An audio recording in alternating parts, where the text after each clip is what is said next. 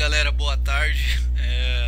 Parece que nossa narração, nossa transmissão aqui tá meio complicada. A organização da Finalmente não fala nada, ninguém se comunica nada. Não tem lobby aqui, como vocês podem ver na telinha aí em cima. A gente tá aqui no aguardo. Eu tô um pouco ocupado aqui com o pessoal do CSGO, mas eu tô aguardando aqui essa transmissão. Senão qualquer coisa o game vai ter que ficar sem narração e eu só vou transmitir online. Mas eu tô vendo o que eu vou fazer aqui, beleza? Tá demorando muito, não sei porquê, então também tô nessa.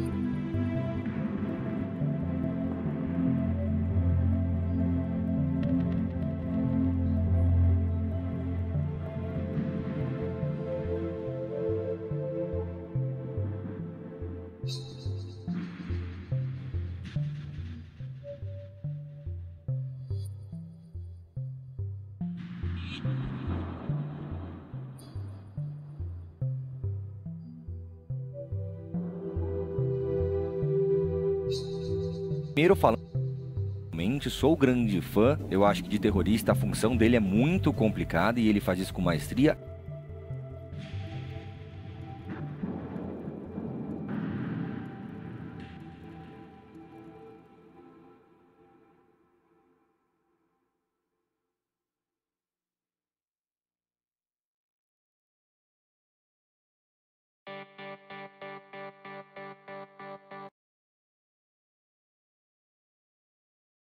Pro Fer, que ele fez o avanço ali na fonte, deixou 2 jogadores muito lesionados, mas foi abatido. Ou seja, todo momento o SK pressionava, empurrava o FaZe Clan, tirava controle de mapa dali e a resposta automática é tentar explorar outro bomb site. Então eu acho que foi muito inteligente da parte da SK, inclusive nesse round eram 4 jogadores na A.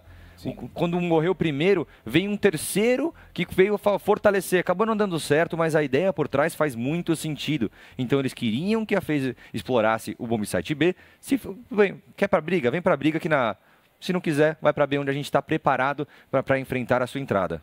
Acho que a gente também pode falar sobre o Phelps fazendo essa função de rotação. Isso até foi uma coisa que a gente estava comentando aqui enquanto assistíamos o jogo, né? Sobre o Phelps fazer essa função de rotacionar de um bomb site para o outro. Antigamente a gente tinha muito o Coldzera, né? Quando o FNX estava no time, que ele fazia essa função junto com o FNX também. O que você acha que muda, né? Com um Phelps fazendo uma rotação, o Taco e o Cold mais dedicados para B e o Fallen e o Fer ali mais para A? Eu vejo o Phelps um jogador muito com uma mobilidade maior que o Coldzera. O Coldzera, ele é muito inteligente na maneira de jogar. A dupla com o Taco encaixa muito bem. Então, com o Phelps fazendo a rotação, a Tacold, né, a dupla da B, se fortalece muito. Ainda mais num setup que quer jogar a equipe adversária para entrar nesse bomb site. E o Phelps sabe muito bem trabalhar com inteligência avançando, que encaixa, para mim, na maneira de jogar com a química, tanto com o Fallen quanto com o Fer na defesa ali no bomb site. Então, se os TRs smocarem ou os CTs smocarem, ele pode achar uma brecha nisso. Para mim é muito mais eficiente do que o Coldzera rotacionando. Beleza, e o Nico, cara, eu senti que às vezes ele tentou puxar um pouco a responsa pra ele, né, o próprio Bida comentou sobre aquele mal ele ter de estrela, né, antigamente na equipe do Mouse Sports. Você achou o Nico um pouco apagado, estatisticamente? Você chegou a ver alguma, ou você acha que foi mais o coletivo do FaZe que acabou não encaixando? O que você achou que faltou pro FaZe Clan pra a gente ter aquele jogo disputado, que foi o que a gente imaginou aqui na nossa pré-análise? Na verdade, quando você tem um placar 16-4, faltou tudo, tanto no aspecto tático quanto na habilidade individual.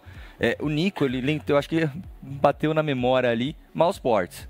Então, sentimento de Mouse Sports, sentimento de impotência, nada vai dar certo, vou tentar resolver. No antigo time ele conseguia, hoje não conseguiu, mas faz sentido ele tentar levar para o individual. Muitas vezes a gente fala, se nada encaixa no coletivo, esse lado individual às vezes resolve com highlight. E quando virou, né, daquela maneira tão favorável para o SK, fica difícil para o próprio FaZe tentar recuperar de CT, né? Eles não tiveram chance de jogar armados suficientes e tudo mais. O SK jogando pressão toda hora, né, acabou dificultando muito. Então acho que se o placar tivesse sido, sei lá, um 11-4, um 10-5, talvez o FaZe teria fôlego para recuperar de CT, e aí sim a estrela do Nico surgiu, o Alo ali no meio que joga muito bem também, mas foi aquilo. Como o FaZe escolheu esse mapa, o SK escolheu começar de CT, e o CT do SK a gente já sabe que é muito bom, né? Não, mostrou ser muito bom, e mais uma vez aquela estatística que você trouxe sobre neste torneio o mapa do Overpass estar muito CT em termos de resultado. Inclusive vale a pena até a gente mencionar, né, que com essa vitória do SK o mapa estava beirando 68%, né, agora subiu para 72% quase. Então 72%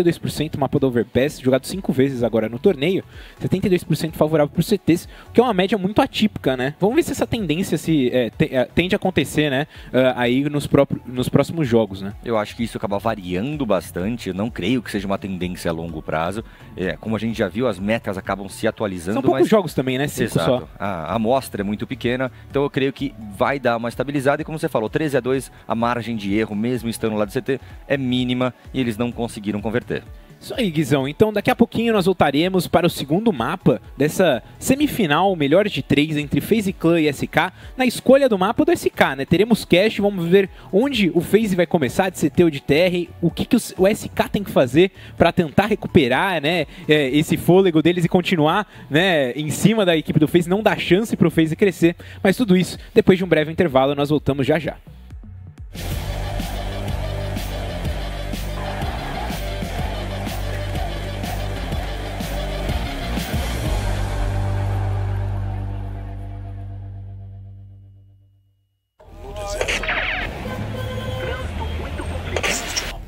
This is your life, this is your call. You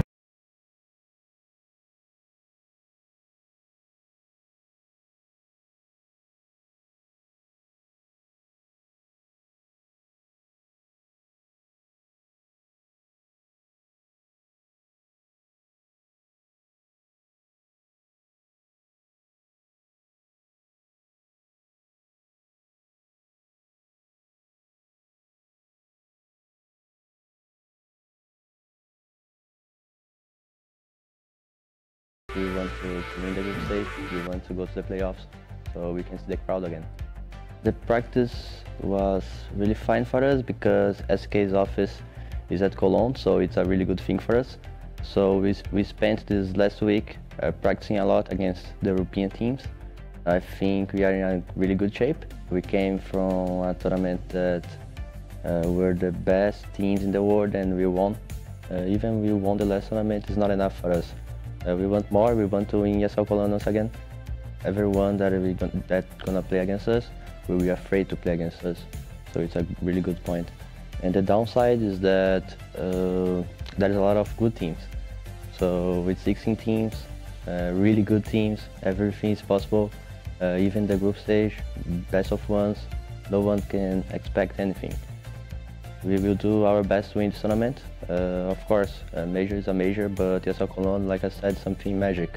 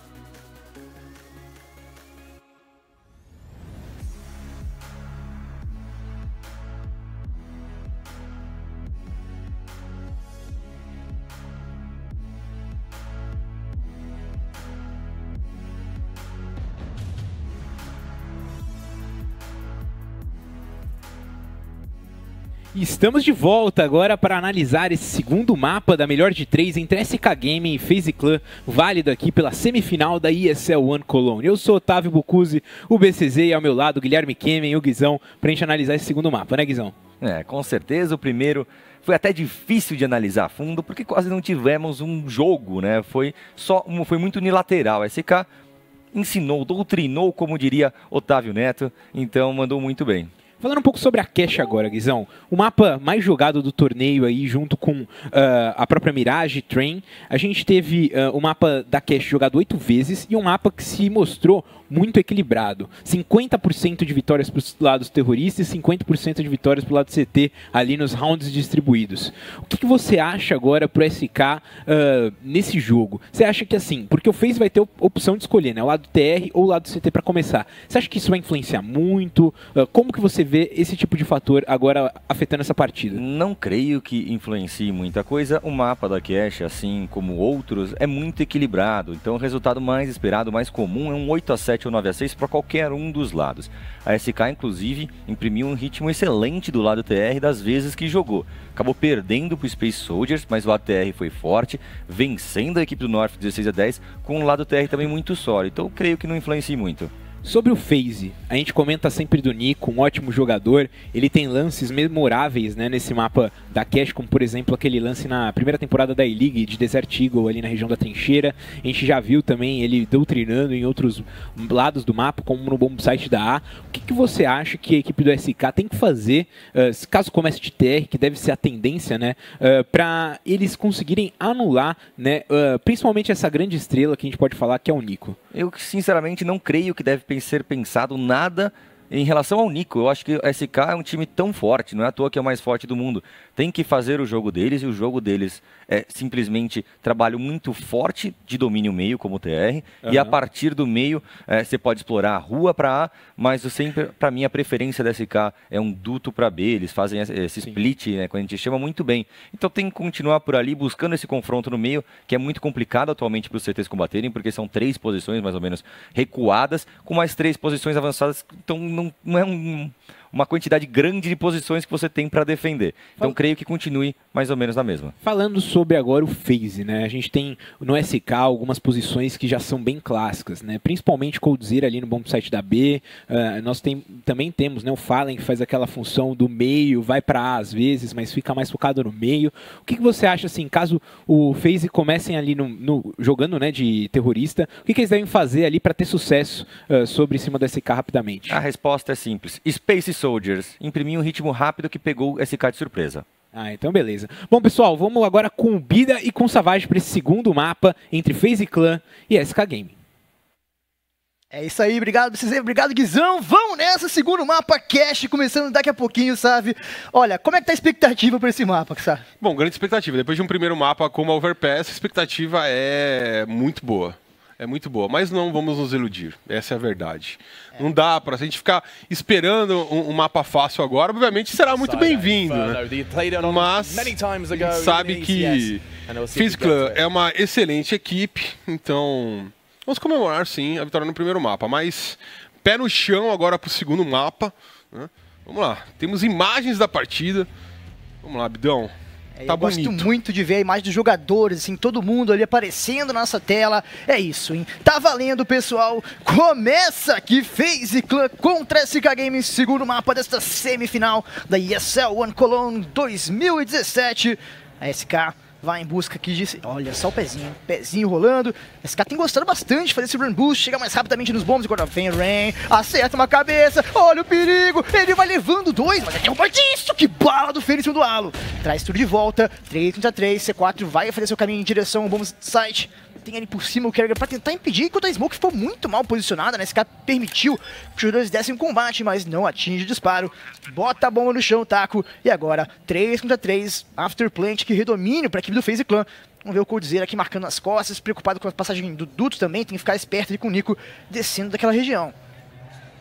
Dá uma desacelerada nesse round phase, né? Deixa o tempo passar, agora vai querer avançar, e o Fer conseguiu levar mais um, já deixa agora a vantagem pra esse cara. Nico mostrou sua posição, sabe onde tá o Cold, encontrou com o Fer que levou o terceiro, e o Fer vai dar mais um combate, segura o Kerrigan, enquanto o Taco finaliza, é round da SK, é ponto do Brasil. Começamos tomando susto, né? O Rain ali quase realmente fez chover, a primeira bala dele foi fantástica, né? Ele foi buscar o jogador no ar. Que bala pra cima do Phelps, mas essas balas acabaram pegando os jogadores certos, né?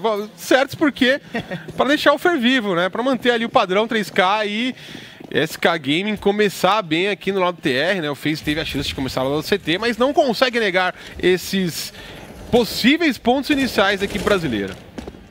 Fergod, muito bom nesses rounds pistols, né? Muito bom em 2017. Inteiro, na verdade, ou 2007, né, como disse já o Guizão. Antes do jogo começar. Vamos ver agora aqui as HE. Eita, nós, foi TK, hein? Jogaram umas granadinhas em direção ao Fallen, né? Podia ter sido boa pra tirar o Kerrigan da posição. Quem sabe finalizar ele, que tá ali sem colete, né? Só de CZ. E o FaZe que faz uma armadilhazinha aqui pro meio com 3 jogadores ligados. Rain, Nico e o Kerrigan. Além do Alan, já são 4 jogadores então no meio defendendo. Deixam a B completamente abandonada. A SK tem umps, né, pra sacrificar, não pode botar o AK pra abrir na frente, né? O Fer tava provavelmente ali tentando spotar alguma coisa, tentando fazer a leitura, que o brasileiro vai deixando o tempo passar, né? O que dá aquela aflição, Bidão. Pelo menos alguém podia ir checando esse bombsite B só pra ver que tá livre. Eles vão querer vir pelo meio, hein? Fer ali por cima, com o Smoke, com o Flash, bom trabalho pra ele, consegue já o controle do meião. Então já desarma a armadilha, enquanto o Phelps, trabalhando na distância, faz a eliminação. Olha a ligação, tem um jogador escondidinho, tá esperto com isso ali, a equipe da SK, gasta mais uma Smoke, e agora passagem livre pra B. Eles ainda vão ter que olhar todos os cantinhos, né, pra garantir que não tem ninguém marotando em cima deles, mas o round está muito bem encaminhado, 5 contra 3, com domínio do bombsite já garantido. Vai botar a bomba no chão a equipe brasileira.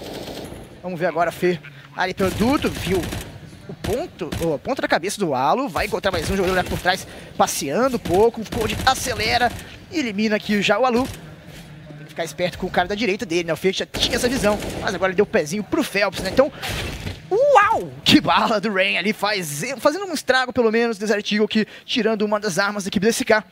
Leva a segunda ali, vai poder levar de brinde pra casa, né? A ump do Fallen acaba sendo trazida por ele. E agora acho que esse cara nem deve tentar caçar mais não, tá de bom tamanho pra eles, mantendo essas duas AKs. Só tem que escapar da explosão da C4 aí, vamos fazer isso com sucesso. Ponto do Brasil, 2-0 SK. Realmente, as AKs não insistiriam, nossa, né? Olha isso, só o Rain matou. Só o Rain, né? Fez aquelas 2 kills no Pistol, mais 2 agora.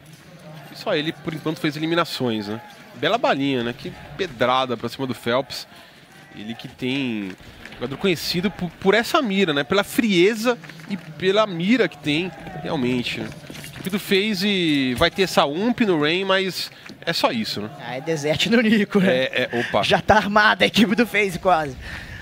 A gente vai hypando a desert do Nico, mas até então não conseguiu trabalhar nesse jogo, nesse mapa.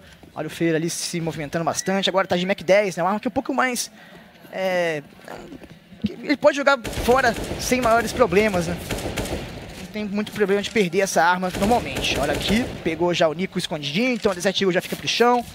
HE bem efetuado, o Kerrigan senta nela. E o Cold abriu bem, mas o Rain levou o Coldzera. Faz aquele estrago lá pela B, o Cold que tinha uma das AKs, se eu não me engano, deste round. Enquanto o Taco tem uma boa incendiária para tirar o Halo da posição. Feira já entrando pra cima dele. E agora é só o Rain, sem capacete, já spotado pelo Ferna, já passou na tela dele. E agora, opa, marotou, talvez, passando pra direita. O Feira não esperava, morre mais um pra submetralhador do Rain. Lembrando que cada eliminação dessas ele ganha $600, né? Então é uma grana bem considerável pra ele, que pode até dropar uma WP pro Halo sem maiores dificuldades no próximo round. Enquanto o Rain tá ali de olho, o Fallen vai chegar e vai se segurar, né? Consegue pelo menos tirar essa. Round pra SK, 3-0. Sobreviveram 3 armas agora. Aproveita bem, né, o fato de vencer o Pistol, que geralmente é o caminho mais fácil para 3 pontos do lado TR, que na Cash talvez seja um pouco menos verídico, né, porque é um mapa bem equilibrado. Vamos lá, primeiro armado da partida, Halo já traz uma WP, o Phelps vai aproveitar o respawn para fazer alguma coisa? Não, para fazer o pezinho apenas. E o pezinho já pega a informação, impede a jogada do Kerrigan de avançar ali pelo meio. Vem a Molotov da SK, tem que estar esperto, a posição do Rain é uma posição muito perigosa, né? Normalmente os jogadores veem esse smoke, acham que tá tudo sob controle, passam ali passeando e acabam sendo eliminados. Bom, SK começando com o seu padrãozinho, né? Joga o Coldzera ali pela B, outros 3 jogadores pelo meio e o Taco na porta azul, fazendo aquela função que a gente chama de chato, né? O cara que fica ali só abrindo, fechando a porta, pulando, fazendo barulho, escutando as movimentações dos adversários. E aí, enquanto isso, FaZe Clan faz o pezinho charomba, coloca o Nico nessa posição que pode surpreender, né?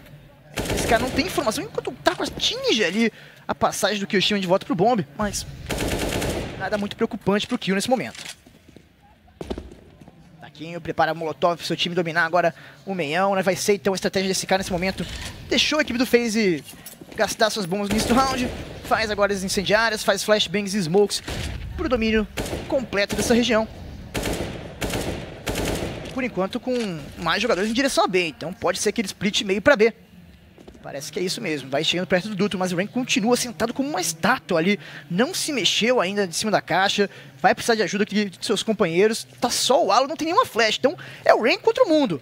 Lá vem, Taco acelerou, encontrou o Rain, levou mais um, olha o Rain tentando fazer o estrago, sensacional o jogo pro Rain nessa partida da Cash, a Molotov agora vai queimar ele, o Fallen consegue a eliminação, enquanto tá sozinho e não tem tempo. Não tem tempo, vai ter que correr. Sensacional, Rain. Todo round tirando 2 armas, sabe? O Halo pegou um frag agora, mas acho que foi o único frag, né? Diferente do Rain até então no jogo. Provavelmente. Provavelmente. O pior é que o posicionamento dele lá era totalmente exposto, né? Ele não teria como recuar. Ele leva o primeiro jogador que vinha pulando para tirar a mira, que era o Taco, acaba caindo atrás da caixa. Foi o que salvou ele, né? Que vinha ali o Coldzera na sequência para tentar vingar a morte do companheiro. Mas o Ren ali teve ali, mesmo tomando essa pressão toda, ainda conseguiu fazer 2 eliminações. Realmente muito bom para ele. Fallen pisando nas chamas ali, tentar pescar, não deu certo para ele.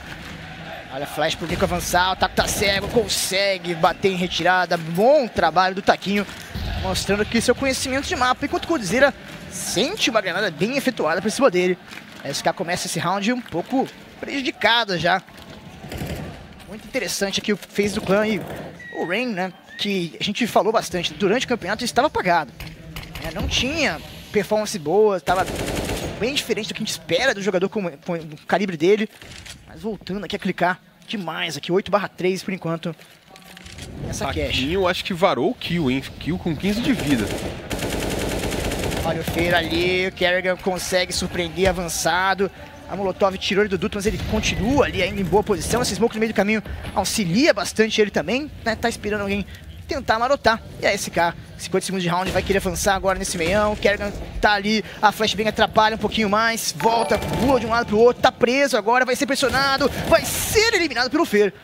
Enquanto o Taco tá pela portinha ainda. Vai abrir, encontrar o Nico, mas não encontrou o duelo. E acaba perdendo quando vem pra disputa. Não tinha ninguém pra fazer a vingança também. Fecha a porta o Nico e a SK tá em apuros. Mais um round que eles vão perdendo pro relógio. 2 jogadores vão indo em direção a B pelo miolo, enquanto falam com o duto, com a C4 desce duto em direção a este bom site. Incendiário ainda vai atrapalhar mais a passagem, mas o Fallen pode pescar ali de AWP, vamos ver se ele vai encontrar o ângulo certo para buscar o Rain. Não consegue! Isso sacramenta o round para a equipe do FaZe. Rapaz, hein? O que tá fazendo o Rain? Olha ele, 9/3. Os outros companheiros, 1, 1 e 1. Sensacional. Impressionante, realmente. Não só a balinha que ele deixou ali no Fallen, mas talvez o mais importante tenha sido a incendiária, né, que atrasou os outros 2 jogadores brasileiros. Talvez até mais importante que a própria bala que ele deu no Fallen. Ela tá animada lá em Colônia, hein? Rapaz, aí tava a Maia na torcida. Você lembra dela, Sérgio? Hã? A Maia. A Maia? A Maia, a menina do Fnatic. Ela tá desde 2015 aparecendo aí nas ESL One Colognes. Famosa aí pela ESL One Cologne de 2015, quando o Fnatic venceu. Mostrando aí a sua camiseta do Fnatic. Taco. Desert Eagle nas suas mãos. É um round forçado esse cara, né? De novo guardando armas, né? Puderam fazer uma tentativa aqui de compra. Vamos ver se conseguem efetuar um bom round mais uma vez. Até então, uma estratégia semelhante, né? 2 rounds seguidos. Terceiro round seguido, né? Estratégia semelhante, domínio meio atrasado, para depois fazer estratégia, só que pelo jeito essa aqui tem o final pra A, em vez de pra B. Lá vem ali o Feira abrindo na mira, por enquanto, alinhar seu posicionamento ali para fazer a granada. O Taco abre a porta, chamando atenção, mas aí tem ainda incendiária para atrapalhar o avanço dele, mais incendiárias efetuadas e o Nico tem a visão por cima de todo mundo, mas foi encontrado. Fallen tenta um duelo contra ele, Fallen vai segurando e consegue a eliminação junto do Fê. Alo na piradeira agora, SK 40 segundos no meio, Phelps conseguiu levar o primeiro, errou, tira o Alo, tá preso, tá cercado, vai cair aqui não, o Molotov vai queimando ele, o Molotov não, o Phelps finaliza na bala, o Rain chega pra surpreender um, meu Deus do céu, o que o Rain tá fazendo nesse jogo? Leva 3, traz de volta o round completamente pra equipe do FaZe, ele tá jogando sozinho, sabe, não pode fazer isso, o Rain tá mandando muito bem. Taco tenta salvar. Chegou ali. Vem o Rain, faz uma flash pro Taco atrapalhar. Não. Vai passando agora. Rain já aparece. E vai vencer o round. Absurdo. É uma chuva. Que chuva, é um toró aqui. Uma tempestade o que vai fazendo o Rain, realmente. Que absurdo. Era um 4 contra 2, de repente ele dá a cara a ligação, leva 1, leva 2. O Coldzera já tava segurando o dedo pra cima dele e ele arrasta. Cara, impressionante, né? É poucas vezes que a gente vê um jogador fazendo tanta diferença assim em uma partida. Olha, 3 rounds ali inteiros pra ele, mas inteiros não, talvez o penúltimo não foi tão inteiro, mas o primeiro armado com certeza, esse agora sim. E no pistol e pra frente tava fazendo dano financeiro. Kiyoshima, bom trabalho, Kill. Levou o Nico já pra começar bem a equipe desse cara. Vem de novo, Phelps perigoso. Olha o Feira atropelando, mas o Rain tá vivo, então muita calma nessa hora, ainda não acabou esse round. 2 contra 4, esse cara planta C4 rapidamente ali, escondida. Tem a WP, não, tem 2 M4 recuperadas, 2 Zet Eagles. É um round econômico, né? Esse cara finalmente faz um eco aqui no jogo, o primeiro eco desse cara de verdade. E pode pontuar, hein? Halo tem Smoke agora em direção ao galpão. Quer forçar a movimentação do jogador de dentro, mas ele aparece com uma flash, dá um susto ali, não com discriminação contra o Rain. Olha a mira, esperando o jogador no pezinho. Meu Deus do céu, como que tá fazendo isso? Tá parecendo fácil, né? Pro Rain. Olha, estou abismado com a performance dele até então. Vai fugindo agora aqui, brasileira. É round do Brasil, sabe? Deu certo o round econômico. É, não, com certeza. E deu falha pra explosão do C4. Mas não tem problema, né? Era um eco... Não era pistolete, vale ressaltar. Então essa kill aí do Kiyoshima, obrigado. Bela bala ali na nuca do Nico. E funcionou, né? E vale ressaltar que eram 3 jogadores aqui, era uma tentativa, o Nico tava ali um pouquinho avançado, que ele queria ser agressivo, então começou o round super popular nesse bomb site A e mesmo assim não seguraram o ímpeto da equipe brasileira. Olha os disparos do Phelps aqui na fumaça, tentando encontrar com alguém. Não encontra, não enfrenta nenhum adversário. Fallen compra da WP5 colete, né? Então, famoso Glass Cannon build. Canhão de vidro pra ele. Nico de AWP também, então 2 Ws na equipe do FaZe. E o Taco tá lá, só escutando. Olha, os times podem começar a fazer antitático contra esse cara agora e procurar a posição da cabeça do Taco nessa parede e sempre varar no início do round, porque o Taco gosta muito de chegar ali, ficar de costas no possível flashbang, um possível avanço pra cima dele. Enquanto lá vai o Rain, né? Lá vai ele, sendo um problema. Coldzera tenta segurar a passagem. 4-3, chance de resetar a economia do FaZe, ó, de quebrar a economia deles de verdade para a equipe desse cara, mas o mesmo é dito pelo FaZe.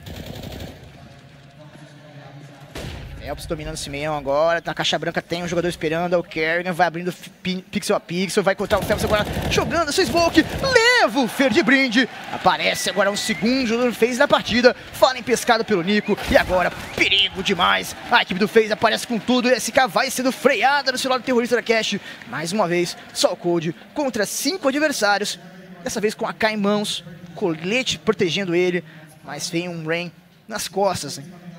Lá vem enxurrada por aqui, Cold vai encontrar com ele a qualquer momento, se escondeu na hora que ele apareceria e vai ser pego sem nem ver o adversário. Partida pausada pela equipe da SK, provavelmente. O jogo começa aqui com tudo a equipe do FaZe, principalmente o Rain. Olhou pra esquerda, né? Cold olhou pra esquerda ali, mostrou a ponta da arma ali pro Rain. E o Rain conseguiu achá-lo. Finalmente, né? Apareceu um outro jogador além do Rain, Kerrigan ali no meio, boa jogada. Provavelmente para resetar a economia da equipe brasileira.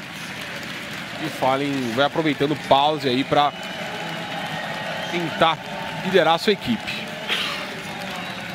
Espetáculo, a galera em Cologne dando espetáculo. Muito animada a torcida lá na Alemanha.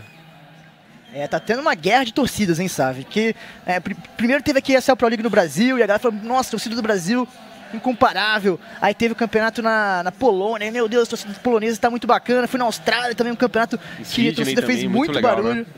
E agora na Alemanha, né, esse campeonato que é sensacional. Vamos ver aqui agora como que vai ser. Inclusive os jogadores estavam falando, né? Acho que foi o Scream que postou no Twitter, né, que ele gostaria de ver 2 ESL One Column por ano, né? Porque é um baita de um campeonato. Aí na Catedral dos Esportes. Fer de olho ali com a sua Tech9, é um round forçado por parte da equipe brasileira. FaZe Clan vai fazendo o controle total desse galpão. O meio ainda está sobre o seu domínio, a equipe do FaZe. Vamos ver se esse cara vai tentar trabalhar pra lá. Mas por enquanto esse cara é muito padrão em todos os seus rounds, né? Não estão movimentando muito sua estratégia inicial. Isso é bom, né? Porque não deixa pro FaZe entender qual que será a estratégia final, mas ao mesmo tempo é ruim porque é muito previsível. O FaZe pode segurar as granadas até o finalzinho do round. Olha o Feira ali, vai preparar sua smoke agora para domínio do meião. Tem poucas bombas agora aqui desse cara, né? Tem a Smoke e uma Molotov do Coldzera, porque normalmente me diz que eles querem ir pra B, né? Vamos ver qual que vai ser jogada. Olha só ali, o Cold tá de olho, tem um Rain avançando, o Cold não tem visão dele ainda, mas então, meu Deus do céu, que azar! O timing, o tempo! Não acredito. E a C4 tá indo ali pra A ainda, tem um cara avançado no galpão, uma bala do Rain, levanta o segundo jogador, o Coldzera passou agora na tela dele, consegue fazer a finalização, mas o estrago já foi feito, a informação já foi ganha, e o Kerrigan, opa, tremeu a mira ali, não conseguiu acertar os tiros, Fallen tá com a C4 ali, precisa de ajuda, não precisa não, eu sou o verdadeiro, consegue a eliminação, pega calma, tem tempo, não tem tempo, 10 segundos, caiu um, caiu outro, e o Coldzera, a última esperança, vai guardando a K-47 pro próximo round, round do FaZe, e o Cold tem colete, né, então não precisa gastar muito pro próximo round, o time dele vai ter pra comprar, ou não, é eco dos times. Complicada a situação. Complicado, né? E que detalhe, Cold ali na marcação, a gente viu aqui, no momento que a gente viu o Rain avançando, já rolava uma satisfação, a gente já ia comemorando, porque Coldzera ia ter condições de levá-lo de costas, né? Pegar o seu armamento e ainda ficaria essa brecha aqui em direção ao bomb site B, né? Que pena, que pena. É, os deuses do timing não estavam com a gente dessa vez. Momento inoportuno aí de virar a mira o Coldzera, mas obviamente acontece aí em todos os jogos. Smoke não tão bem efetuado para ficar agora pro domínio do meio, mas isso não vai interferir que a equipe do FaZe acabar abandonando essa posição. De novo, eles preferem por controlar o galpão, tá? É uma opção viável aí, principalmente sabendo que esse cara não tem tanta economia. Chega até a caixa branca o Fê, ele vai se escondendo nela, enquanto seu time trabalha mais em direção a B, de novo, né? A B, o problema da B é que tem um Rain por ali por dentro, né? Então, por isso que esse cara tá evitando até trabalhar nesse modo. Isso está sendo um grande problema, né? Mas acho que o Rain tá sendo, muitas vezes, muito agressivo. Ai! Que é outra! Coldzera leva uma... Isso! Phelps de pistola tá mandando demais. Halo agora erra um tiro, pode ser punido. Olha ele sendo pressionado, não tem pra onde fugir. Vai sobreviver, mas não por muito tempo. E será que esse cara consegue vencer mais um econômico, sabe? Aí, se vencer esse econômico, não compra mais rifle, joga só de pistola. Joga só sem colete que tá melhor. Mas o Kyoshima e o Kerrigan vão acreditando, estão sem defuse e kit os dois.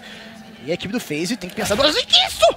Que bala! Fer consegue a eliminação. E o Kyoshima, sozinho, parte para as colinas. Que o Kise não tem nada para fazer neste round, além de fugir. Corre! Ponto da equipe desse cara, 5-5. E o Kyoshima foi encontrado, mas provavelmente não vai ser eliminado a tempo, né? Pode se esconder muito bem ainda. A C4 vai pitando rápido, mas ele acaba escolhendo onde tá entrando o brasileiro. Olha o duelo! Feito com faca na mão, ainda não esperava o kill tão rapidamente nessa direção. Ponto desse cara, sobrevive em 2 armas da equipe brasileira. E pela grana da equipe da FaZe Clan, vai ter armado ainda pra esse round, né? Bom, o Rain tá sempre jogando de forma agressiva. Ali na ligação e... Opa! Isso me lembra... Aquele joguinho de criança, né? Ai, ai. Apareceu ali... Apareceu topeira, tem que dar uma martelada em cima da topeira, né? É. Tipo isso. Muito bom, muito bom. Olha, aproveitando o respawn, o Phelps vai dar cara? Não. Smoke já nega ele. Isso, mas eu acho que vai rolar já um domínio. É, tentou um domínio rápido pelo meio. Halo consegue impossibilitar. Né, Smoke, de novo, não ficou bem posicionado. Ele consegue visão. E essa Smoke até vira um pouco unilateral, né? Que ele consegue ver por cima da fumaça. Agora, forçado a se reposicionar um pouquinho. Mas ainda continua sendo perigoso da onde está. Ver se vai ter incendiária antes da equipe desse cara dar cara ali, ou vai vir na raça mesmo. Veio aqui a Molotov, queimando o pé do ala, flash force, ele ia correr. Tem mais um aqui, se esconde nessa fumaça ali. Não conseguiu se esconder o Kyoshima. Troca boa pra esse cara, que deixa tudo igual nesse round 3 contra 3. Falem. Ali de olho no duto, dá uma esfriada no round, o Nico vai avançando pela metal, que pode dar o combate. Taco acaba sendo eliminado, mas o Cold traz de volta. O Cold traz de volta, fica 2 contra 2, agora se separam os jogadores, hein? Sabendo que o Rain joga normalmente na B e tem mais um vivo, eu acho que a gente ia pra A. Não, dá o tab ali, os meus jogadores vivos e automaticamente escolha o bomb site A, por favor. Mas... Se bem que eu acho que não dá pra baixar a cabeça pro Rain, hein? Coldzera no começo do round, eu acho que seria interessante ele tentar punir o Rain toda vez, né? Ele tá sempre se expondo bastante, Bidão. Acho que é uma boa. E trabalhar pra cima do bom 7B normalmente é mais fácil ali nesse tipo de situação. O A tem muitos pontos que o cara pode se esconder. Eles vão passeando, mas olha, de novo, o tempo tá muito escasso pra caminhar assim, sabe? 20 segundos, eles vão querer dar pra volta pra B com a C4 nas costas do Fallen, 15 segundos, sabe? Eles vão voltar pra A, sabe? Esse tempo, sabe? Por favor, Fallen, olha o tempo! Ele não está vendo o tempo. Acelera! Só pode plantar direto, não tem outra opção. Vai ter que chegar plantando, mas tem um jogo escondido no bombe. Vai plantar na frente, deu cobertura, meu Deus do céu! Como? Deu certo? SK, não nos mate do coração. Precisamos de patrocínio aí, de plano de saúde. Que isso? Como que isso dá certo pra SK? Enquanto o Kerrigan tá sozinho no mundo, faz uma HE ali, vai dominando espaços. A equipe da SK vai vencer o round, sabe? Olha, não dá nem pra... não dá nem pra contestar, porque se a gente chegasse pra eles e perguntasse, né, e aí, pô, vocês não estavam olhando o tempo? Provavelmente falariam não, foi tudo calculado. Tudo calculado. Ah, foi até cedo, né? Faltou mais de meio segundo ali. Mais de meio segundo, então ela tinha tempo, muito tempo a equipe da SK, realmente. Belo cover ali do Coldzera, aí o round veio, né? Veio pra nós. Até foi bom que ele tenha demorado tanto, porque o jogador do Bomber se escondeu completamente, né? O Rain tava antes dando a cara, tentando buscar uma eliminação. Quando ele viu que o tempo tava muito escasso, ele falou, vou tirar a cara completamente. E aí o Fallen foi lá e plantou na posição que ele nunca ia esperar, né? E aí o Cold podia dar cobertura um pouco mais simples. Olha, pra falar a verdade, ali eu já tava conformado, né, com o ponto da phase, né? Falei, não vai ter como, né? Não tem. Mesmo que a gente consiga matar o jogador Rain aqui no bombsite B, o tempo ali para plantar C4 não haveria esse tempo e o outro jogador lá no bombsite A não teria como ser alcançado, né? E o brasileiro, inclusive, não só ganha ali no sofrimento, nos detalhes, no finzinho do round, mas também acaba vencendo um round chave, né? Fiz desse round... essa equipe brasileira aproveitar agora o eco da FaZe Clan, todo mundo de USP. Ai, ai, ai. Vamos ver aqui o Phelps dominando esse meio com a AK em mãos, né? Tem um Fer pra ser um pouco mais descartável nesse round, pra avançar e dominar espaço. Ele já abriu todo o bom site da B, viu que tá livre ali, o Phelps precisa tomar cuidado. Legal, a galera vai correndo pra cima dele, entrega uma AK-47 nas mãos de quem manja. É o Nico por ali, vai ser derrubado. Agora Taco leva o Kerrigan. Ele conseguiu encontrar nas costas ali o Kyoshima que fugia. Enquanto tem o Halo e o Rain ainda de pé. Rain toma muito dano, HE! Não, captura, 1 de vida, eliminado pelo Cold. E vai também o Halo, bom trabalho SK, só perdendo uma arma. Não vai conseguir recuperar a K-47 do Phelps, provavelmente o Feira tempo, mas é round brasileiro de novo. Mas aí o Rain deu uma brecada, né? O Rain deu uma brecada, FaZe cai de produção. A equipe brasileira volta a estar na frente do placar, 7-5. Muito pouco, né? Muito perto de garantir a vitória no Ralph. Agora vamos para o armado. A Lu está em AWP. E eu queria ver realmente o Cold botando uma pressão ali para cima do Rain. O Rain está jogando muito agressivo, na minha opinião. De repente ali uma bang pro Cold da cara já resolve tudo, né? Principalmente se o Rain vier fazer aquele posicionamento em cima da caixa, muito agressivo. Ele ignorou completamente a B agora. Esse round vai ser um pouco mais rápido. Esse cai em direção A, o Taco vai ali, quem sabe abrir a porta pro Fer, né? A gente viu o Taco, não, vai abrir direto, vai entrando. Agora os jogadores caem primeiro, tenta uma surpresa, se cai, não deu certo. Agora a entrada da mira, Nico puniu muito bem, vai levando quase um terceiro jogador, o Fallen bem lesionado. Mas o Phelps, que consegue levar o primeiro Coldzera atrás de volta, 3x3 agora. Olha que esse cara pode fazer esse round, mas a equipe do FaZe já fez a rotação, sabem que é na B. Na A, na verdade, sabe que o C4 está no chão, Fallen tem smoke ainda para poder facilitar alguma coisa, enquanto o Phelps leva o Kerrigan, que busca então agora essa vantagem para a equipe desse cara numérica.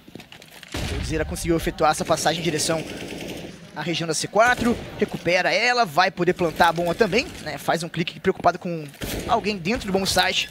Phelps acaba sendo eliminado. O Cold agora vai botar a bomba no chão, ele tá sozinho, né? O Fallen com 4 de HP, vai dando a volta, ele tava na portinha preso, vai saindo pro galpão, não quer fazer barulho, não quer entregar a posição, mas ao mesmo tempo vai fazer uma flash pro Cold dar o combate. Flashbang efetuado, o Cold não abriu pra esquerda, onde ele poderia ter aproveitado melhor. Já viu o jogo na esquerda, mas tem um na direita também, o Cold não pode vacilar, o Cold foi chegando ali, conseguiu levar o Halo, e agora é o Rain sem defuse, clica na C4, forçando a movimentação desse K, Coldzera acaba sendo eliminado, e agora é um X1, Fallen muito lesionado, preso no galpão, Rain clica na C4, vai desarmando direto para, Fallen vai chegando pra cima dele, e vai ao chão, Rain parece ter tempo suficiente pra desarmar a C4, e o FaZe Clan, vamos ver se vai dar tempo, parece que sim. 3, 2...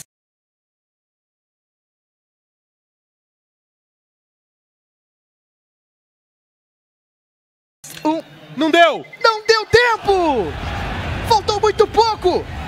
Muito pouco! Mas, de novo, cara, a SK... Olha, esse jogo, sabe, o psicológico do FaZe está completamente abalado. Foram 2 ecos vencidos pelo SK, 1 e 2 rounds vencidos no último segundo. Realmente. Coisas que judiam, machucam o psicológico da equipe. É o Nico como tá, né? Totalmente insatisfeito, realmente. Mais um round vencido nos detalhes. Fantástico. O Nico mostrando o que ele faz quando ele fica bravo, né? Tira a cabeça do Phelps fora, enquanto o Kerrigan aproveitou para avançar neste meião, recupera a K-47 que estava nas mãos do Phelps e pode voltar castigando, né? Olha o perigo ali pro jogador, mas Fer consegue a eliminação. Nico de novo, encaixa lá a pedrada na cabeça do Taco dessa vez. Vem voltar pro meio, boa HE. Nossa, a HE foi excelente, mas olha os disparos, o Nico é um monstro também. Perigo demais, Fer tá com 60 de vida ali esperando pra ver se consegue a eliminação, joga a garrafa na cara do Nico, mas passa, ele esquiva dela. O jogador bósnio, Fer vai encurtando a distância agora, foi spotado, atingiu mais um tiro. O Nico não consegue morrer sem causar. E agora esse cara vem em direção na B, onde tem os 2 jogadores do FaZe, mas o FaZe trocou de posição, né? Quem sabe querendo recuperação daquelas AK-47 dropadas no meio. Eles vão demorar pra entender, Bidão. Eles podem... Vai plantar C4 aqui brasileiro, eles não ouviram, não vão entendendo o que tá acontecendo e provavelmente vão ter que checar o bombsite antes de voltar pra B. Será que é isso? Vamos ver. Quebraram os dutos esse cara, agora vai plantando C4 escondido com o Coldzera. Vamos ver se vai entender o Rain aqui, ele vai olhar no meio. Não sabe ainda, pelo jeito, onde é que está os jogadores brasileiros, mas vão em direção a B juntos aqui os jogadores do FaZe. Lá vai agora a estratégia deles, passando aqui pra dentro do bombe, procurando, aparece ali a topeira, Fer, que estava escondido na trincheira, se esconde um pouquinho, vai aparecer no momento aqui tentando buscar o Rain na movimentação, mas o Rain em curta distância, e agora é só Coldzera contra 2, linda bala em cima do halo, e o segundo jogador avança, Cold não consegue segurar, novamente sem defuse kit para a equipe do FaZe, vão desarmando a C4, e não deu de novo, não? Deu tempo agora, deu tempo agora. Bom. 0.1 segundos, sabe? Se perdesse esse também, meu Deus do céu, o que tá acontecendo nesse jogo, sabe? Ontem rolou um 0.008. E agora um 0.1. Mas que round do Nico, né? Com sobra hoje, então. Hoje sobrou. Por muito pouco, né? Por muito pouco a equipe brasileira não garante mais um ponto dramático, né? A equipe da FaZe vem para esse último round até bem armado, né? Mesmo que o brasileiro tirando ali 4 armamentos, 2 AWPs no halo e no Kerrigan. Aqui veio ser um eco, né, o FaZe. Era um round eco para eles. Então, guardando ali a arma, vencendo o ponto, conseguiram um armado completaço. Os jogadores do FaZe Clan. E volta pro setup que deu certo para eles no início do jogo, né? 2 AWPs, halo, Kerrigan, tentando pescar. A galera vai mandando Let's Go FaZe Clan, tentando empurrar a equipe do FaZe mais um pouco. Cold prepara sua incendiária para tentar tirar o Halo de posição, ele tá ali por cima, olha o Fallen abrindo. O Halo foi um pouco melhor agora, dessa vez, para tirar o jogador brasileiro do round. E agora, 5 contra 4, esse último round da primeira metade. A equipe da SK vai em busca do 9º round, seria algo muito importante, né, muito bacana para eles. Segunda metade. Taco leva o Nico. Bom trabalho, vai chegando aqui o Fer, derrubado pelo Kerrigan. Phelps troca tiro com o Kyoshima, leva melhor. O Taco tá aqui por perto, pode levar o Kerrigan também. Será que o Kerrigan vai dar a volta nele na hora? O Kerrigan deu uma volta no bombe, o Taco viu que tá tudo livre pra cá. Mas encontra com ele, percebeu, ué, não tinha mais um aqui? E agora vai tentar plantar C4 Coldzera, já passou do bom site com tranquilidade. Obviamente FaZe Clan não tem por que guardar, é o último round. A equipe da SK tem smoke aí pra atrapalhar, tem uma flashbang para ser efetuada pelo Phelps para tentar o combate. O Phelps tá lá pelo meião, ainda perdido. Taco movimenta-se ali, corre um pouco de risco, mas continua guardando. Incendiária pra forçar ele sair da posição. Ele sai matando primeiro, escapa do tiro da W. E agora é o Halo contra 3. Pega o Coldzera, mas o Taco tava lá pra vingar seu companheiro, seu comparsa. Round desse cara de novo, 9-6, primeira metade. 3 pontos de vantagem. Foi aquele pistol vencido, né? Dá esses 3 pontos de vantagem pra equipe brasileira. Muito bom, né? Começa muito bem também o segundo mapa. E... porque eles querem que o Fallen drope a AWP. Não. Queremos ver o Fallen quando de o Fallen AWP. quando o Fallen puxa WP, eu costumava dizer, né, no início do CSGO principalmente, que ele tava apelando, né? Ele tava jogando com tudo que ele queria, né? Não deixa ele puxar WP. Olha só, cara, o que fez o Rain? Olha, sabe, esse jogo era pra ser muito mais da FaZe. Esse cara venceu 2 ecos. Fez muita diferença ali no início do jogo desse cara. Com certeza, Bidão. Ali o primeiro armado, os 3 pontos da FaZe. E é fantástico. O placar a nosso favor. E agora vamos jogar do lado CT, né? Vamos pro lado CT, então, para a equipe da SK Game e a equipe do FaZe nesse segundo mapa do confronto. Lembrando que a SK já venceu o mapa inicial na Overpass. Se vencer agora, está na grande final, enfrenta o Cloud9. Amanhã, melhor de 5, né, sabe? Então vai ser um grande confronto. Mas antes disso, teremos um breve intervalo e voltamos já então com a segunda metade da partida. Até daqui a pouquinho.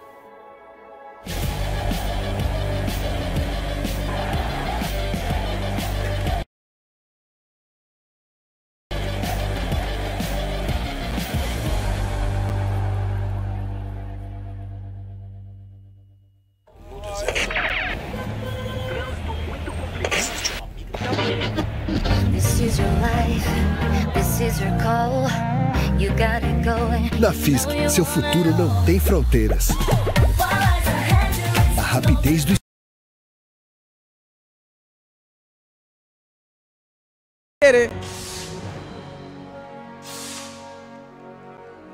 Está Papita, Mazoku, Leo Style, Stinger y Minos. Bien relax ellos. Ay, Papita, por favor. Ay.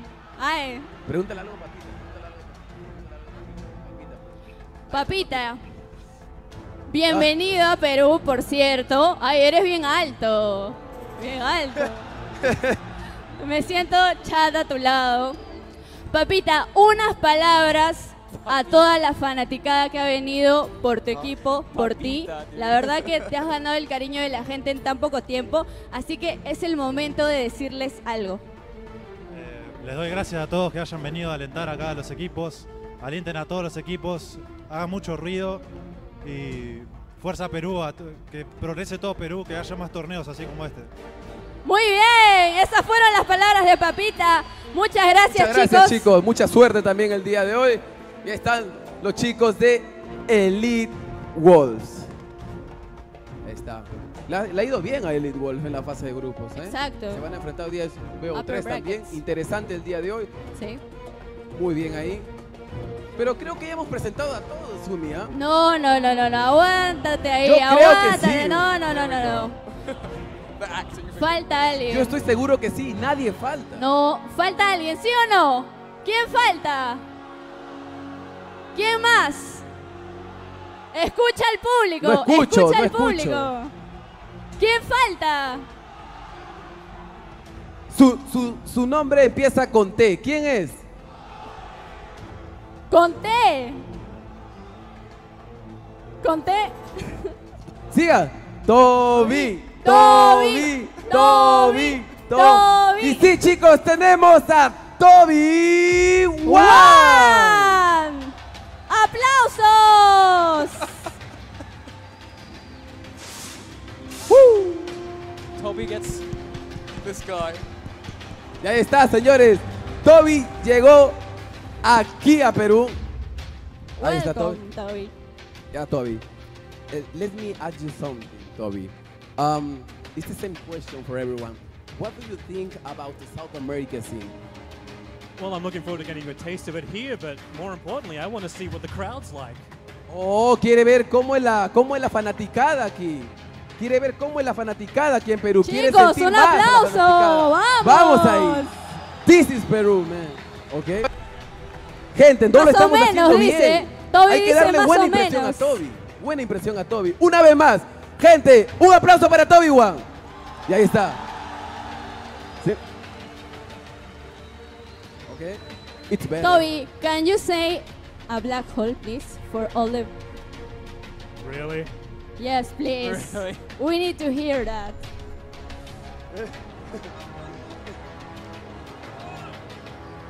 Go you, Gareth. Shush.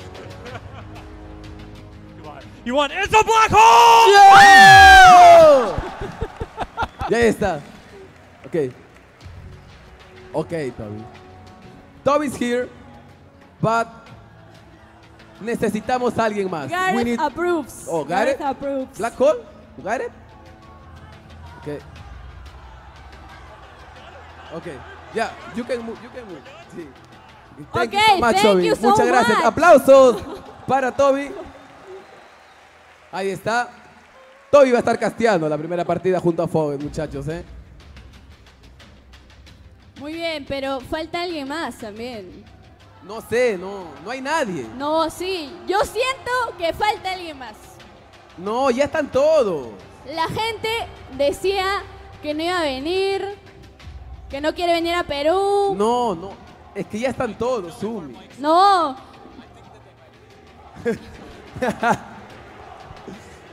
No, él no. No. Él no, se quedó. Falta alguien de Europa, por así decirlo. Exacto. Un europeo. Siempre, es rubio, ojos claros. Siempre está usando gorritos. Siempre. Siempre está usando gorritos. ¿Ya adivinaron quién es? ¿Quién es? No escucho es nada. Campeón mundial de Dota 2, el International 3. Esta partida tan épica. Está aquí en Perú.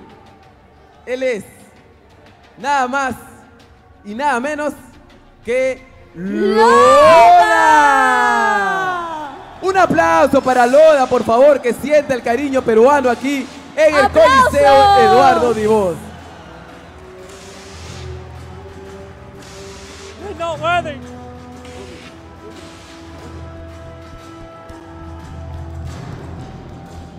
Ay, Loda. Ok. Yeah. Loda.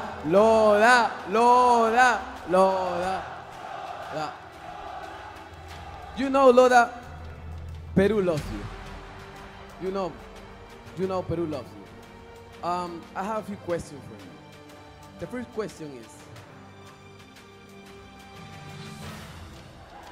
he forgot. why did you leave Alliance, man? Why? Oh, God. Why? Because that's a hard question. I needed a break, and there's time for a new generation, you know, so I have to give them a chance to prove themselves. And I think they will here in Peru. Ok, interesante. El que entendió, bacán. El que no entendió, él dice que ha sido una pregunta difícil. Yo le he preguntado por qué dejó Alliance. Ok, me ha dolido en el corazón eso. Él ha dejado Alliance porque dice que necesita un descanso, un break. Y que es tiempo de que llegue la nueva generación. Él está muy confiado de que esa nueva generación que está aquí va a ganar y va a ser muy feliz aquí en Perú. Así que eso es lo que ha dicho Loda ahora. Ojalá veamos eso. Can you say something to your fans here? Viva la Perú. ¡Viva la Perú, ¡Viva señores! la Perú! Thank you so much, Thank Loda. you. Thank you so much for being here, man. I appreciate that. Thank you so much. Muchas gracias, chicos. Está Loda, señores, que acaba de venir. Y está presentando a Loda. Ahora sí estamos completos, podemos decir. Ahora sí, estamos completos.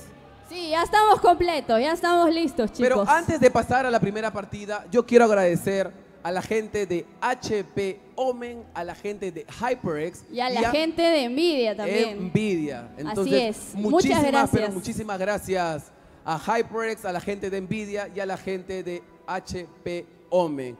Ahora sí, vamos a pasar a la primera partida del día de hoy, chicos, que es lo que estamos esperando. ¡Vamos!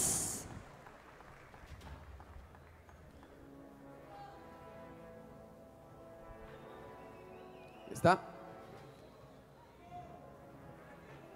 Vamos a esperar la primera partida. Va a ser la partida entre SG y los chicos de Elite Wolves. Esta partida es al mejor de 3, muchachos. Es la partida al mejor de 3. Partida interesante, pero más interesante aún es ver la lower bracket. Es en serio, en la lower bracket tenemos a los chicos de los Team 3 equipos Spirit peruanos que están en también. Final Match. Hay uno en la upper bracket que viene a ser los chicos de Elite Wolf, pero está Infamous y Thunder Awake en la lower Exacto, bracket. los dos representantes peruanos también, aparte de Elite Wolves, están en la loser brackets junto a grandes equipos como Team Spirit, ya lo mencioné. Y vamos a ver qué es lo que sucede el día de hoy, chicos. Tienen que apoyar como nunca, pues ya tenemos a 3 representantes peruanos, pero uno nunca sabe lo que puede pasar. Y ahora sí, Umi, ya están listos los muchachos. Por favor, ahí están los chicos de CG, pero vamos a ver un video también, ¿eh? Tenemos un video preparado. Tenemos un video preparado por ahí, también de los chicos de SG, hay entrevistas inéditas. Así es, atentos por favor a los entretiempos, porque van a ver...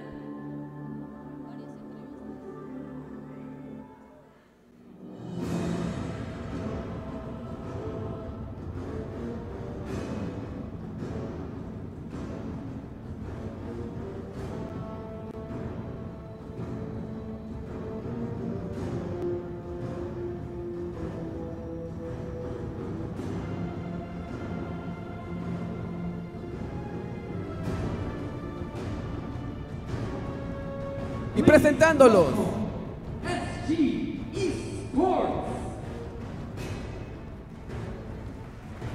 Y ahí está, chicos, los chicos de SG eSport.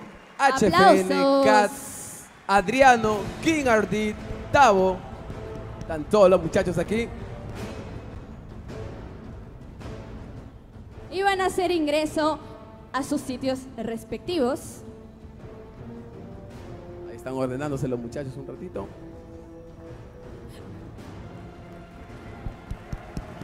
Muy bien, aplausos fuertes para ellos. Y continuamos con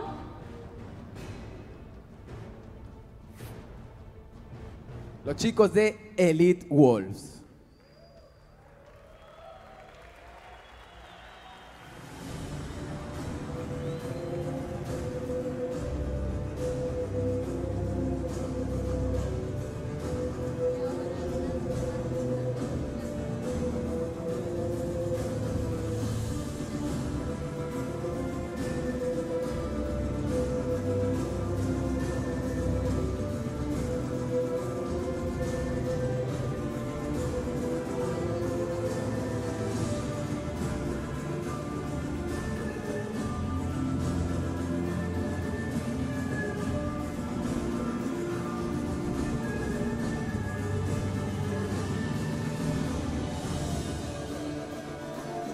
Please welcome Elite Wolves.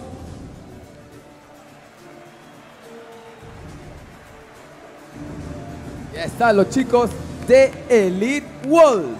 Papita, Masoku, Leo Style, Stinger y Minos.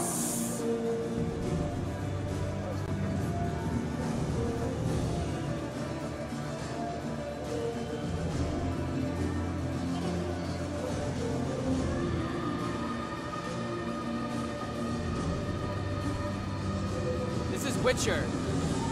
This is Witcher 3.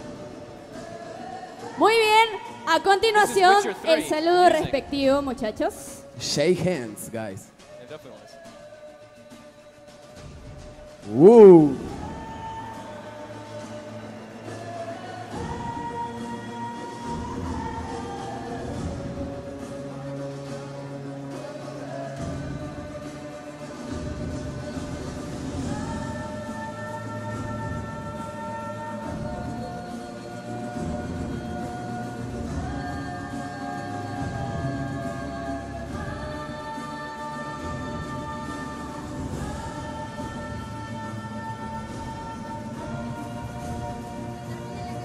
Wait, they can hear me.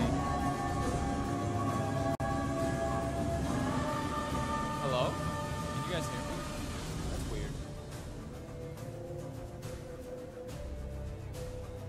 Y bueno, Y chicos, ahora- vamos a pasar con nuestros Casters. casters en español. Damos pase a la mesa de cast. De Azatoth e Imperius. Muchas gracias. Well, Fogged, I don't know if we're crossing to us sometime soon. I cannot hear you right now. But yes, we're actually live on stream. Hopefully this audio is actually functioning. Can you hear me right now, Fogged? No. No? Brilliant. Hoping someone's down there in the production room. Twitch chat, can you hear us? No, mic is muted. I'm watching the chat. I'm watching the chat very, very close. They can't hear me? So no, they can definitely hear me. We can hear you, Toby. Wonderful. All right, fantastic. We'll go with it.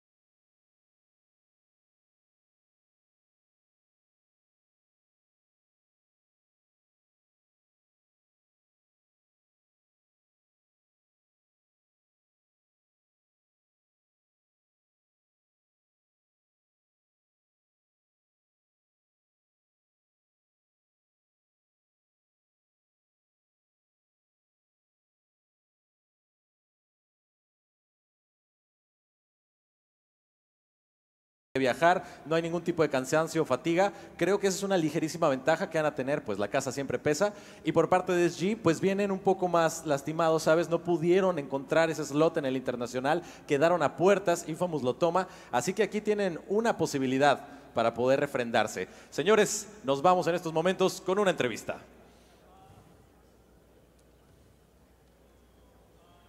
O no, quizás. And now, ladies and gentlemen, boys and girls, children of all ages, Tavo. Thanks for your time. Thanks for coming. I remember being at Kiev at the after party. I don't know if you remember, because there was a lot of alcohol around. But I remember everybody from SG saying, hey, don't you want Chavo on the final match and everything. And now you're here. We're saying that. Yeah, all your team was saying that. Team. Yeah, all your team was saying that. Okay. Yeah. And now you're here at the final match in Peru, together with Alliance, together with MVP, Spirit. How does that feel? You like the event so far? Feels good, man. Yep. Good.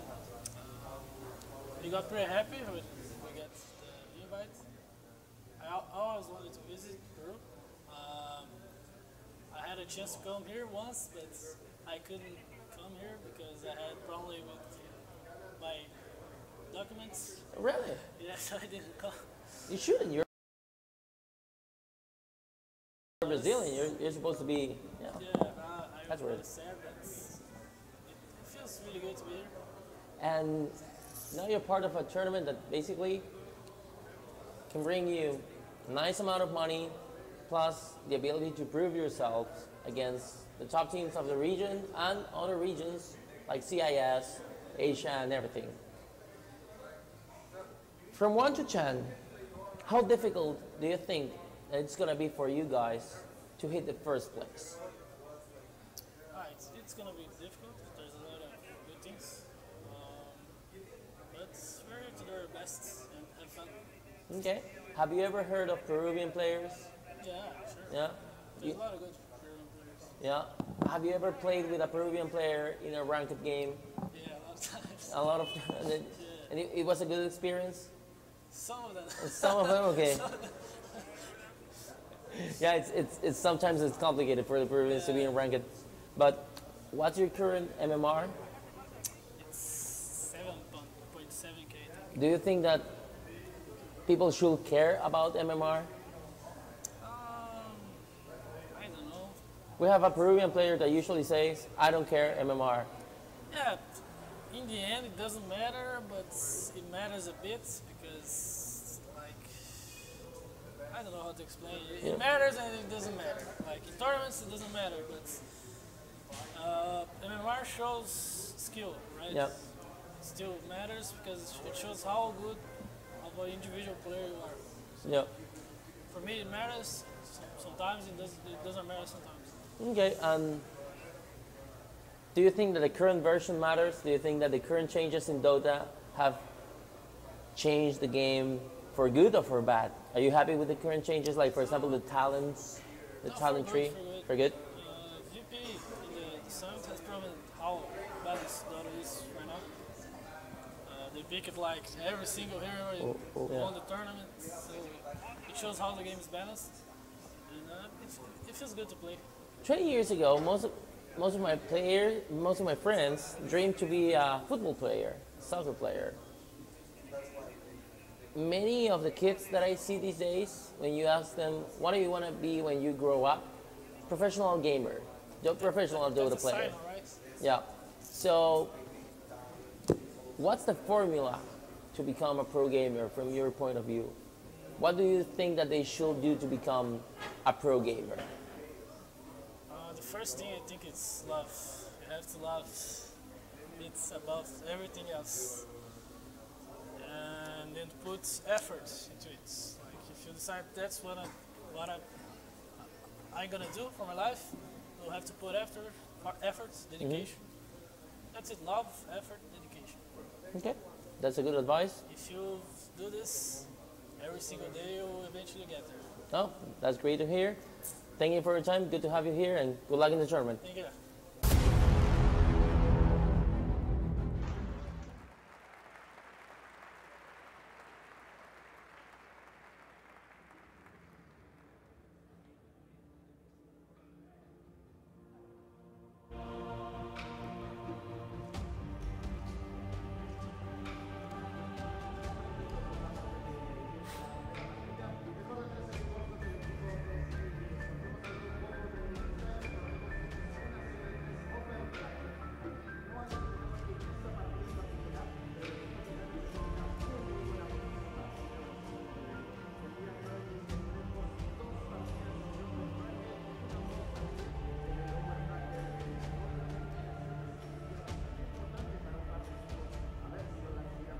Final match, pero concentrémonos en la partida que tenemos en nuestras manos. Ya a minutos de que inicie el draft, Asaton, te tengo que preguntar esto.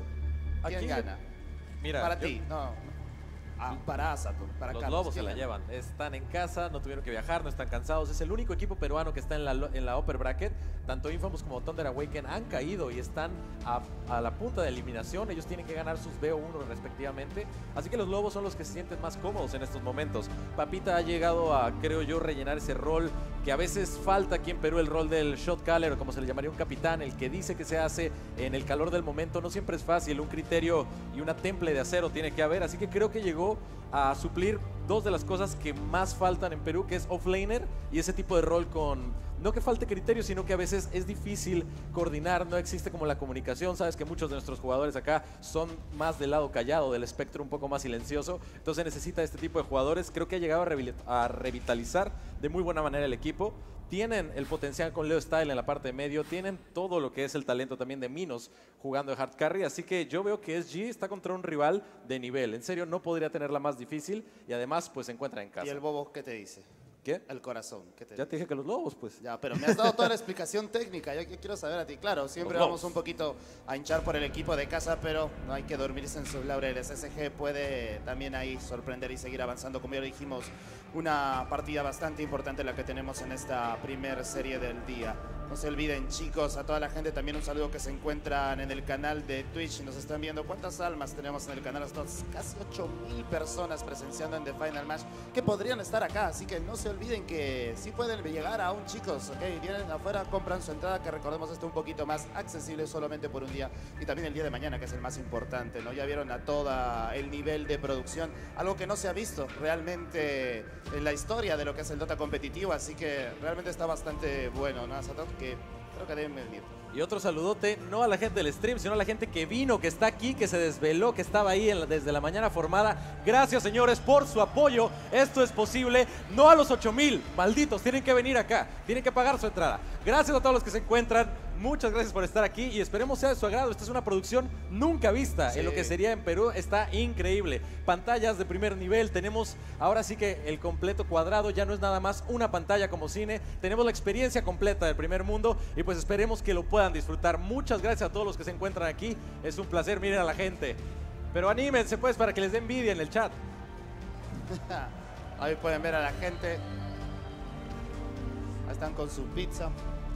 Todos van a conocer acá a Loda, ¿eh? Los que están en el stream no.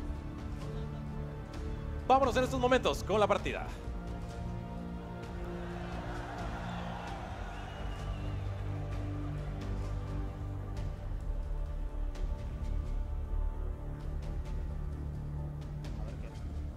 Pero, brother, ese es el... Ah, no, está el nuevo y el antiguo. Está bien, el nuevo logo y el antiguo. A ver, gente, miren, están regalando pizza, así que tienen que venir, chicos. A The Final Match.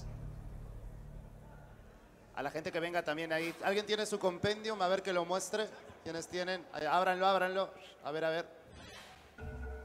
Ahí está. Ahí para que pidan permitir la firma de todos. Bueno, ahora sí, al parecer, todos los chicos están listos. Pueden ver en pantalla ahí. Vamos a ver un poquito también las reacciones, que es algo que también nuevo que nunca hemos tenido aquí, ¿no? ¿Qué pasa cuando muere? Oh, I was actually looking at it too. ¿Qué pasa cuando te tilteas una mano, una buena pelea? Lo van a poder ver en vivo. Todos aquí. Y movámonos a la fase de picks y bans. Aperturas por parte del equipo de SG. Night Stalker, súper baneado. Elite Wolves, un héroe que le gusta mucho. Si vamos por ese mismo tema, Sun King debería ser también una opción. Puck, que lo juega mucho el equipo de Elite Wolves. Y me atrevo a decir que SG también. Recordemos que el SK es uno de los héroes que desde mi punto de vista, lo he dicho, es muy fuerte en la meta en general en todas las regiones, y SG también se siente muy cómodo utilizando al Sun King. Ha recibido un pequeño nerf, más allá de pequeño me parece su presencia en el early game, esa reducción de daño en el caustic final. Vamos a ver, han sido pocas las partidas que hemos podido ver a nivel competitivo luego del pequeño cambio, pero a comparación con algún otro, el Lina, por ejemplo, ha sufrido el mismo cambio en ese daño en los primeros niveles de su habilidad de dominio, vamos a decirlo, el Dragon's Dave, esta vez el caustic final. Eso es lo que más o menos nos comienza a demandar o a explicar la meta, ¿no? Que estos héroes que realmente tienen habilidades muy fuertes al principio de la partida que te permiten dominar la fase de líneas, generan que la transición a mid-game de tu equipo sea algo más cómoda. La capacidad de farmeo también que le da el SK, el tener esa, no solamente el caustic final, sino su pool de skills. Así que yo creo que debería ser una buena opción. Draw Ranger baneada por el equipo de Elite Wolves. Yo creo que aquí un personaje que es vital tanto para ambos equipos, SG como los Lobos, es Enigma. Ambos lo saben usar muy bien. Papita ayer tuvo una buena participación, por ahí que se le fue el Black Hole, no alcanzó a Lycan, pero fue 1 de 3 de 4 que los demás le salieron de maravilla. Creo yo que SG también saben jugarlo muy pero muy bien, así que es un personaje que me sorprende no ver baneado para ninguna de las escuadras. Todavía está en el pool. Infamous, Midas Club Elite did it as well. SG, they picked up their IO a few times actually in the first, actually once or twice. But yeah, I mean, Rubik's a fine pick, just a flex pick. Good disable. You always have good spells to steal, especially in this meta right now. Everybody's picking big team fighters, so you'll always be able to get.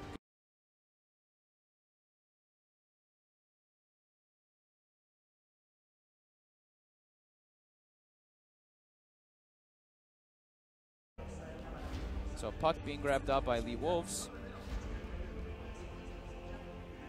Puck's been, I don't know, this hero is absurd now. Like especially since Epicenter, when EG just started busting out Puck first to every single game. Every single team is just starting to get on, they're completely on board with it now. It's just like off lane Puck, mid Puck, doesn't matter. Well, everyone's like, well, finally, it's if you can reach 25, if you can delay the game long enough, you're able to get there. You get your team fight control, you get your elusive here you're normally looking for out of a draft. And you don't have to reveal your lanes in the very first phase. Don't have to reveal your lanes. Super elusive hero. Amazing team fight, and I had another thing, and now I forgot it. Oh no. Well, Oh no. What? It's not even just about the goal per minute and everything. It's all the recent changes that he's got, that Puck's been getting. Like, it's everything. Well, Toby, I think you got Enigma first phasing is definitely. Okay. Well, they're trying to satisfy Toby here. In a way, yes, they will satisfy me on that front. But I'm interested to see now, like, how they try and combo this. You pick up an Enigma in the first phase. Do you go, like, OG style? Do you think about the Naga Siren setup into Black Hole? No, is it just enough to I play don't the think so. Enigma by himself in the offlane? I think the Enigma by itself is fine. I mean, this is SG Esports, right? This is Tavo, one of his best heroes. When he played it at Kiev, he played super well on it. His decision-making was really high. But how does the timing work? Like, okay, you get an Enigma, fantastic. Do they want to go mech into a push build? Do you just go around team fights? Do you play this semi-hybrid, we get what we can? Like, we see the Luna ban out from Elite Wolves. Yeah. It looks like they're leaning in towards, okay, maybe if they have Enigma Convergence, if they bring a Luna behind them, we won't be able to deal with this. We can't counter-push with an Ancient Apparition. Pretty sure SG does both. I think they've ran the mech. They've gone for the Midas greedy as well on Tavo, so I think we can expect whichever one he feels the game is like going toward. Probably the boots, the full clarity build into Arcane boots, and then decide. I think it depends on what other 3 heroes they get, though. Like you're saying, the Luna ban is a telltale thing that Elite Wolves at least expects to push. Maybe SG will pick that kind of strategy. They've actually had their Enigma ban a lot, so it kind of makes sense that they grab it first, too. Okay. So they just run rush it so they have their comfort zone at least. Yeah, I mean, Enigma's actually been banned a lot, not even just versus SG. Team Spirit banned the Luna and the Enigma versus them in the first 2, but yeah, I mean, grabbing the Enigma first 2 is okay. You reveal what you want to do, and it lets them set up for Black Hole cancels and everything, but if you want to play with this hero, if that's just your style, you don't really care what the other team's going to do. Unless you're like, screw it, you know what, now that we get extra bounty from the creeps inside the jungle, is it worthwhile switching the Enigma into the jungle? It's so inefficient now. It's so bad now, yeah. It's not worth it. I mean, it's convenient as an offlaner because you can just pull, you pull the lane back and then you can just walk there, but... Well, now you can just do the mid lane pull, right? Now that aggro box has been discovered. Thank you, Baburka. Did that get hotfixed? That did not get hotfixed. Yeah. I haven't seen a hotfix for it yet, so it may have, but I have not seen it. So yeah, if people watched MDL yesterday or last night, Baburka was pulling Ancients mid on Radiant with any hero. It actually doesn't matter. You just, I mean, Night Stalker just walks up, hits the melee creep, walks down the ramp, walks toward mid, and the Ancient just follows him. It's like, okay. So yeah, it's balance, man. Balance in all things Dota. Bizarre in all things. We're finally going to see our next wave of picks. So they ban out the Treant, they ban out the Faceless Void. So counter control and the team fight. Treant Protector and Ancient Apparition seemed like a bit of an odd combination to go together. Yeah, they're stopping just good combinations and BKB Black Hole cancelers. Void and Treant Protector both can do that. True. While on the side of Elite Wolves, it's, Luna. I think SG just really likes Luna, actually. I've seen them play it several times already on this patch. They just like the hero, the way it works. I mean, of course, when they have the Enigma. The Lina ban, I think that's Adriano's best hero, at least what I've seen in the past. He made that like the right-click build where he goes 4-1-4 on Lina. He did it at Kiev, and then a lot of people actually started kind of doing the same thing. So that ban's not too shocking. Sven picked up this early. Just a snap Sven pick. Not versus any physical damage per se or anything. It's just a good hero, right? It's a good hero, but you're picking it into Sven, or into Enigma, which is probably one of the best counters actually to the Sven. You just BKB Black Hole him, and I mean that's your carry more than likely. So you're basically reliant on the puck to reach his Aghanim Scepter so they can breach the Enigma's BKB or something else along those lines. Clockwork now picked up from SG, so they get their range initiator they were looking for. Yeah. But having both Clockwork and Enigma means we must have this roaming Clockwork causing problems.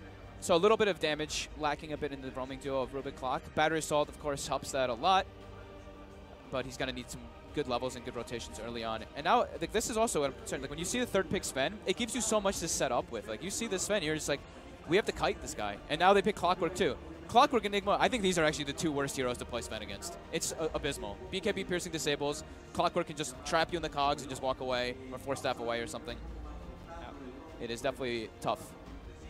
SG definitely have a very solid draft. At the same time with Elite Wolves, they're picking the 3 heroes who have dominated a lot of Dota in the previous weeks. Very so fast maybe team this is the fighters. Gob-like approach. I just keep picking anything which I believe is OP that I feel comfortable playing in the lane, and we win. Yeah. that was always the old Golblack approach. I haven't referred to the Golblack effect in a very long time. No, I haven't heard anyone say that in a while either. Well, but that's definitely what he doesn't did. play anymore. He panels for RU Hub now. Yeah.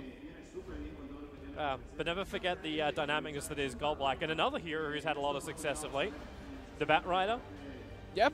So jump Small and initiation, fantastic vision. They now get a single target controller, something that can pierce through the BKB, but positioning is difficult against Enigma to do so. Very hard. Very, very so tough. There are other supporters going to tie this in together.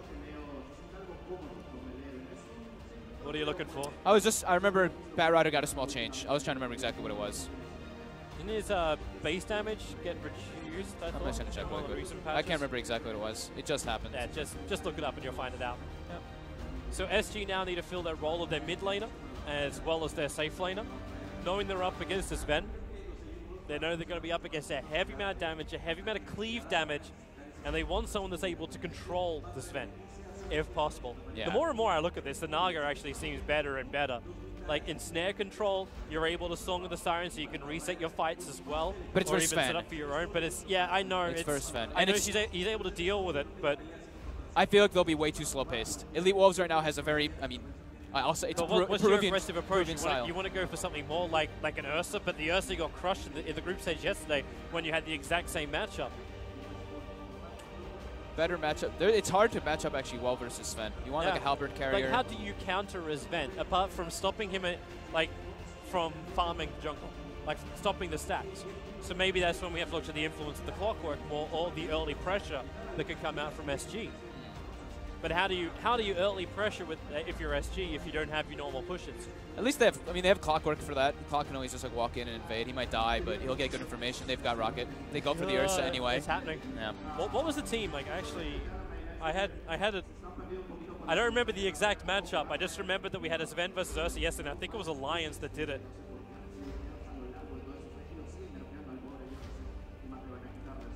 Ursa's fine here though. Like the one nice thing is it's like a hero you can kind of leave alone versus Bat Rider. You maybe just guarantee the lane at the start and then just like get out of there. But it's a quick tempo-based hero. You want to like, snowball really hard, and it gives you already have good coverage for your Roche, right? You have Enigma, so you hit level 6 on Enigma, you get your like mask on Ursa, and you can walk right into the pit. And it's pretty hard for them to fight into Black Hole. That being said, though, Elite Wolves has some pretty ridiculous team fight, but they'd have to bring a lot of resources to contest that Roche, which could be hard if AA is not 6. I had to find the draft. I had to work Did out you find what it? it was. Yeah. So the draft was yesterday. It was Team Spirit versus Thunder Awakens, and Okay. Team Spirit ran the Sven with the Clockwork, and they went up against the Ursa of Thunder Awakens, and they won, but it took a while. It took almost an hour for them to win that game. Okay. But OP Sven at the end of the game. All right, so no Viper. For a team which you're expecting more fast-paced, the Viper didn't really seem to make as much sense. Shadow Fiend makes a lot more sense. And they have Clockwork already, so now they've got the cogs, so Shadow Fiend will start with full souls versus a puck, or what we would assume is a puck, 90% chance. It's going to be a puck. What do you do? Bat Rider or puck? Hey man, Position? I've seen some shit, Toby. in the spirit of SA LAN events, you never know what shit you could find. Yeah, no, it's true. No, okay, so yeah, Shadow Fiend versus puck mid, Shadow Fiend with full souls. So now Rubik and Clockwork can actually like make moves. However, they don't really have great lanes to gank is the problem. Like Rubik can gank the puck mid, but puck has to use orb aggressively, and then they can try to make some type of engagement. But ganking to Enigma is pretty tough. I'm hoping Elite Wolves picks a nice playmaker in their last hero. Okay, so you know how I was talking about that puck not being mid? Yeah. It ain't a mid. Do they just look at it and go, you know what, this matchup is ass. But where are your stuns? Where is your... I'm just confused. So it's AA bad supports and puck offlane? Wait, what? What? Is it puck support? It's AA bat support. It's gotta be a puck support, right? No, it's AA bat, dude. Stinger is the support, right? No, they have to switch. They have to switch inside the game. Like, they're going to be screwing with us. I'm double checking the last couple of series just to make sure. Because it's Kataro playing Sven. So yeah, it's Sven. What the? It's AA bat supports. No. Toby will not accept this. No. I refuse. I refuse to believe this. By the way, they've tracked down our problem with the audio, so hopefully it will get fixed so we can... Yeah. If we are walking over each other a little bit with what we're saying, it's... Yeah, it's because we cannot hear each other. So if we do repeat ourselves, we cannot hear apologies. shit. We will continue doing that, though. But they're working on it. So... All right, well, they've got, they've got Batrider OD. So infinite mana with stickies. That's cool. Once the team fights actually start happening around the OD. You know, maybe I'll be more optimistic about that if it was like Oracle OD, where you had the infinite amount of heals coming out and infinite amount of damage coming out. This would make more sense. But this just feels like you're going to have real issues in your lanes. Rotations are going to be stronger coming out They don't from have SG. playmakers. What? They don't have the playmaker. I'm worried for eWolves just because they lack a playmaker. They really do. No, our Puck will be playmaker. Puck's the playmaker, but Puck is off lane. Or maybe they're going to do some aggro. I don't know. He's built with 8 tangos as well as a healing salve. So are they going to go... Dude, I don't know. I don't know. It's off-lane Puck. So they have very little, like, do shit heroes is what I like to call them in the early game. They don't really anyone that can successfully roam around and make plays. support. All right. It's support bat, right? It's support AA. Yeah. Stop trying to distract me, Toby. Toby doesn't like it.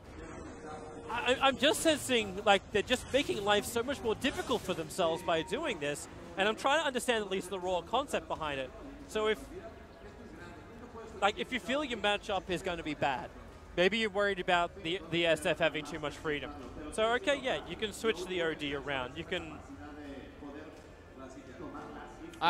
It still doesn't make sense. It's hard. I think they kind of like got stuck to a point where they saw the Shadow Fiend comes out and they're like, wait a minute, we have a single core Sven versus Ursa Shadow Fiend, and they just did damage control, and it was like, uh-oh, wait a minute. So we pushed Sven to get a PMS because he's got port 2 slippers at the very start, so he's looking to actually pick up a PMS. Yeah. I mean, they're assuming that he's gonna have like a free lane, but at least they're able to contest the rune like this. So they know that you're playing versus Shadow Fiend with Clockwork. He gets to the rune lane, so you can usually take the rune from a Shadow Fiend in those instances since he's getting his souls from Clock. And they're looking to actually stay in the area. They actually put a ward down and everything, so they want to be able to watch the Enigma's movements and where he's going to be jungling. And then maybe Stinger's going to go for like a courier snipe here. He's looking like with potentially. Smoke first, that is possible. Yeah, you'll have to slip perfectly in, but.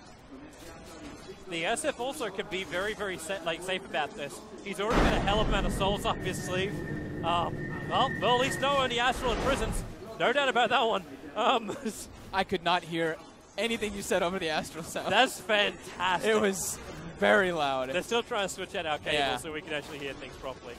But yeah, so we've got a full-out tri-lane from SG to start, as we kind of expected. I thought it was going to be versus a Batrider, but they're versus a Puck, same style, though. You want to not allow him to get that level 2. He probably will anyway, but after you get like a level advantage, Ursa can just chill there. Like Ursa just needs like two levels, and then he doesn't really care about Puck hitting him. He can just let his supports roam. That being said, though, look like they're trying to make a move onto Papita. He's fine, though. This just seems to be difficult to say the least. Cad's able to harass out the Puck. He doesn't want to come close in on the Ursa. If he gets caught with his orb down, he knows he's in trouble. It's not like a Faceless Void where you can just time walk off the damage. Yeah. I'm actually even more surprised that the Ursa went for a PMS early on as opposed to just building into quicker Vlad's, quicker Blink, quicker Roshan taking abilities. I think it's just so they can leave him, though. Like if you have PMS, Papita doesn't even want to right-click you. It just feels terrible to do it. And then it leaves your supports to just kind of do whatever the hell they want. Because these two supports, they need levels. Ruping and Clockwork desperately need levels. But it's the same thing on eWolves. Batrider's trying to make life very difficult for Tavo. That's a lot of conversions, though. You do not want to fight against that unless you know you can kill them off. And they are worth a decent amount of money. Maybe contesting for the bounty rune's one way to do it too. And he isn't able to achieve that. But Leech experience caused issues as this support Batrider is stuck in my mouth. He's going to struggle, dude. Yeah. Stinger's really going to struggle to find levels this game. But if you can restrict at least, or is there a pickup? No, there's not. So already forced out of the top lane. Puck has to return to base. Yeah. And this is the bad thing about Puck in the offlane is if you don't get a good start, you don't really have a catch-up. You can't jungle. You can't roam. What, you just throw an orb somewhere and jaunt to it? Like, oh! I mean, it can work from time to time, especially versus like a Shadow Fiend if he wants to try something along those lines, but... Alright, looks like Stinger's now in position, smoked up behind the tier 2. He's ready for the courier. Yeah, here it it's comes. a-coming. Poor little Husky. Aww. This wasn't the climate for him. It's too hot for the It's Husky. a disaster. It's got enough damage. He even all-chats them. Wow. Damn. That's my line. That's your Yeah, but SF doesn't want to let him get out of this one, however. He's not at the point where he can have the shrines, but now taking up the creep wave, the manta ray, going to interfere with the movement of the lane, and Nick's coming down as well. Nah, they can't Not get certain if we're going to point up in the stun for him, but okay, he's not going to go anywhere, and the Observer Ward is watching him too closely. This isn't as terrible as I thought it was going to be for Elite Wolves. Like, this is... It could have been worse. The SF getting farm is a problem. The Ursa getting farm is a problem. But Sven's still doing decently. The puck hasn't died in the off lane. No matter how much they're going to pressure with this tri lane, it's still working out for them. And the OD hasn't been massively out CS'd in the mid lane either. I want to see... Okay, maybe this could be problematic. He just has to... Oh, that was close. He may not have the jaunt time at like forcing that issue, and now the mid lane? How's a 4DR getting pushed back to his tier 2 tower by this OD? The Arcane Orb, dude. He got a couple Essence Aura procs. He's actually... And he's got another Arcane. He got a lot of Essence Aura procs, 4-minute Arcane, starts the improvement. If he hits the Illusionary Orb, there should be enough damage in order to get the kill onto King RD. The Orb will fly over. He'll have to jaunt a little bit further past the pit, almost going inside the pit. One more attack will do it. TP is coming in from Ancient Apparition, and it's Elite Wolves that get the first blood with some definite weird shenanigans against SG. Yep, absolutely. That was a little bit of a runaround for them to actually get him, but yeah, Papita getting the kill. He doesn't get full experience for it, though, unfortunately, because his AA TP'd, and he would have actually had the kill anyway, but that's the surge he needs. Now he can actually go back top. He's got boots, he's got a stick. He'll be able to get a couple levels, which, I mean, they need this puck to have levels to actually be able to do stuff around the map, because they still lack that control. It's just like a Sven stun in the coil whenever it comes out. That's fine, man. One CS will get you a long way. Yeah. You invest that CS, you bury that CS, and wait for the interest rates just to kick in. That doesn't work when you bury gold. Leo wait for the style conversion rate to get better. Bottom, trouble. Already Sven being forced out the lane with no mana left. But he got his Warcry level 1 off, so it's just enough armor to survive the harassment from the Clockwork. That's I mean, you know, that's not a kill, but look at this Sven's health now. He's no health, no mana. He doesn't really want to stay in the lane at this point. Yep. So that's you know, it's an interesting rotation by King RD. It's a good move to do that because shrines are coming back up anyway. You may as well pressure the off lane. If you're playing Clockwork, you don't really have a place to gank. Like we were mentioning, you know, both drafts are pretty passive in their early game rotations. So yeah, they triggered off the shrine already. They're trying Go for with it the again. battery assault. Malifus, Conversion Army will be here. Wow. They lock him in with the cogs. Very difficult to get back out again. Pushing him away. The Conversions almost going for their own body block. The cleave, not enough damage to kill off both the Conversions of Tavo. I actually thought they might have him there. Yeah, he gets back into relative safety. It's too much armor. It could have been close, but that's what you're talking about, right? Like you harass him to start with, and then you could have a follow-up. They send him back to base at least, so that's good. So I wanted to see E-Wolves stacking a lot because, you know, they've got Sven and Batrider, so might as well stack everything as possible because Bat can clear regular and Sven can kill Ancient, so Bat's already starting to do some stacks. They got to get that farm in, but while he's doing that, the Shadow Fiend now with a little bit more souls up his sleeve is pressuring that mid-tier 1 tower, and there's no one to stop it. The Rubik sitting behind him just in case, the Observer Ward's in the mid as well as the bottom of the river. At least let Elite Wolves know that SG, they have the reinforcement behind. So interesting too, Shadow Fiend, Adriano did not build a bottle this game. He didn't? Shadow Fiend. No, he went straight Ring of Aquila. Okay. Yeah, no bottle. Doesn't want to leave the lane at all, just wants to keep his presence there. Some clarities would be nice though, I think, but definitely needs a little bit more mana regen so that he can do the efficiency. You know, clear the mid wave, go to the jungle, clear a stack or two, rinse, repeat. Bit strange to see him not having a bottle though. I'd like to see it, but whatever. To each their own. So how are we doing on Papita now? Papita has had quite a long time now left alone top versus Ursa. Level 4, 800 gold with boots as well, so his puck's feeling pretty good. Oh Top bottom lane, they're going to go again. Malefic's done. Buying time, look at the clockwork, even just taunting his way forward to lock in this Ven. He commits his god strength. And King RD just going to back himself out once more. They don't have another shrine to trigger, so they are a little bit lower on mana, but thanks to arcane boots that they've been picked up early on. This clockwork does have just an easy ticket to punch every time he wants to harass. Yeah. So Bat now is, I mean, level 4. He's got Tranquil Boots, 800 gold. They're looking at okay timings right now on E-Wolves. SG is gonna, they should be able to explode pretty strong, pretty soon though with the Ursa getting Glads. Then they can fight around the Roche pit. Yeah. Force a Roche It's on. that point you wonder, like, have I skilled up Eclipse? Oh, trouble for the Bat Rider. The slow gets just over the hill. And far, far, far away. Back into the safety of his own puck. It's weird to say that as well. No shrine to use, so the Bat Rider will be forced all the way home. I'm still like, Stingers, I mean, that courier snipe was pretty massive. Like, it's actually helping them so much. Oh, what a great time to pick up. Oh, really? He had the time. Jaunts away, had 7-1 charges up his sleeve. But how many close calls can this puck have? Dude, he's getting pretty good luck. So Adriano now went back and bought a bottle. He just bought it. So I guess the courier death set him back and he didn't want to buy it. This could finally actually be, oh boy, SG. The Clockwork's been pressuring this Ven well beyond what he probably normally can do. Yeah. With the help of Tavo, he normally has enough, but Tavo just absent for a second, and Sven's able to find the kill.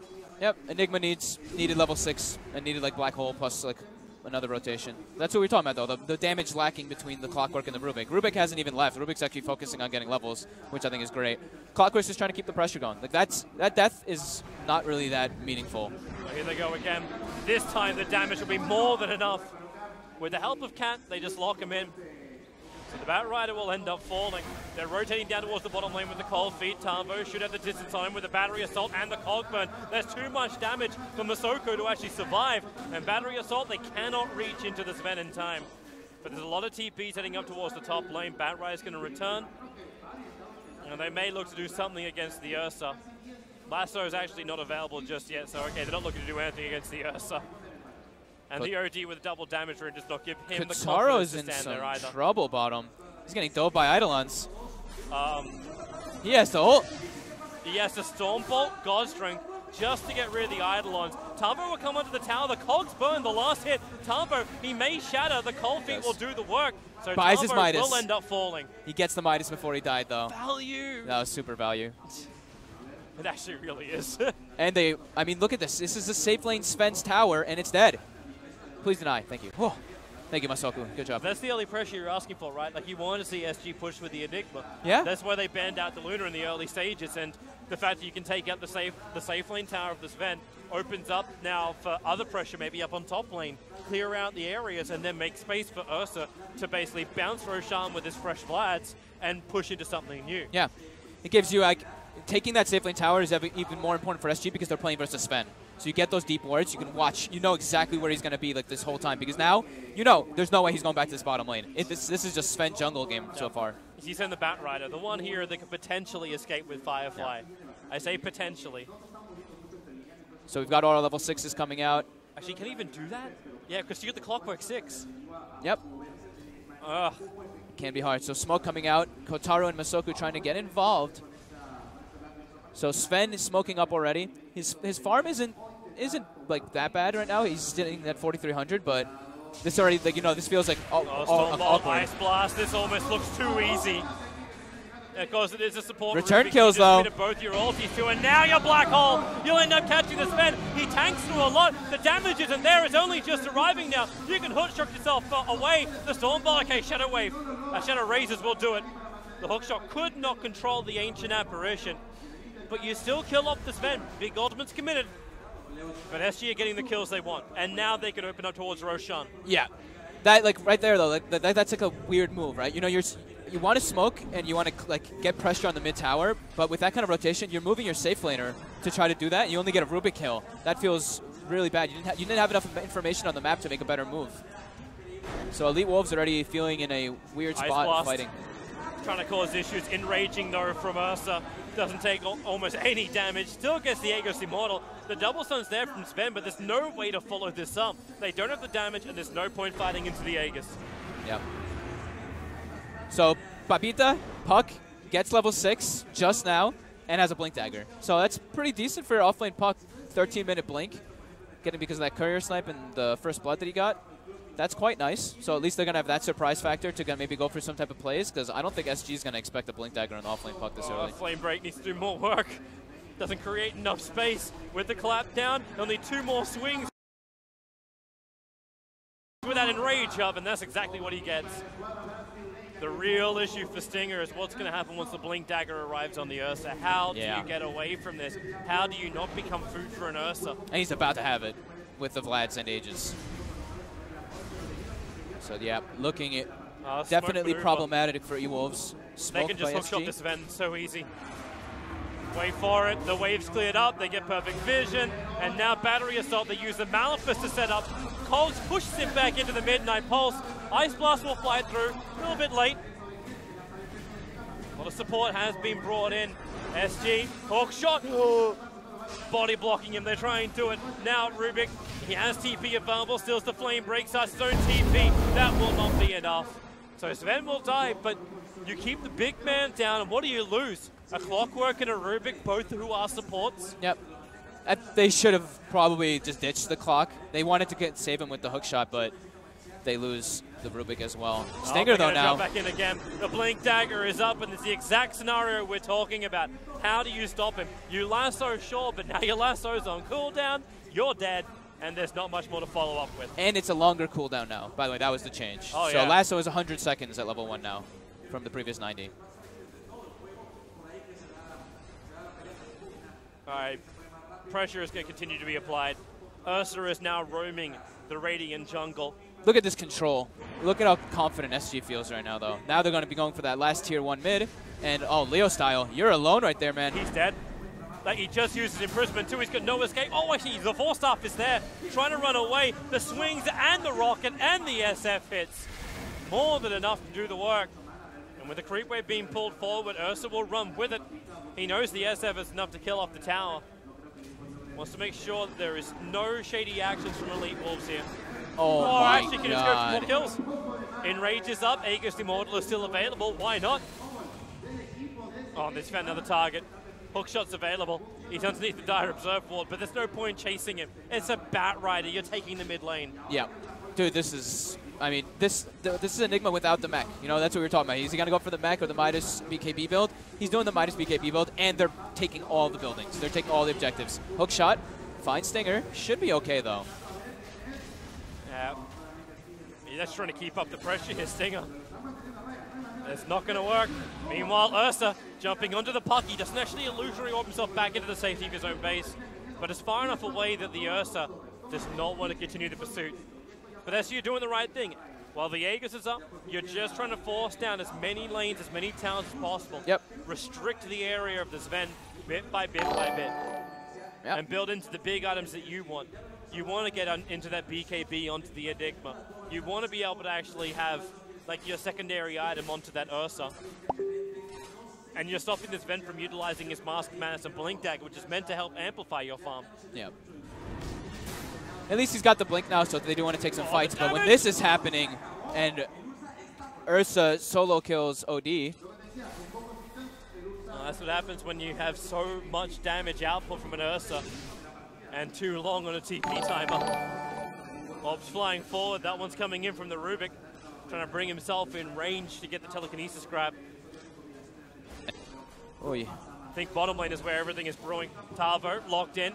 Dreamcold's holding him there. Moves just far enough away. Doesn't take the damage from the Ice Blast, but now more support will arrive. Tavo, he doesn't really want to commit that black hole of his. There's no point to it. He knew he was dead and couldn't get the full duration off, but Sven commits himself to get the kill on the Enigma. It's kind of worth at this point because it feels like they're so far behind. In Golden Experience, they kind of are. It's almost 10K and 7K. It is looking at quite one-sided. It's and the Batrider, because these guys, like Batrider is fire flying and can just like kind of walk away and like get out of range of you, but OD already has his own Force Staff. So what's the best counter to Force Staff? Get your own. I like it. Speaking of OD, I think he just finished up his hand of minus now. So he went back even for after Midas. having just the 4 stuff, no treads upgrade, it's Midas. 4-4-4 build too. 0 and ulti. So they're not trying to fight still. They're just trying to get their farm on. They know that they're in recovery mode. Like you said, 10k gold lead for SG. Well, maybe they still feel like going into the late game that this is their game. And can Elite Wolves actually do that? Take SG. If they can survive the high ground attacks, if they can keep their racks alive, do they win late game even when they have no access to their jungle? Probably not, just because they lost those towers so early. They don't really have, like... You know, they have, like, good initiation with the bat and the puck, but into Enigma and Shadow Fiend, like, Shadow Fiend's naturally going to build a BKB, and once he gets it, I feel like he's, like, immortal. Dream and he has a BKB try and catch already. the clockwork. The Ice Blast is on the way, and he's wanting to hook himself out. Looks for the creep camp to be his salvation, but it did not happen for him. So a good pick off there for Elite. SG has a lot more like damage sources, like overall. Everybody does their own bits of damage, while for Evolves it's like all magical. Uh oh, Bat. Dead. I should call him Manta Rider, actually. Manta Rider? Well, he's not a Bat Rider when he's riding a Manta Ray. Flying or swimming? Huh? Flying or swimming? It's a Manta I think Ray. you'd still be riding it if you're in the water or if you're in the air. Aren't there bubbles around it though? Yeah. So how are there bubbles in the air, But Toby? you're still riding it. The name is still appropriate. Bat Rider is still appropriate. Okay. But he's not actually riding a bat, so it's Manta Rider. All right, I'll do that for you, Manta Rider, with an octopus on his face. I'm just saying, it's the details that make a game great. Are there bubbles? Yeah, there's some bubbles around it. There's There's water. There's water too. So. Yeah. And how are these fish Well, alive? there's fish floating, unless fish have learned to fly as well, which Maybe. is highly unlikely. This is just a fish out of water scene. That's all this is. Yeah. So SG is doing a good job of forcing the lanes in constantly. You see Clockwork throwing rockets toward top all the time. So they want to keep the aggression on Ewolf's side of the map. And it's going to stay like that for a very long time, if not the entire game. SG is just farming way more than Elite Wolves are. Yeah. It's what happens when you lose control of your early towers and you got no way to actually be aggressive back. Like Yeah. if the Puck or the Bat Rider had initiation, if they had something to work with, then maybe they could be the ones dictating the tempo of this game. But because they don't, because they tried to save themselves in the lanes from the draft, which technically did work, like it salvaged something. But what they've given up is so much. It's allowing SG just to decide when they do what with this matchup. Yeah, that's exactly what I was going to say. It's SG's, they're literally just dictating anything that they want to do. They're just like, oh, yeah, we're going to go here. All right, we're going to go here. It's like no contest for them at this moment. Oh, we and lost now one hero on the side. Oh, that's fine. There's no Yeah. objective that comes after it anyway. SF BKB, Enigma BKB. I don't really see how Ewolves fights into this unless they get some incredibly good initiations from the Batrider Puck. But even then, there's too many things to deal with now at this point on the side of SG. Even Ursa's approaching that BKB as well, so. Hey, Ursa's got bubbles as well. I just saw bubbles pop out of the back of Ursa. No. That Oh, doesn't you're work. right. There's a bubbles. Oh, it's the phase boot usage. It's the aquatic theme. Oh, so he has phase yeah. boot. Yeah. Uh, I was like, wait, what? You're right. There's bubbles. Yeah, it's like all of a sudden Ursa is now blowing bubbles. He's not. I'm fairly certain bears don't like water. Actually, is there some type of bears? I know there's like obviously bears go fishing. They like but water. they use the claws. Like, do they ever swim? Like, he's not a polar bear. We haven't got that skin. I'm not sure, Toby. Maybe as part of the whole like we're trying to make him closer towards the Alpine remove set. But this is just a tribute. You gotta believe me. I believe you, Tobes. Smoke gang time from SG. Looking for an opening wherever they possibly can. They This get a Sven is so successful close, if scan. only they knew. Kotaro. The scan's a little bit off target. The Sven is farming up in the small camp to the right. They're ice blasting. They're looking for something. They're like, 'Cause where there's is no he? tier 2 tower. They can do this. They know they're Is he gonna walk into the waiting arms? Smoke breaks. They know he's to the north, and they found him. Rubik pickup, throw him down. Midnight Pulse and Maleficus, and Sven is no more. And they steal Warcry. That's actually great. That's probably one of the best spells you can actually steal. In this game, it's not really particularly great versus Ewolves, because Ewolves is mostly magical, as we were mentioning. but it's good for the pushes.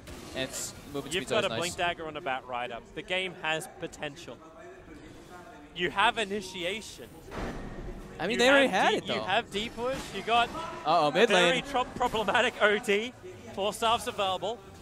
Surprise Clockwork didn't try to get a little bit more distance in front of him and push him back. Then the 4 staff is less useful there. Sting is actually causing issues. He's getting it behind. Also, I love the fact that his name is very appropriate for the Stinger Manta Ray. for the Manta Rider, yeah. But as you can understand, as an Australian, I have this weird feeling towards Manta Rays. Oh yeah, understandable. It stings the heart, man. Damn it, Toby. Hey, when I can't hear anything, I meme.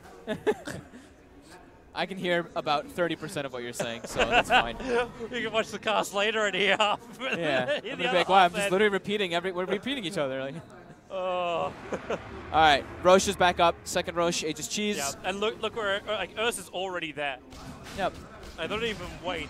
There's an AA blast going in, but they can't fight will this. do nothing but to dissuade. They might get a pick off on Rubik at least. Papita's going for a solo kill here down bottom. Oh, they can find a nice target. So they get a kill of Rubik that's worth 400 gold. That's probably not a good sign. Well, and there free goes Roche. Roshan. So does this seem to happen again? Like SG seem to trade a support hero for an objective almost every single time. Yep. Like is that you take the bait. It's the Synderen effect. Look over here. Come and kill me. Little did you know, you've walked into my trap. The Synderen maneuver. But maybe they do actually get their own objective. Tier 1 tower being pressured on the bottom lane. You do have the double damage rune. Getting a little bit of audio into me as now we actually hear the Peruvian casters. Come on, the damage with the double damage. He may have enough damage.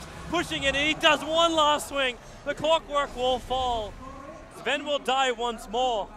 So at least he gets he got the tower and a kill. So it's a good little surge of money for the Sven, but damage is definitely done already. SG Esports, 8K gold lead. They have the triple BKBs online for the heroes that they need it on. So they are looking to siege toward that bottom lane. Blink, I think that they have Blink on Enigma too soon. He's about to have it after the next Midas usage. I know, Toby. I know. I thought it was distracting before. For you guys, I don't think you guys can hear this. Can you? Yeah, you guys can't hear this, but we have the Spanish cast actually in our audio. So if it becomes a little bit tough for us to make out our words, you know why. Welcome to what's it? Caster Games, like Hunger Games. Yeah. Welcome to your new challenge to survive. Oh, we're good. Wait, are we? I think it's just built in my ears now. That I hear. Hey! Oh, I hear them. I hear us. I hear us. Uppa! Nice. Okay, we hear each other now. We can hear. Okay. So, what did you say before, Fogged? I have no idea. I think I was saying something about Enigma Blink Dagger, and he does have it. So we've got Enigma Blink, Rubik Blink. SG has all their initiations covered now as well. Yeah, Wonderful. It's looking great for them. They're limiting the map well, keeping lanes pushed in, but still, E-Wolf is reluctant to, or SG is reluctant to go for the high ground push just yet. All right. Now I can hear you. I don't know what to do. I don't know either. Yeah, I kind of feel completely thrown off. It's kind of nice. Just to do a recap of what I thought was happening with this game, just so you are up to speed with what I was thinking. Like, I'm happy at least now Elite Wolves have initiation. I still feel like SG are the ones who are dictating the course of this game, and I don't feel currently that there's enough confidence in the lineup from Elite Wolves to actually force any fights. But if they can wait it out and get a good jump, it'll be great. But if SG does this, they pick off the Bat Rider. Like, okay, Tavo, BKB! It's the two-man hole! No way to cancel it! They're completely trapped in! Another big issue! You'll trigger the Shrine, but the Clockwork positioning, absolutely immaculate. Pushing back the puck, no way to get out. You're going to lasso and bring this fight back in again. Hookshot will not be able to save him. And SF winding up the Requiem. It's going to hit hard! You need the follow-up with the Razors, and they'll get it. There'll be many sacrifices from SG, but to fight a three-man buyback from Elite Wolves to keep this position in the fight, they may be happy. They'll be happier if Elite Wolves are able to pick up this kill. The cheese usage has already been expended. Aegis Immortal will survive for the moment, but Elite Wolves, they're chasing it down. Where do you go? 40R, there's no more support, still on the run. Finally, the Aegis Immortal will pop. There is no help, however. Everyone knows his entire team is dead. The Ice Blast will commit. They got one more bolt, there's no mana for it. He's just trying to get any kind of rebuttal kill. Get the chocolates to take home after you've lost the Wheel of Fortune. SG will be wiped with an extra. The Aegis Immortal and Cheese survived by Elite Wolves.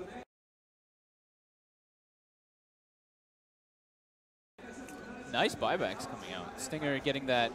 It looked like a kind of weird lasso because he jumps in and grabs the clockwork, but SG actually takes the fight after that, and they get completely surrounded. And it was a pretty good overall situation for the Sven. You know what? After that, I have to drink my sea fruit.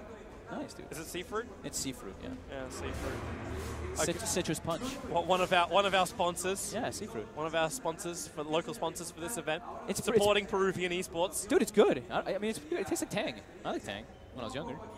I'm fine with that. So yeah, Sven got a lot of cleanup kills there. So he had just pretty much finished the halberd just before that engagement happened. Now he's got full BKB. He's level 20 as well, so he's going to be able to choose which talent he wants to go for, either the attack speed or evasion.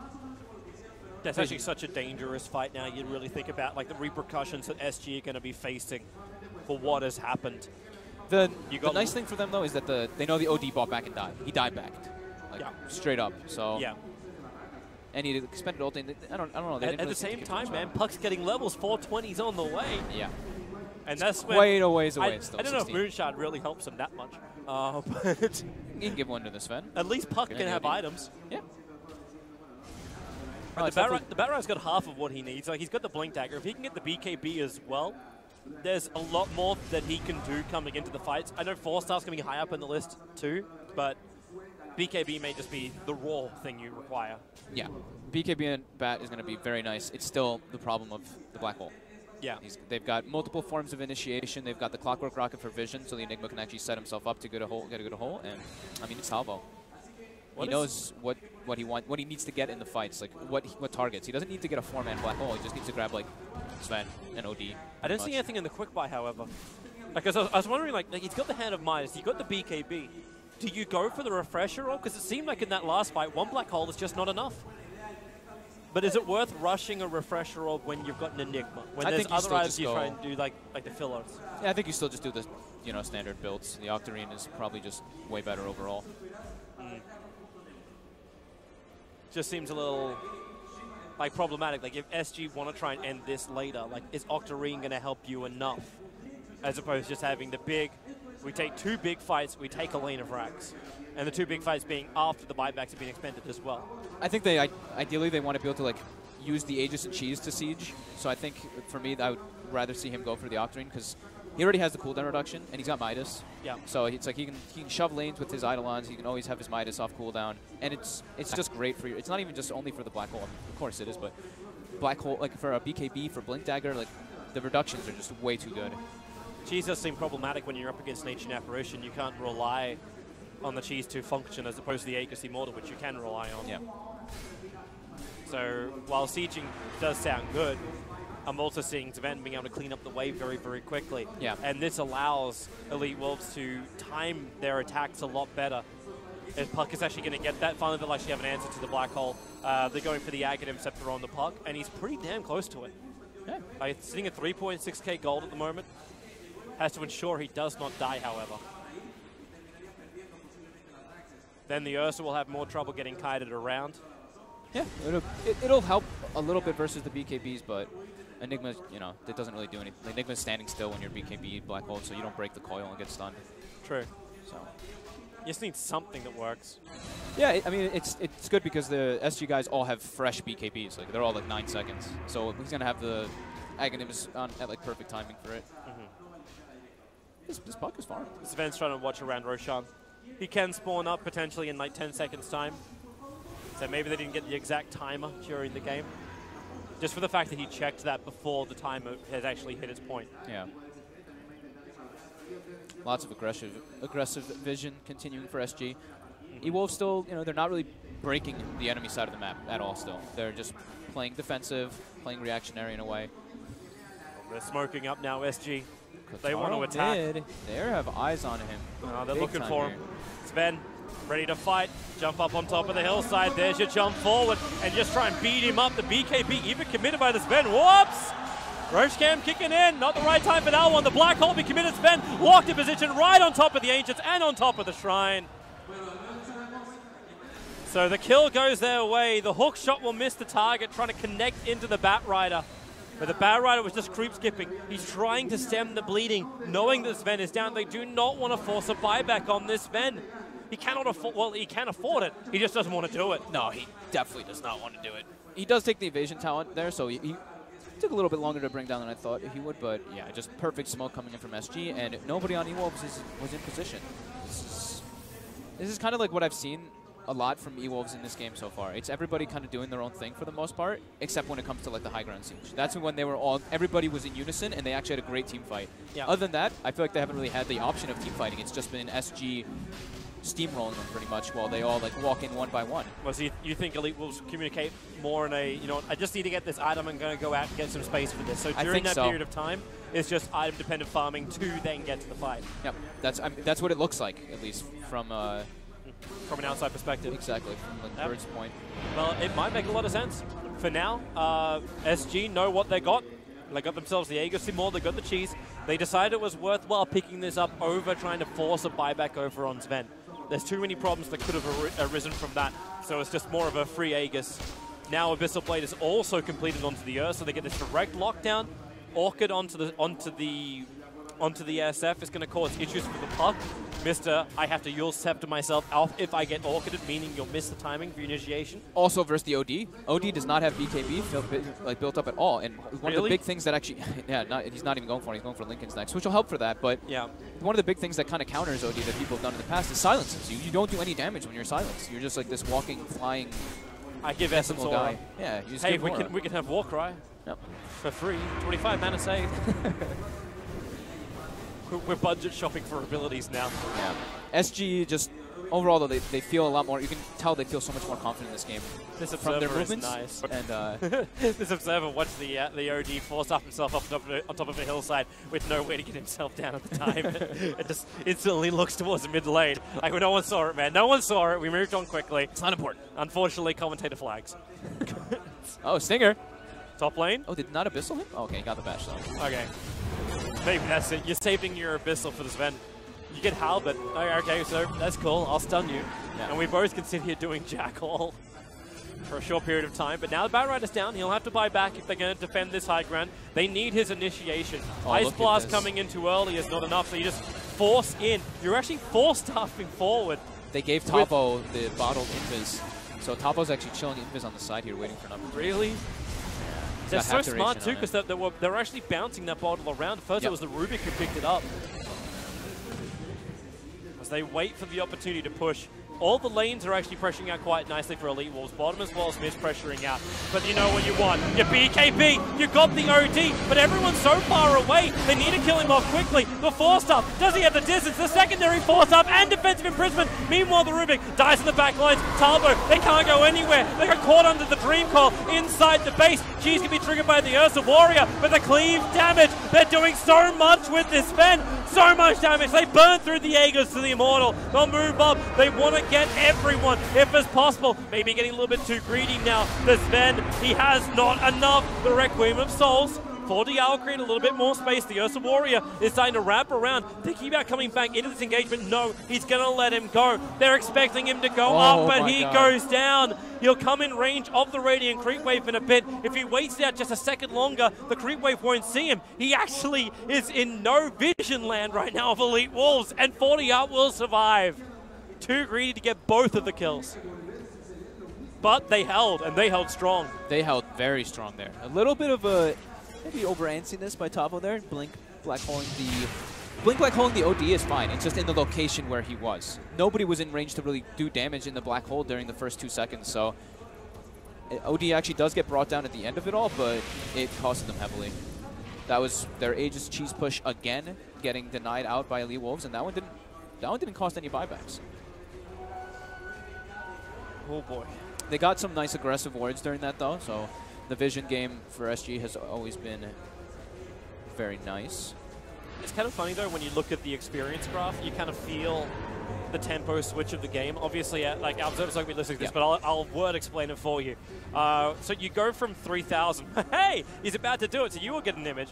So you go from about 3,000 in the experience was the advantage. This is what Elite Wolves were able to pull it back into, and then it shifts down a long, long way. And this is that time where Elite Wolves weren't coming out. They weren't fighting. It was SG just rhythm controlling everything. And then another push comes inside the base. And again, the experience kicks the opposite direction. Again, it's SG not finding the objectives, not finding exactly what they wanted, which was at least a first lane of racks. If you go through this much trouble to get the first lane of racks, I cannot think how hard it's going to be to get a second or a third. Yeah. I think they need to wait. Like, you don't want your Enigma to just a blink black hole. I don't think that's ever one of the... Unless you see like a perfect opportunity, of course, but ideally in a perfect world, you want like Clockwork Rocket to give you some vision, and then Rubik like gets a blink lift, and you see Batrider go, and then you counter-initiate with Enigma, and you get like a big black hole on the follow-up. So that's like the ideal for them. But yeah, they're sticking together as a unit though. They saw E-Wolves were all kind of like missing off the map, so just stay together in the enemy jungle, claim high ground. The ideal situation, actually, to have Elite Wolves fight you outside of their own base. Yeah, I mean, this was the first aggressive move we actually saw by E-Wolves. They smoked and went through the entire enemy jungle, and they placed down some aggressive wards. So at least now they have a little bit more vision, which they've been really lacking in this game. Well, they've been banking it. There's been no way to put it down, which has been safe. You do still have the Gem of True Sight, but the Gem of True Sight is over on Stinger. He stole it from the Rubik in the last fight, right? Yeah. Yeah, it belongs to Cat, so it belongs to SG. So they need to replace that sometime soon to get rid of all this vision. That was the reason why the Batrider just tried to blink and go for a courier snipe, even though he knew all of SG were there taking his shrine. Happy to reveal the position, reveal the fact he's farming Dire jungle. Yeah. So we've got a couple new big item pickups. Enigma's got the Octarine. So this BKB cooldown is only 40 seconds. Black Hole, 100 seconds. It's pretty absurd. The Malefice thing is nice too. I see people take the 300 health all the time, and I'm just like, I don't know, that Malefice instance is super, super nice. Like having that extra tick of stun, it's ridiculous, especially when you have, it's a 9-second cooldown with Octarine. Like, you stun it, and then by the time the Malefice wears out, it's up again pretty much. It's a really cool talent that they added for Enigma. You can also understand why Enigmas go the other way though. Because they're just like, I need to stay alive during my black hole. I need to be able to survive for my ulti control. Yeah, if you're playing strictly for just your ulti, then yeah. Yeah. But in this case, yeah, it does make a lot of sense. Like when there's a lack of BKBs on the field or any BKB, because you are now building into one on the Batrider, and this Ven one is getting lower and lower in duration. Yeah, it's once they start ticking down. He's down to 8 seconds on that BKB on the Sven. Yeah, things can then start working for it. Shadowfiend now hits his level 25, so he's got his attack range now buffed up too. So plus 150, that's one easy way to beat inside of a base. Yeah, having 790 range is pretty good. Helps a lot, keeping your distance. And I mean, for that damage inside the black hole can be pretty relevant as well. You know, if he was level 25 in that last engagement, we may have seen OD die faster. We could have seen everything get completely different. So SG now getting to a little bit on the aggressive here. They pushed 2 of the lanes in successfully. They want to target. Like if they can find one, if they can't, then beat into a tower. Yeah. Sure. Pick off into tower. They also just brought out a fresh gem. So it got purchased up, I believe, by Tavo. Yes, Tavo bought it. So the Enigma will spend his money because obviously the Rubik is already pretty damn poor. He's got his core items anyway. And they're looking for everything, and they're going to find that very, very fresh Observer Ward sitting inside the Radiant jungle. Yep. And there's only one other ward on the Radiant side of the river, and that's all the way up on top lane next to the secret shop. Yet nobody saw this again. Shush, nothing happened. Nothing to see here, everybody. Nothing to see here. Just Kotaro in the trees. He was hiding. It was a hiding tactic. So he's about to be level 25 as well on the Sven. I've seen a lot of people actually been taking the Sven, the stun cooldown, which I think is really nice. Puck, are you really going to TP in on this one? That's not a wise choice. Batrider's nearby. Sven's moving up. Actually, he just got a double damage.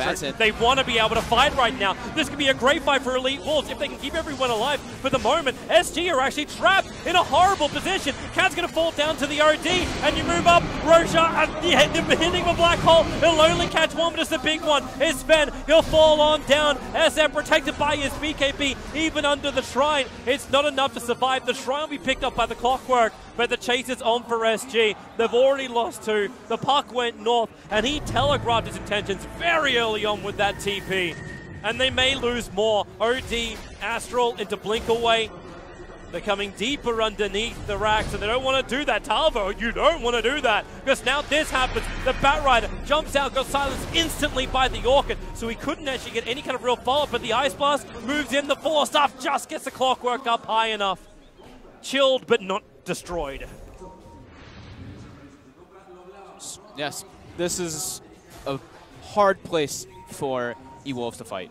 They're fighting in probably one of the smallest high ground areas that there is in the map. It's pretty much the size of Black Hole. He only hit one hero, but he hit the hero that needs to be grabbed. It was a DD, Sven, who just popped BKB, and they just wailed on him. To be honest, I thought it was going to be a horrible fight when the Clockwork cogged almost 3 of his own teammates into that camp. It did look scary for a second. It's like, what are you going to do after that point? And here comes Elite Wolves. If at first you don't succeed, blink and try again. They're going to go in. The lasso plus Dream Call. They'd love to trigger. The OD throws the ulti out. The Ursa. He will still fall, however. They're doing this while Sven is down. They try to catch SG off guard. But Talvo, BKB protected. Midnight Pulse. They're jumping in deeper. And they've got all the stuns in the world to catch out Elite Wolves. The puck wants to jump away. He's able to do so, but not far enough. Orchid, he'll have to Yule Scepter. Gets Rhythm Maldic, but the Cog's positioning is absolutely perfect. The Black Hole is committed! Holy Hannah! They are sending a message. They wanted Papita dead. Yeah, they did. And they got it. That's the Brazilian-Argentinian dispute right there, you know. Tavo is just like, boom, Black Hole. No, I can imagine the surprise fight. Like you're trying to fight when the Sven is down. Yeah. It sounds like a really cool concept if you catch somebody out of position. I mean, they did get the Ursa at least. Yeah, but it took so much to bring him down. And now you've just lost the... Oh, wait, with the cleave, with the damage, the BKB, he does so much. He's also killing himself with the Clockwork. Not enough to get the kill. And then the push down. OD wants to fight more. The Clockwork Cogs actually isolating out Leo style. And SF with a double damage rune gets the Orchid off. In fact, it is the full crit amplification onto Leo. Down he goes. And SG now with Roshan available can take it. They don't have their Ursa Warrior, but it may not matter. Ursa's going to be up in 10. Sven ult is on cooldown. I think that should be go time for SG. They shouldn't really worry too much around the pit with Ursa and Shadow Fiend. But I could see, you know, you don't really think about God Strength maybe so much, but I think they can just go into the pit and they shouldn't be too concerned. Yep, they're just in. Yeah. Butterfly on Shadow Fiend. They have slots open for it. They're going to go super fast. But the A ult's coming. Batrider's in position as well. And if they can time this right, they can cause problems for SG. Ice Blast reveals, here comes your Blink Lasso, and the damage, the Storm Ball, but Rubik in the neighborhood. Cat steals the Storm Ball, gets a double stun. He's created space right now, and this man will pay the ultimate price, the iron price. Flame Break, you might be able to push one of them out, but the Firefly, well, Roshan, you can bash up the Ursa a little bit. Even BKB, they go back in again. Everything still belongs to SG. The kill on Roshan, the kill on Singer, and the Aegis Immortal into the hands of the Shadow Fiend. Woo. Yeah, this is... Not for the want of trying. No, definitely not. They tried to go back in, though, with Sven with God Strength down. They got a lasso and everything, but he just got chain stun, disabled, doesn't have the damage when he's like that either. Well, SG now can push down the lane. Pushing down mid. The line's already been drawn from the Ursa. They rotate in through the top lane. That's where they want to pressure. Ursa's got Aghanims online now too, so he can break the lasso. That'll be pretty nice for him. Or break the Dream Coil stun. He can BKB, run out of the thing, and just pop in Rage and break the Dream Coil stun. Well, there's your jump forward. Nice little start from the OD, beating into the Clockwork. Those orbs, they hit so hard. So Clockwork is down. There goes your big... Nice line control that you get from the Cogs. Fortification. Is there something? Yeah, it is there. He's got 24 int stolen as well on OD now. Gotta be careful. Eclipse is up if he wants to pop it.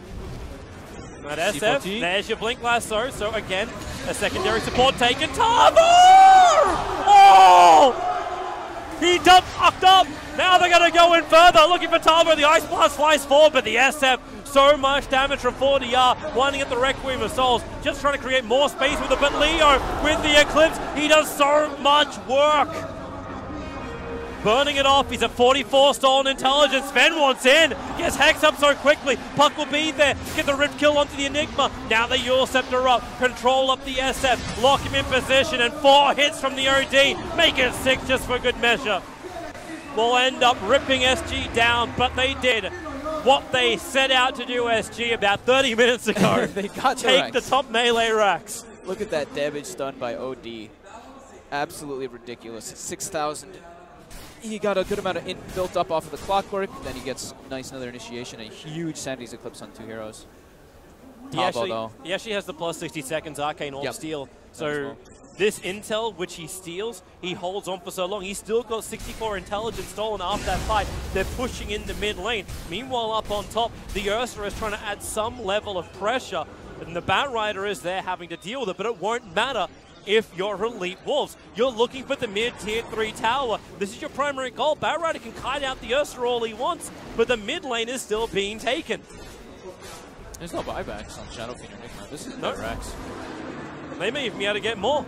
In fact, I almost just want to say screw the top lane. Abyssal Blade can come out, and maybe with the BKB he can find the kill. Ice Blast, Lasso, control him up and keep him out of the fight. He does actually have BTs available, but it's too dangerous for him to use to go back to base. They're going in. They're actually rushing it. They're going for the tier 4 towers. Still no SF for 20 seconds. This is bullshit right now. Elite Wolves actually want to keep forcing it in. The Ursa is a non-factor. The buyback's there from the Rubik, but OD at 76 stolen intelligence, but all that smarts still isn't enough. Maybe it will be. They buy back on the OD. There's no clockwork. Sven's been in this BKB. Talbot, no ulti available for him. Will he actually fall? He will. He's gone for 90 seconds. Out for the count. But SF in the field. He should damage. The Ursa has finally returned home. The prodigal son is back. There's no black hole. They're going to go for the committal.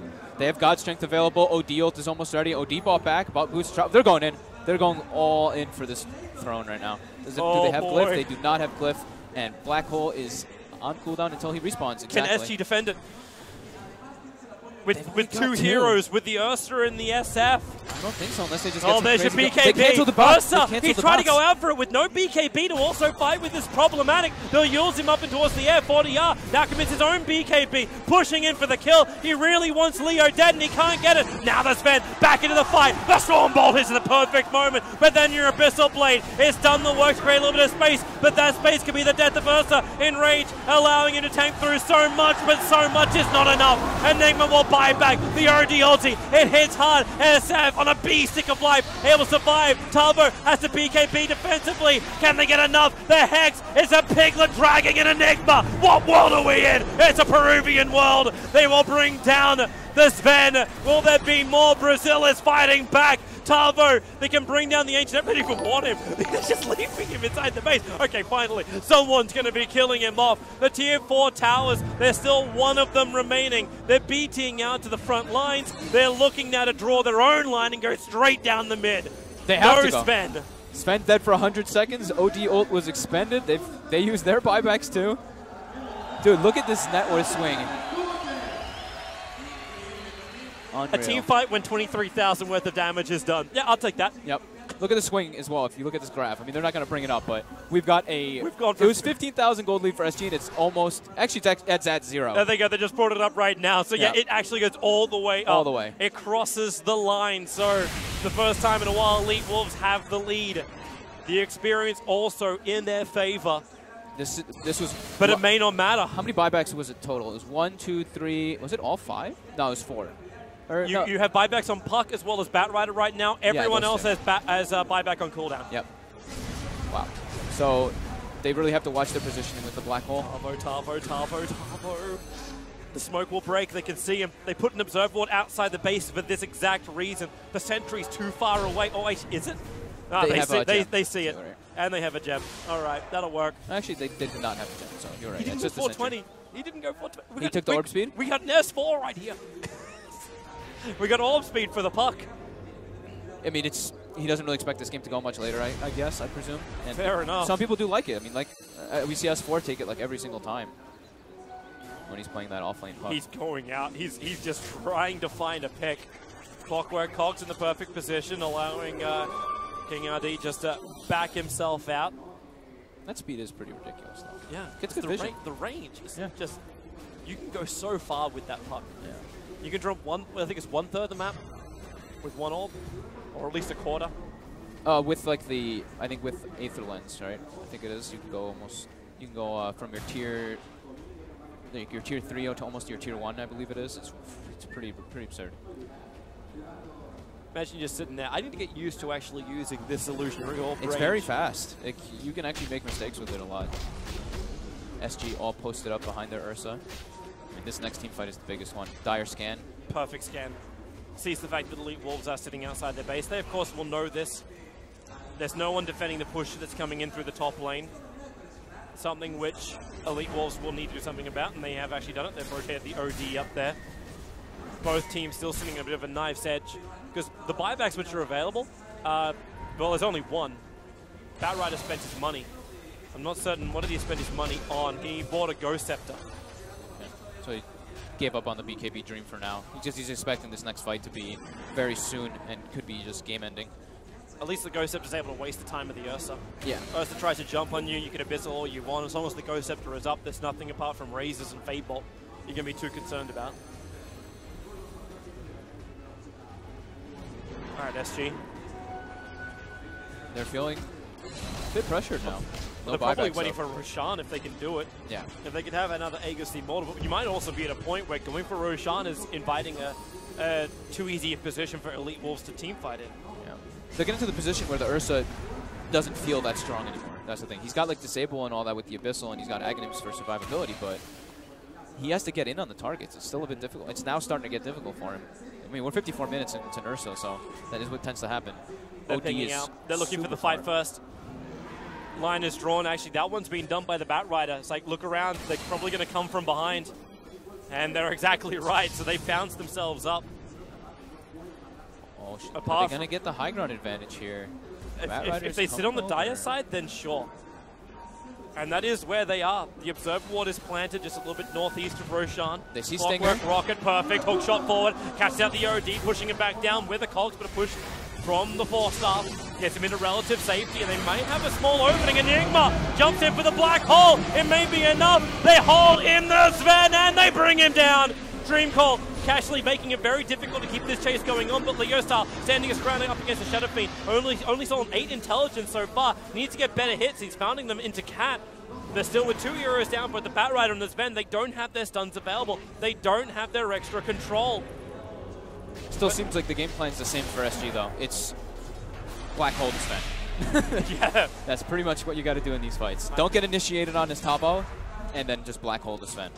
So that's pretty much perfect what King RD did. And that's what we were talking about earlier, is they want to be able to get those type of scenarios happen naturally. They don't want just Tabo to blink in and Black Hole. They need it to happen through some type of counter initiation or they're forcing secondary. up to try and stop the puck range on his orb. Reaching, Razors are close. But they cannot keep up with this puck. No, definitely not. But they have the Aegis Immortal now. She's also in hand, so she's into the hands of the Ursa. They gave the Aegis Immortal to Tavo, of all people. So I'm waiting for the bait blink.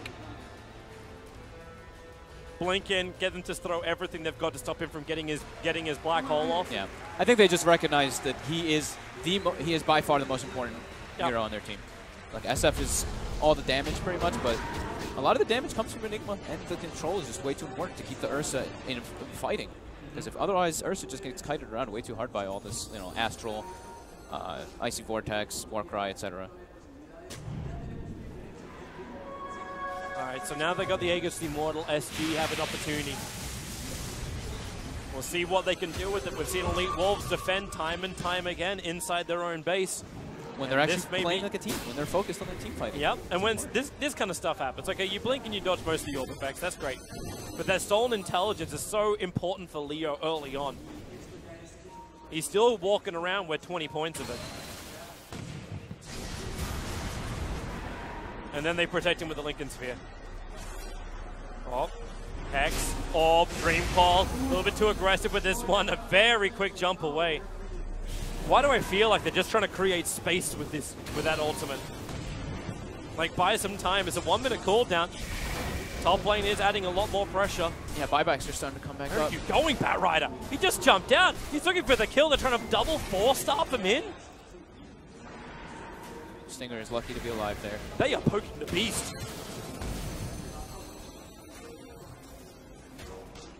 But the pressure is still on. Blink Lasso is available. Firefly is not. But he'll have his 4-star hook shot in, and now King RD making issues. The Black Hole, it got the OD. OD instant buyback, so Black Hole is down, and they jump out. They're looking for the lasso. Don't really find the proper target, but with all that intelligence stolen, now Leo goes back to work again, wanting to kill off the Clockwork, able to find it. They need the big ones. You've only got a Ruby and a Clockwork so far. You need to bring down the Ursa. Is this going to happen once more, where SG are incapable of penetrating the defense? They forced another buyback. So Enigma uses Black Hole, somebody uses buyback. So now the refresher is definitely looking very juicy for Tavo. He's got it next on the list, of course. They need it. When you're one-man Black Holing, you need it. Yeah. Ursa's actually dead and has no buyback for another, 10 seconds. I was going to say. Might be another reason too SF is poking in the bottom lane. You got your conversions pushing, but once again, Elite Wolves look to pressure down the mid lane. They have all 5 players up.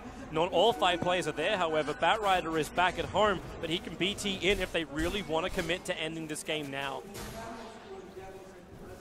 You know there's no Black Hole, unless the Enigma's going to... Actually, he just bought a refresher up. He's got it now, yeah. He sold his Midas, right? Yeah. I would assume so. Okay, cool. So but he's got... The confidence of Tavo as well. Like, I'm not even going to use it at the very start. Like, I'm going to let my Black Hole tick off cooldown. Yeah. So he actually has the double next time. It's going to make a very good push for SG when they're up. In 35 seconds, they go straight down mid. Yeah, I think that they can. There's no OD. You just Black Hole the OD in the next engagement, and then refresh, and look for the next Sven. Should be pretty... Still got like a minute and 3/4. Yeah. For Aegis. Oh yeah, he still has it. That's a good point. Yeah. So Sven... We didn't really get to talk about the Sven, but he went for he went for Desolator when they were going for that end game push that they tried to do. So now he's actually a little bit weird in a weird position because he wanted the Deso because they were trying to end the game, but now it's like he doesn't even have it in his inventory. He's just like. Well, I suppose in team fights he switches out the Mask of Madness. Takes too much damage if he turns that on during the middle of the fight. Yeah, that's -5 armor. Yeah. He's been like kind of switching it out, like not really though, from what I've been seeing at least. But it's definitely like an awkward pickup. He's going for the next item, Bloodthorn, to deal with that evasion from the Shadow Fiend. That'll be a good. Well, here comes the push once more from SG. You look for the initiation. Tavo is the man we should probably be keeping our eyes on.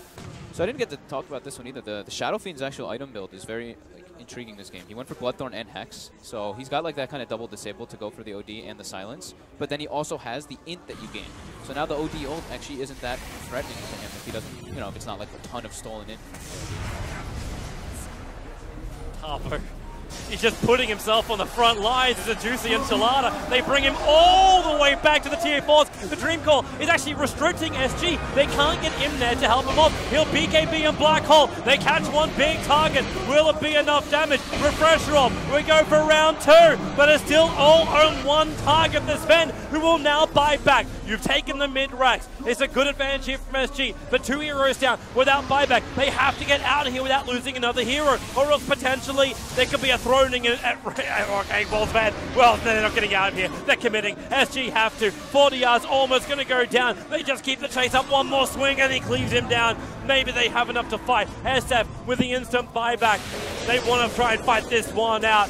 Batrider will fall. Double buybacks. Okay, they ending this one. SF just keeping the front lines. There's not enough souls in 40 yard to really pose that much of a threat just yet. You can have gems all over the deck, but while Sven is up, while they're regenerating them up, SG are going to end with just these 3.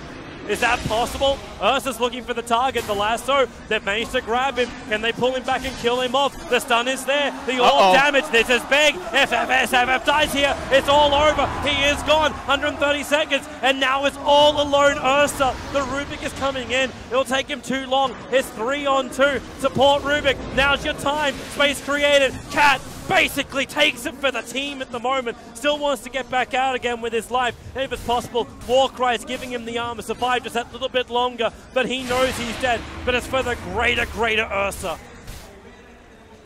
Did he backpack Blink? I've seen him do it already, I think, twice this game. He's putting his Blink in his backpack and using it every time he's getting hit. I don't think that time he actually got hit, but I've seen him do it at least twice this game already. But yeah, Cat giving up his life. That was a crazy series of events by Shadow Fiend, putting himself in such a precarious position.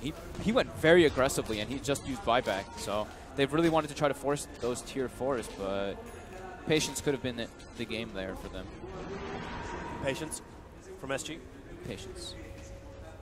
Well... Oh, yes! I haven't got a chance to see AA level 25 yet. Oh, is it going to happen? He's got the 4 charges. Yeah, he's got 4 cold feet charges. Hell yeah. Who needs the Chilling Touch bonus damage on this event when he's already got that much damage, huh?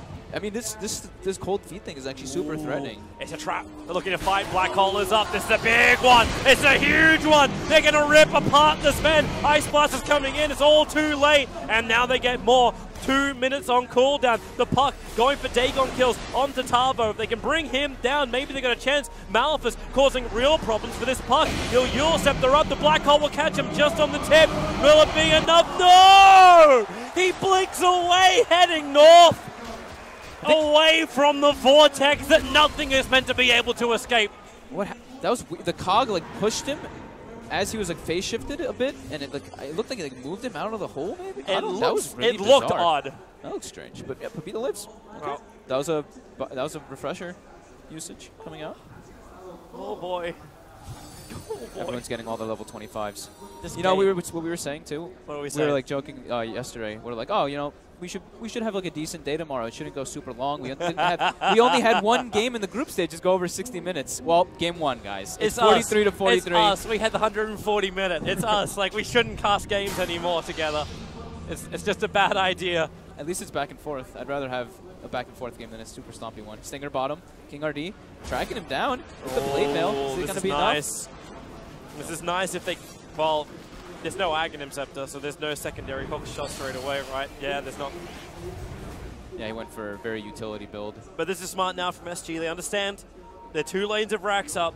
If they can break this bottom and they can get Megas, it's not impossible. They know there's no buybacks buybacks, too. They know that the Sven and the OD still do not have it. Yeah, Puck's the only one who currently has a buyback, and that's not just because of 420, because he doesn't have it. Yeah, now the 420 GPM may have kicked in a bit. Yeah, but it would have been nice if he had it. He's got his Dagon already. He's got Dagon 4 finished anyway. He's got a good amount of farm. Yeah, he has that he's that. found even without the 420 GPM. I think he would have gotten maybe about 4,000 more gold or so, maybe a little bit higher, maybe about 5,000 so far. Tavo looks like he wants this. Like, you're going to go in for Roshan at the moment. As, okay. Enigma's going to move around. Oh, they're coming in. They're all coming in. Observers and sentries are being deep-watered as quickly as they possibly can. The illusionary orb will scout. The fact that Roshan has been started. Batrider, one of the greatest heroes, are playing around Roshan for both vision. Plus, if you stick around, sticky napalm is a real issue for turning yourself out of the pit. And the observer would, woo! Hello. Just some harassment. Making the most of the obs ward while it still exists. Yep. And it's gone. Yeah. Well, they have the gem on the clockwork. So there's no way you should keep that up. All right, here we go. Smoke, since Roche is up. Smoke on They smoke both action. smoked. Batrider, Firefly up. Well, Clockwork looking for a hookshot target. They actually get the lasso. It's going to be over on the side. It's going to be the ribbing with a black hole. Tavo, actually going over space-time as well as elevation. Able to catch out too. Got the refresh roll available. He can look for the secondary one, and that's the man he wants. It's Usman bringing him down. Too many heroes gone, and they haven't done enough damage here, Elite Wolves. It may be the moment for SG to end this battle. Finally, or will it be? Puck, elusive to say the least. Ancient Apparition will buy back. He can at least keep the creep wave on top lane at bay for the moment. But that's going to be all he can do. Silence Dagon, jump away, back to the Radiant side. Hello, back over to King RD. Pepita's actually doing so much work right now. Well, it's the only thing he can do. He's got to keep him low enough that they're going to maybe think twice about going in. You still have Roshan available. They still didn't do it. He'll snag the Invis rune. He is just running elusive. Gem a true side, however. Where's that orb away? There's your quick rift. Get away from Tavo. No black hole committer this time around. Because he doesn't have one. Doesn't have one. Yeah, these fights are just so hard for E-Wolves to actually take. Like, Batrider gets like he jumped in, he gets a decent lasso on Rubik, but Rubik actually lifted the Ancient, and the Ancient dropped, stunned the OD when he blinked in, and then he got black holed afterwards. And then the Sven got black holed. So that was like a pretty unfortunate scenario for E-Wolves, but the the places to take fights for their heroes versus Enigma is just too hard. And that was the concern that we had when you picked Sven. You know, just playing versus Enigma, when you third pick a Sven is super difficult. Yeah. Oh boy. Tavo's been putting in work though. Yeah. The only like situation where the E-Wolves kind of came back into the game was when he self-canceled his black hole and when he went over-aggressive with his black hole and didn't get like a good pick-off. That's pretty much the whole kind of comeback that E-Wolves have had. So they have to make sure that Tavo makes mistakes pretty much in order to win these next couple team fights. How do you force him into mistakes? We already saw the puck trying to bait him to use a black hole. Like, They have to catch him is really the issue, the biggest issue. SG seems to always get the fight started. We talked about E-Wolves having like that double initiation with the Bat Rider and the puck, while SG has the Enigma and the Clockwork. But it seems like they can't. It's really hard for them to find this Enigma in the backlines with this Ursa frontlining. Yep. Like ideally, and that's the big thing, right? Like it's the two strengths. Yep. It's the Clockwork and the Ursa saying you have to start on me, no matter what happens. And there's no way to get good vision around the back unless the Bat Rider goes on a big loop-de-loop. But with a vision game the way it is, it's very difficult. Here comes SG. In through the bottom, the lasso, that's what they needed. Ice Blast will be able to connect the Stormbolt as well. They'll bring him down. He could not use cheese. And this is the moment. This is the day, Elite Wolves. They want to all forward, find the target. King RD, hook shots back at the creep. We have a three-man coil. Oh, that's huge. They need more, however. A buyback from the Enigma. BTing in. Run away if you can, Elite Wolves. They'll lose their Bat Rider with no buyback on him. If he doesn't have his lasso, he's not as important, but still. He's their big initiation. They used coil as well. Now Tavo's like, I don't even need the cheese. They can't engage on me. Yep. So side lanes are going to push in naturally, and this is going to be SG looking to go for the high ground here. No Bat Rider, Sven, God Strength expended. They use pretty much everything there except for OD ulti. Oh, they're storm bolting again with the Rift. There's more harassment. Dagon dropping the Ursa down a half line. Forced after wait. Gets him out of range of the Ice Blast, and now a full jump in. Abyssal Blade. It was not the lasso. It may as well have been. It was the telekinesis grab in from Cat. It was able to find that ancient apparition. Where's your vortexes? Where's your cold feet? Keep the chain going. Keep the Ursa controlled. That's exactly what he's doing. The OD Eclipse burning off a little bit of mana, but more importantly, triggering the Aegis Immortal from the Ursa. They're jumping in through the back. The Bat Rider's back up again. The black hole is perfect from Tavo. He caught the Sven as well as the puck. And now your second one gets the OD. There's nothing they can do about it. They'll actually end up losing both of the Initiator and the big strength of Sven, but Leo is up. The Orbs, the Force Staff doesn't disjoint that. The Ursa will fall. The Ice Blast a little bit off target, but this puck, 420 or not, he is doing work. So much damage, Leo, so much smarts. 64 stolen intelligence. They hold one fraction of their racks. That fraction being 1/6. That's all that's left. I think we are kind of seeing, though, why teams are first two banning Tavo's Enigma. Yeah. They first two picked it. They don't. E-Wolves doesn't have like the best draft to deal with. I mean, not really anything to deal with that BKB black hole, and he's landing exactly on the targets he needs to. It's not these super flashy like 4-man ultis, but he got a 2-man ult with the Sven included and the puck, and then he gets the OD. So he got all 3 cores in 2 black holes, which is, I mean, absolutely perfect. Exactly what you want if you're an SG fan. Elite Wolves have been putting up one hell of a fight, but for the first time in a while, that advantage which Elite Wolves were building, they had almost a 9,000 experience advantage, has been brought back down to about 2K, still in favor of Elite Wolves, but everyone's hitting 25 now. Yeah, everyone's cracked 25. This will start to flatline, but it's also the goal graph. It's only just sitting really in favor of SG, and I'm saying only just. Everyone's still got their critical items on both sides. That's why these fights are just so back and forth. Everything will just be more icing on the cake. Speaking of that, do we have... No, he's not even considering the Ag... Well, he is considering it. I'm looking for the Aghanims onto the AA. I think that's the last big thing for the team fight for Elite Wolves. I've just had the score tab open for a while. I'm just glancing around. I'm just like, oh wait, my God. Kotaro has died 16 times in this game on Sven. Really? Dude, 16. Wow. That's a lot. He has the most deaths on his team as the carry. I mean, Bat Rider's actually behind him at 15. They've been putting a lot of pressure on him, and that's, again, I'll beat it to death, but it's a, third pick Sven into an Enigma. It's a hard game for him to play, and it's showing it. I mean, 16 deaths on him, 15 on the Bat. There's also the game of the Bat Rider and the Clockwork. It's the Initiators dying as well. Clockwork 14 deaths, Bat Rider 15. Well, group up from SG. No Roshan for the moment. He's still in that cooldown timer. So there's no Aegis, there's no cheese, everything has been expended, but the refresher orb over on Ursa. So double breaks, double enrage. That is a lot for the Ursa to work with. Double BKBs. Double Abyssal Blade. That's a lot of lockdown that comes out from the Ursa. There's a lot of sustainability from the Ursa, but at the same time, unless he gets it on the OD, that sustainability actually works in favor of Leo. Because what's he going to do? He's going to sit there orb attacking him and stealing his intelligence. Yeah. Make for a very dumb bear, and once you're that dumb, you're probably not going to know which way to face. So I think this is, this is a really good item build, though. He's got pretty much like the perfect items. Yeah.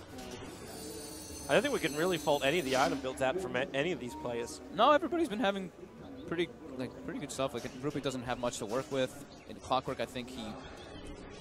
I like the Blade Mail pickup. I like the Force Staff. I like the Ghost Scepter. The Pipe was the only one that was a little weird, but at the same time, too, you look at Evolve's last draft, and what we talked about earlier, they're highly magical, and they were having trouble breaking the high ground. So he probably was like, okay, Pipe will help us break the high ground, and then it didn't really do that much. But yeah, all the items have been well utilized, except for the Deso on the Sven. That was probably the only one. But you know why he wanted it. Yeah, you can't fault him. It was right at the time. And if this series does actually go this long, I got a funny feeling our lower bracket matches are being played either back of the hotel rooms or as an early start for tomorrow. Because this is just game one, and we've cracked 74 minutes almost. Topi, we're actually cursed. But now that we said something... I don't know cursed, man. I love these games. Like, this game is even better than the one we actually cast, which was Vega versus Empire. Because this game is just, like, back and forward. It's not just one team defending against, like, Megas and saying, oh, we can't win this. Hey, it's you actually say that. Both teams having an ability to win this series. Win this game. You say that, though. However, there is only one Range Rax left. If that Range Rax dies, then it might be Elite Wolves battling against Megas for quite a while. That is very, very true, and we may actually have the balls against the wall kind of thing. I just keep bringing up the buyback thing, and I'm just like, all right, yep, everybody on Radiant's got buyback again now, so it's going to be SG getting an Aegis to cheese, rinse, repeat. Enigma and Rubik are still holding on to, Enigma, sorry, and Batrider are holding on to their buyback timers. Yeah. They need another 2 minutes. Did you actually finish the Lotus Orb? It's the Lotus Orb on the Rubik. Okay. I thought for a moment he was going to go for Ether Lens because he went for the telekinesis grab distance as well. Or land distance, yeah. Land distance, so it's like a huge throw that the Rubik is able to achieve. Yeah, I thought he'd go for a couple different items. I thought maybe like the Ghost Scepter as well to help versus this OD piece small thing. The Lotus Orb is great. Remove those hexes is super important. And that Bloodthorn is up now for this Ven. So now we've got Amplification to be applied to a target. I'm not certain which one he's going to be looking for though. Unless he's like, let's just pop a support. Oh, Lincoln Sphere will trigger. He'll draw himself away. Then quick blink. He's still got Yule Scepter and everything else available. Impossible. And they know, way, hello. Whoa. That hook shot's going to connect. Go Scepter. Run. This Batrider and Puck are really just, they continuously poke. And here's your orb attacks. Quick 4-staff away. But OD's okay with this. You hit him a couple of times, you steal a little bit of intelligence, it just preps for later on. Last 2 minutes or 140 seconds, I believe, so... Yeah, it's really damn good. I kind of like on my reference laptop, I'm going to just keep that up. I just want to see how much intelligence the OD has at all times. Like, he's got his Scythe Device, he's got his Shiva's card, he's got the stats that come in from the Lincoln Sphere, everything amplifies him up, so he's sitting at 91 plus 113 at the moment. You did mention the SF having less trouble with that, but he's still only, like, even with his, like, intel item, he's still sitting at 66 plus 70. Yeah, he's at 136 versus 200, so he's taking, roughly 700 damage from the OD, but that's not that crazy. Yeah. But if the intel starts building up, then you've got problems. There's also a Moonshot on the OD, that attack speed, quite nice for Leo. Yeah. They got Moonshots on both the SF as well as the OD. Batrider on the run. Ursa and Sven do not have their Moonshots. Oh, they're looking for the target. SF pushing forward. The hook shot not far enough forward. So they know it's on cooldown for the moment. Quick imprisonment. Just find the SF for Clockwork. Rotating it around the side. The Observer Ward sees him coming. If they want to trap him, they're able to... Oh, here we go again. They're actually going to hold him in position. Clockwork will end up falling. And they're looking for more. A quick 4-star forward. They're looking for another kill.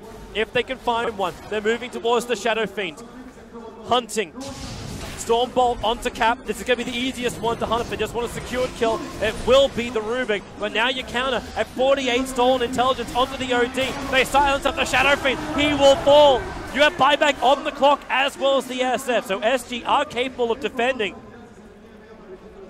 52 int though. That's going to be problematic for even when they respawn if they take a fight. He's sitting at 250 now. That's a lot more damage. Yes. Now we're getting into the one-shot territories onto some of these other squishy heroes. Well, a squishy, I say. The 2,000 HP heroes. Rubik gets hit by the level 3 Eclipse. Okay, well, that's done. I mean, Ursa has 3,600 HP, but he's going to be taking like 1,800 damage from that OD ult right now if he gets dropped from this int. Yeah. Oh, they want him. They really, really want him. Ursa starts his TP. They're actually going to be able to get their first rush of the game now on E-Wolves. Really? Yep, looks like they're doing it. It's about to die. I wonder what they're able to achieve with an Aegis and Cheese. Do they even have slots for it anymore at this point? I guess the Bat Rider does, but they need one on They're giving up the Halberd. They're putting both of it onto the... Okay, no, he's got to give Cheese... Yeah, he gave Cheese over towards the Bat Rider and gives up his Halberd for the Aegis Immortal. In a way, I can understand that. At the same time, I think his Disarm does a good job against the Ursa Warrior. Yeah, I mean, he'll have it for the secondary life, right? He'll just swap it in. So. Just depends if he wants to jump in, trigger God Strength, and really commit. For now, they push in through the mid. They'll move themselves towards the top lane, so there's at least your Warcry being committed. Ice Blast, it's in deep into the fountain. They realize that no one is there. I'm certain why it went that deep. But they chilled onto the Ursa Warrior, and that's actually what they go on. He enrages, breaks free. Hex now out on top of Clockwork, and a huge ulti! Tava hits the hole, and round 2! But no! They move away too fast! The Malphite stun is enough to trigger up the Aegis Immortal onto the Sven. The Ursa controlled up by the Dream Call. They can't get into that fight. Defensive imprisonment, however, isolates him. The Yule Scepter cancelling off the Black Hole. OD able to self-imprison himself, but the Cogs push him back, putting him into harm's way. And once again, Elite Wolves will stop the retreat. The Ursa Warrior is TP'd into the base. Was he? He canceled it. Yeah, he was TP'ing in, but that was a little bit over-aggressive. Yeah. There's 4 people up. If he died there, at least he had buyback, but I think he would have forced a buyback from the OD and then Stolen Intelligence kicks back in again. Let's just get their lanes pushed out. SG's still looking very good in this right now. Black Hole is on cooldown. I actually find it hilarious. Like, if OD steals enough intelligence from the Enigma, he cannot do his combination. Yeah, if he hits him a good amount of times. How much? Like, it's 1,800, and you still got to commit 375 plus the 375 for the refresher. That's a lot of mana to burn through to then get a secondary Black Hole off. He needs to get hit a lot, Toby. Does he? to drop him down that far? It's 900, right? Or it's 1,000 something-ish. I'm not doing a perfect math right now. It's like 1,100-ish. He needs to get 700 mana burn. Here they come. Range Drax on the bottom. Hookshot's going to come forward. Ice Blast is only going to get the chill effect onto that SF. But they have to fortify to protect. Now the OD imprisonment used by Cat onto the Sven, so they couldn't initiate forward. Both of them will snap the Dream Coil, allowing Puck to get in through the rear, but Abyssal Blade plus the Orchid able to hold him in position. They're going for a bigger one. Clockwork will fall. No buyback from him. You did buy back onto the Puck. They need a bigger opening. They need to find something. And what do they get? They get the lasso. They found the Ursa. Pull him back in and kill off the Fuzzy Wuzzy. Stormbolt holds him in position. He's still very, very tanky. Has Refresher Orb if he wants to use it. Jumping in deeper. They just keep the run going. They're right on top of him. Flame Break pulling back under the Firefly with the Dagon. Ursa will fall. Buyback is available for him.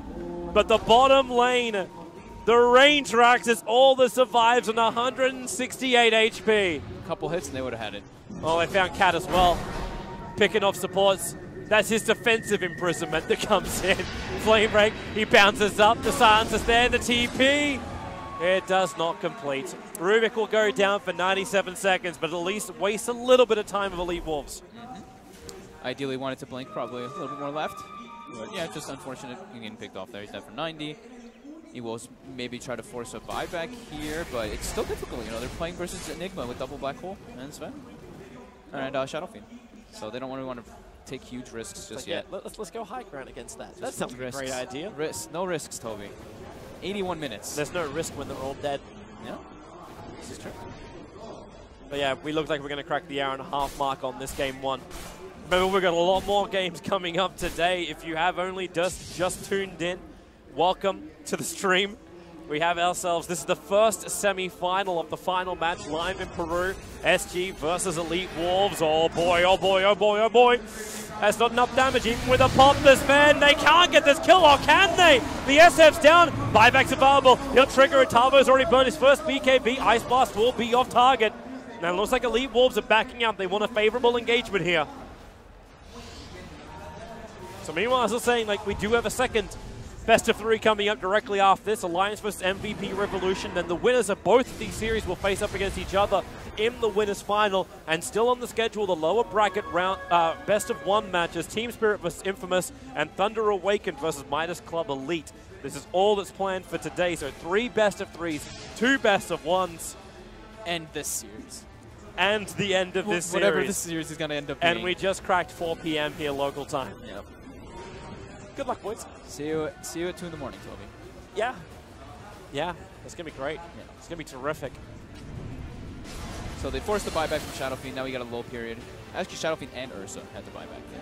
So that's a pretty big hit on SG. If they're able to bring down pretty much either of those, they can actually probably look to close this game. I mean, OD has buyback. Sven has buyback. The key heroes on E-Wolves have it ready. Yep. He's got to get him to the front lines. OD has his BTs.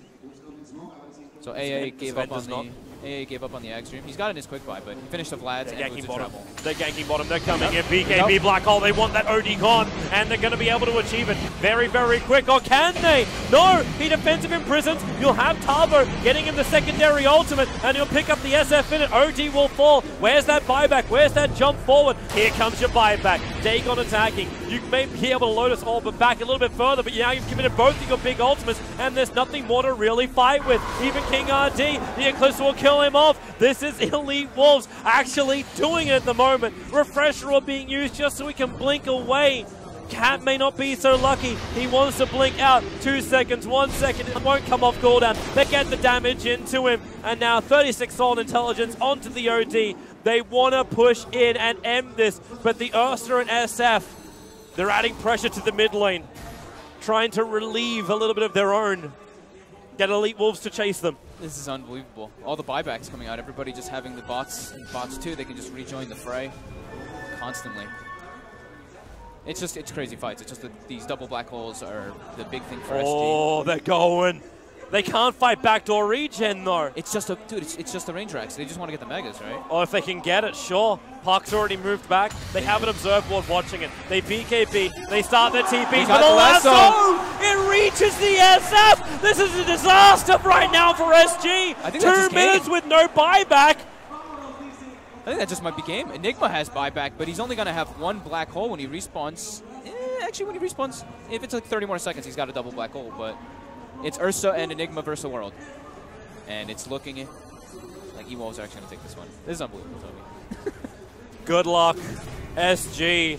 How do you defend this? You need the Enigma, but you're losing your tier 4 towers. Is this it? Is this actually the defeat? As SG held such a huge lead, only to lose it. Now Enigma caught in the Dream Call. The Fortress, it's going down. The fountain will explode. And Elite Wolves take game 1 in this best of 3 winners bracket semi-final. Wow.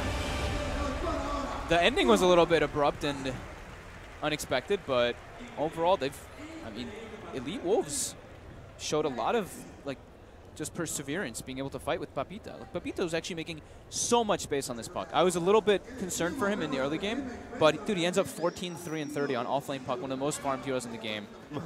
He played super well. He actually just played incredibly good.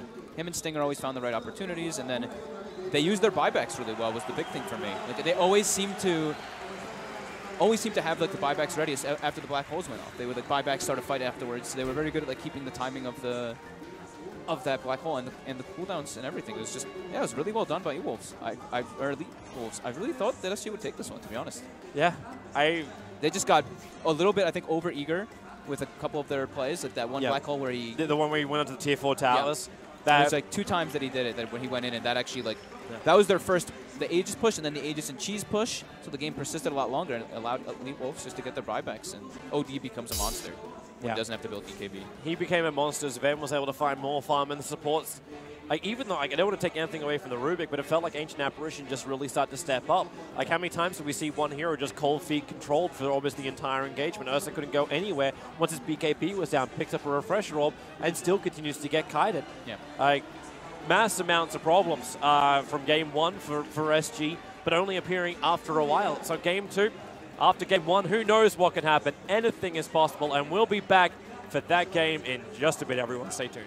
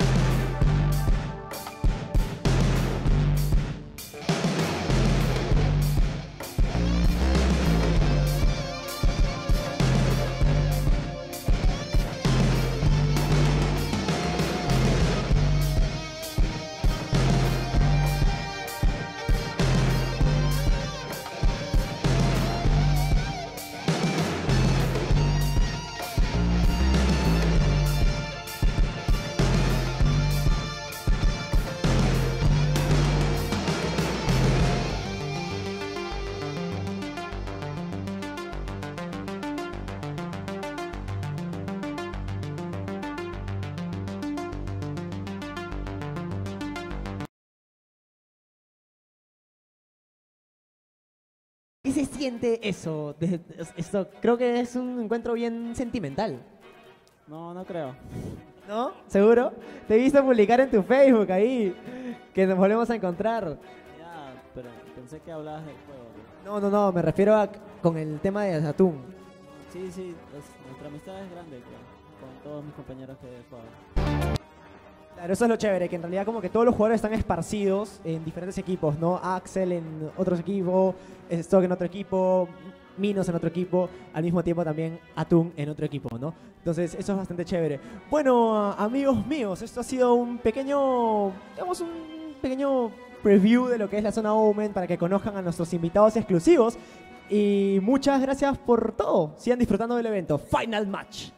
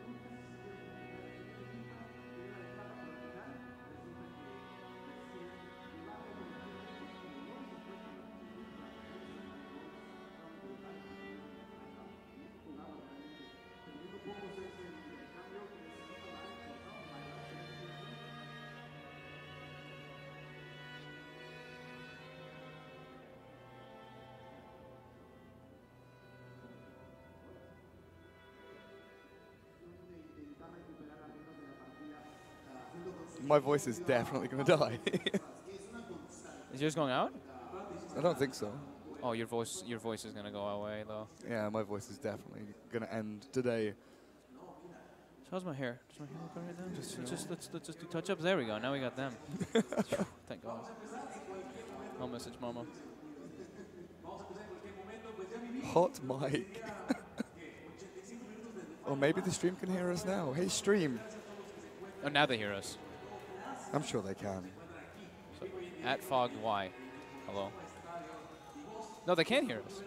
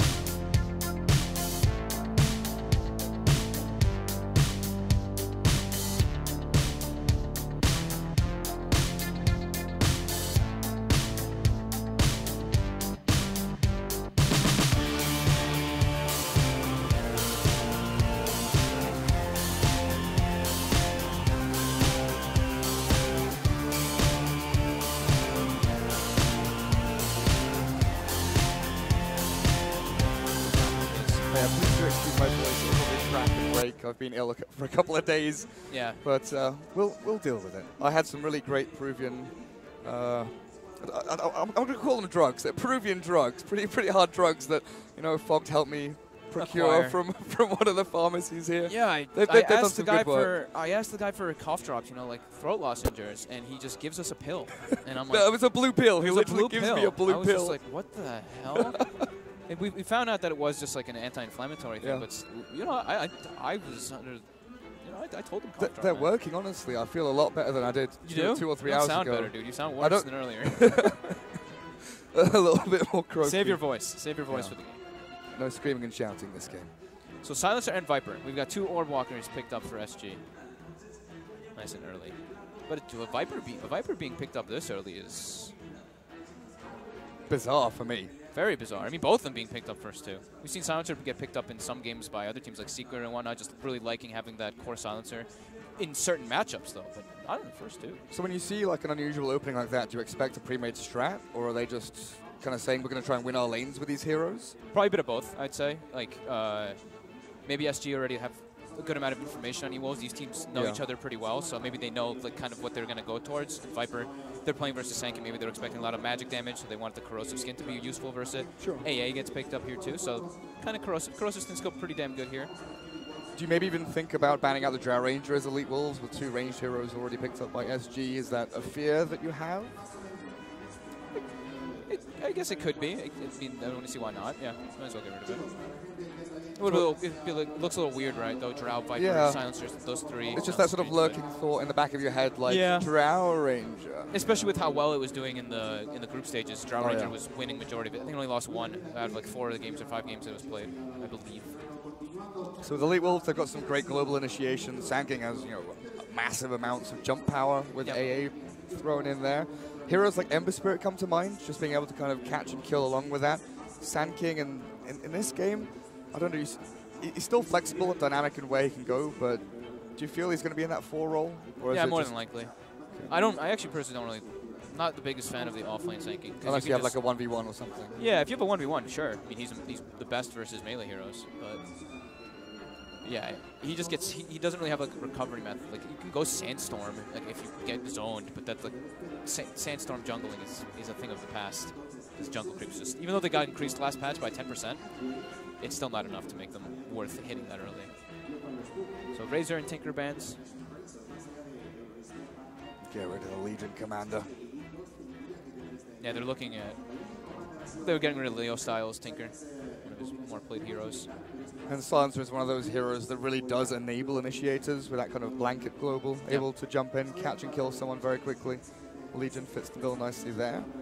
I mean, if this was any other region or maybe different teams, I'd be thinking Meepo to go along with the Silencer, but what other heroes can actually fill that role where you jump in and kill other guys? Nyx Assassin maybe to go to the offlane? Something to start the fight for sure. They do need something they just, I mean, Viper just walks up and hits buildings, so I want to see them have heroes that play around it and catch. The most important thing to have when you're playing with the Viper is catch. And they already have a Silencer, so one of the support heroes is going to have it. Ooh, there we go. Get Earth Spirit. Earth Spirit is a very good catch, good combo too. And they already have, like you mentioned, Viper, very strong laner. Viper enables Earth Spirit to just like be able to play around him very easily. Get a couple of slow hits, roll. Just smash the lane up a little bit more. Yeah. And Earth Spirit's a very good hero at kind of tracking back and making sure Sand King doesn't get too much done in the laning phase. So force the Sand King to maybe move into unusual positions. Yeah. I guess Earth Spirit's main focus will be around that mid lane with the Viper, like you said, collecting bounty runes, getting up in the face of your opponents. I'm glad Earth Spirit's coming back though. Some people don't like seeing this hero, some people really enjoy seeing it. I am one of the ones who really enjoy seeing it. It's just because like these nerfs that are coming out to some of the roaming 4s that have been hit from the last patch bring Earth Spirit back. You see Gyrax playing it in MDL recently a bunch. What were the nerfs to Earth Spirit? Was it the slow one, the rolling boulder? That's the one that's the big one. Crippled him. Yeah, it's got reduced to like point almost nothing. Yeah, it's pretty much nothing at this point. Kind of force all people. All his abilities have stayed the same though. Yeah, then it's the combination with Magnetize that's always the big strength as well, getting the multi-man stuns and silences that really can dictate how a team fight goes. Yeah, I mean, their silences already in this fight, or in the fights can look pretty damn strong for SG. So now, E-Wolves wanted another way to start the fight, but now they've revealed the roles. I mean, I think they were already pretty obvious, but now you know exactly Sand King's going to be 4, Battery or offlane. So heavy magic damage right now from Elite Wolves, no physical whatsoever. So they're gonna have to fix that in their next 2 picks. But SG, right? I mean, this is looking like a pretty glorious like hood game, pipe game. Anything along those lines. Would you think about picking that up on your Viper, or is that... Yeah, I think you can get a hood on Viper for sure. But does that mean you need someone with a bit more damage coming from your safe lane? More than likely, yeah. What else is left for these guys? I mean, they really do like their Ursa. Yeah. But they did just lose with it. And there's a good amount of kite versus it. Yeah, lane's decent against Batrider, and you know a lot of these South American teams like to pick up Slark, but against an AA Sand King, that's pretty much off the table. You never want to pick a Slark into AA Sand King. And Slark's just been in a weird place for quite a while now. He just takes way too long. Yeah. He's way too squishy, too susceptible to getting aggroed. I think they need a beefy hero, something just like to make sure that these two supports can do whatever they want. Because Silencer can stay in the lane, but Earthspirit ideally wants to be running around making plays. So a good dual laner with Silencer could be nice versus the Batrider here. A lot of the ones that are actually coming to mind for me don't really sound that great. Like I kept thinking like Weaver, like the Slark like you mentioned, but they're just not great versus Sand King and AA. But that kind of happens when you're playing with Sand King. They're just very disruptive. Yeah, he is a very annoying hero. Gets up in your face so quickly. Other heroes that they've run recently have been run in conjunction with Io. You know, your Necro, your Medusa, things like that, so that Io can sustain you and keep you alive. But Juggernauts are pretty much middle of the road, standard, safe, yeah. The Healing Ward is going to be nice for when they're going for their push, so they get that extra sustain from that, and he's just good for the lane. And he gives you that dual lane pressure, right? The Silencer Juggernaut can go for, they can get easy kills on Batrider, he can be left alone. This was one of their most picked heroes, the Juggernaut for HFN. He used to play it like actually almost all of their games. But I feel like I haven't been seeing as much Juggernaut. No, it's been like Ursa pretty much every game. A bit of troll here and there, but speaking of Ursa, Elite Wolves do go for that.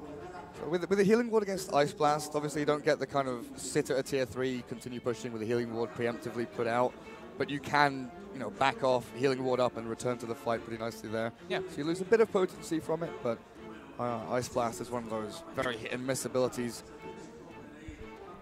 It can be annoying for you. It's the final phase though.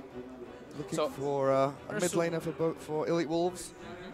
Ursa with the Batrider is nice, having that burst in the lasso. Always want to just kill somebody off there in the lasso is really important. The respect ban of the OD. I think that's a noble thing to do for sure. Leo style. It was really good. It was really damn good that game. Yeah, he was the rock for the team pretty much. He always was in the right place, and he built like pure aggression. He didn't have like any defensive items, just the Lincolns in the last game. Well, off lane for SG, we're still looking for that catch. Nyx Assassin still in the pool against Bat AA. Seems pretty nice here with the Carapace, but of course the Tarvo Enigma. I think that's appropriate. So what do they want for Leo style here? Maybe something that can scale, because you don't want to be dependent on your Ursa, but something that can lane well versus Viper. I mean, Lena scales decently, but Viper and Earthspirit have pretty good kill potential on her. Yeah. Can you hear me? Yes. Can you hear me? You hear me? You guys can hear me? We can hear you. Yes, I was though. You're gonna be able to hear me. I don't know. I love Invoker, and I always want to see him picked up. But again, it's the same kind of problem against Viper. Earthspirit. It's just going to get run at constantly. You're getting killed too easy. I was thinking the same thing for like either team. I want to see Invokers for some reason. I've just been feeling it. I like Adriano's Invoker as well. But okay, they go for the Troll. This is much safer. The lane is still not great though. Tougher Troll versus Viper. Yeah, it's pretty nasty, and it's not as though you have the ability to put Ursa mid, because it's just going to be even worse for him, it feels like. With a range advantage you have. We did say, I was saying that, the first 3 heroes for Elite Wolves were all magic damage, and then the next 2 heroes they pick are literally straight physical. Just straight physical on the next hero, and then the 5th hero, they're like, we actually lack tower push, so they get the Troll Warlord. So they actually kind of have, like, a good overall draft, but their lanes are tough still. Their lanes are definitely really hard for the Troll Warlord specifically. So once they get out of laning stage, when they get their items, they seem relatively well balanced if they can execute through there, but SG have so much early aggression. And then you look at this Nyx Assassin, how do you kill him with an AA? Do you focus the Sand King up there? I honestly think Stinger is probably going to be the linchpin hero, the player that has to do the most, especially in the early game for Elite Wolves, trying to dictate how the lanes go. But then when you're against Earthspirit, who's running around, chasing you on your tail for the first 5 minutes, just like, nope, you're not going to go mid, you're not going to go bot, you're not going to go top. Yeah. Sand King can still get a lot done. Like, Nyx Assassin Nyx Assassin should suffer quite a good amount. Look, Ursa is fine versus Nyx. Okay. You actually don't really mind too much versus the Nyx Assassin. I think the Nyx is mostly versus like the initiation, of course, for E-Wolves. Just to counter initiate and allow the Earth Spirit to start the fight. So Earth Spirit with silence with global ulti, they can actually, as long as they have good vision on SG, they can take fights. The thing is that Elite Wolves definitely has vision advantage in this game, with both being Firefly as well as the Icy Vortex from the AA. Scout out the back lines. Oh, yeah, that's true. So they've got pretty good initiation, but SG has great counter initiations with the silencer. So we'll see how the lanes play out. But so Elite Wolves kind of liking E-Wolves a bit better just for their team fight. But I think the lanes are probably better for me getting deaf. That's what that was. So the kind of catch and kill, getting the numbers advantage, E-Wolves look very, very good. Yes. I mean, they hit all the markers, right? When you're looking at a draft, you're like, okay, we want team fight. AA Sanking, they've got it. They want Roshan potential. Ursa Troll, got it. They want physical damage. Ursa Troll. Building pushing, Troll. They kind of, they've kind of got all of it going on. However, they're playing versus a Viper who can snowball out of control, and he can be super good. That's the one thing, is when you're playing versus a Viper, you don't want your two big cores to suffer versus a Viper. You want someone who doesn't really care that their Viper stung or whatever, like getting slowed down. However, they have Troll and Ursa, so that's what I'm like, I don't know. I'm a little bit torn in this one, for which team actually has just a straight out draft. Already King RD out on the map. Everyone smoked up from SG. Are you hearing music?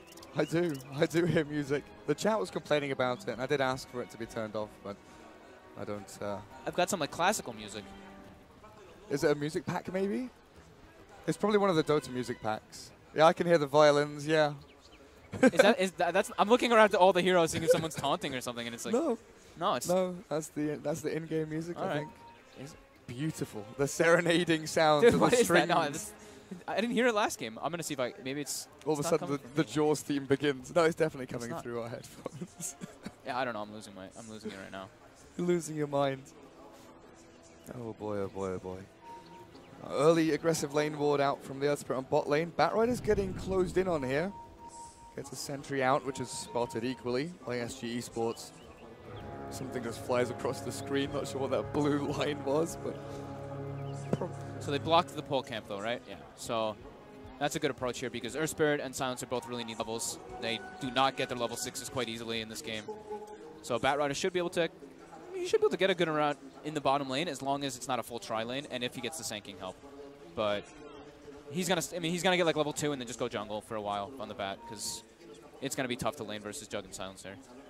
At level 1, oh, he's got Nether Toxin first on Viper. I was going to ask, how does Troll do level 1? You know, last hitting creeps, controlling the wave, but Adriano goes for the Nether Toxin to get the last advantage over as Tavo loses half of his HP. Like you said, this Ursa and AA already dishing out a ton of damage, but he drags his creep wave across. But now Stinger's in spot.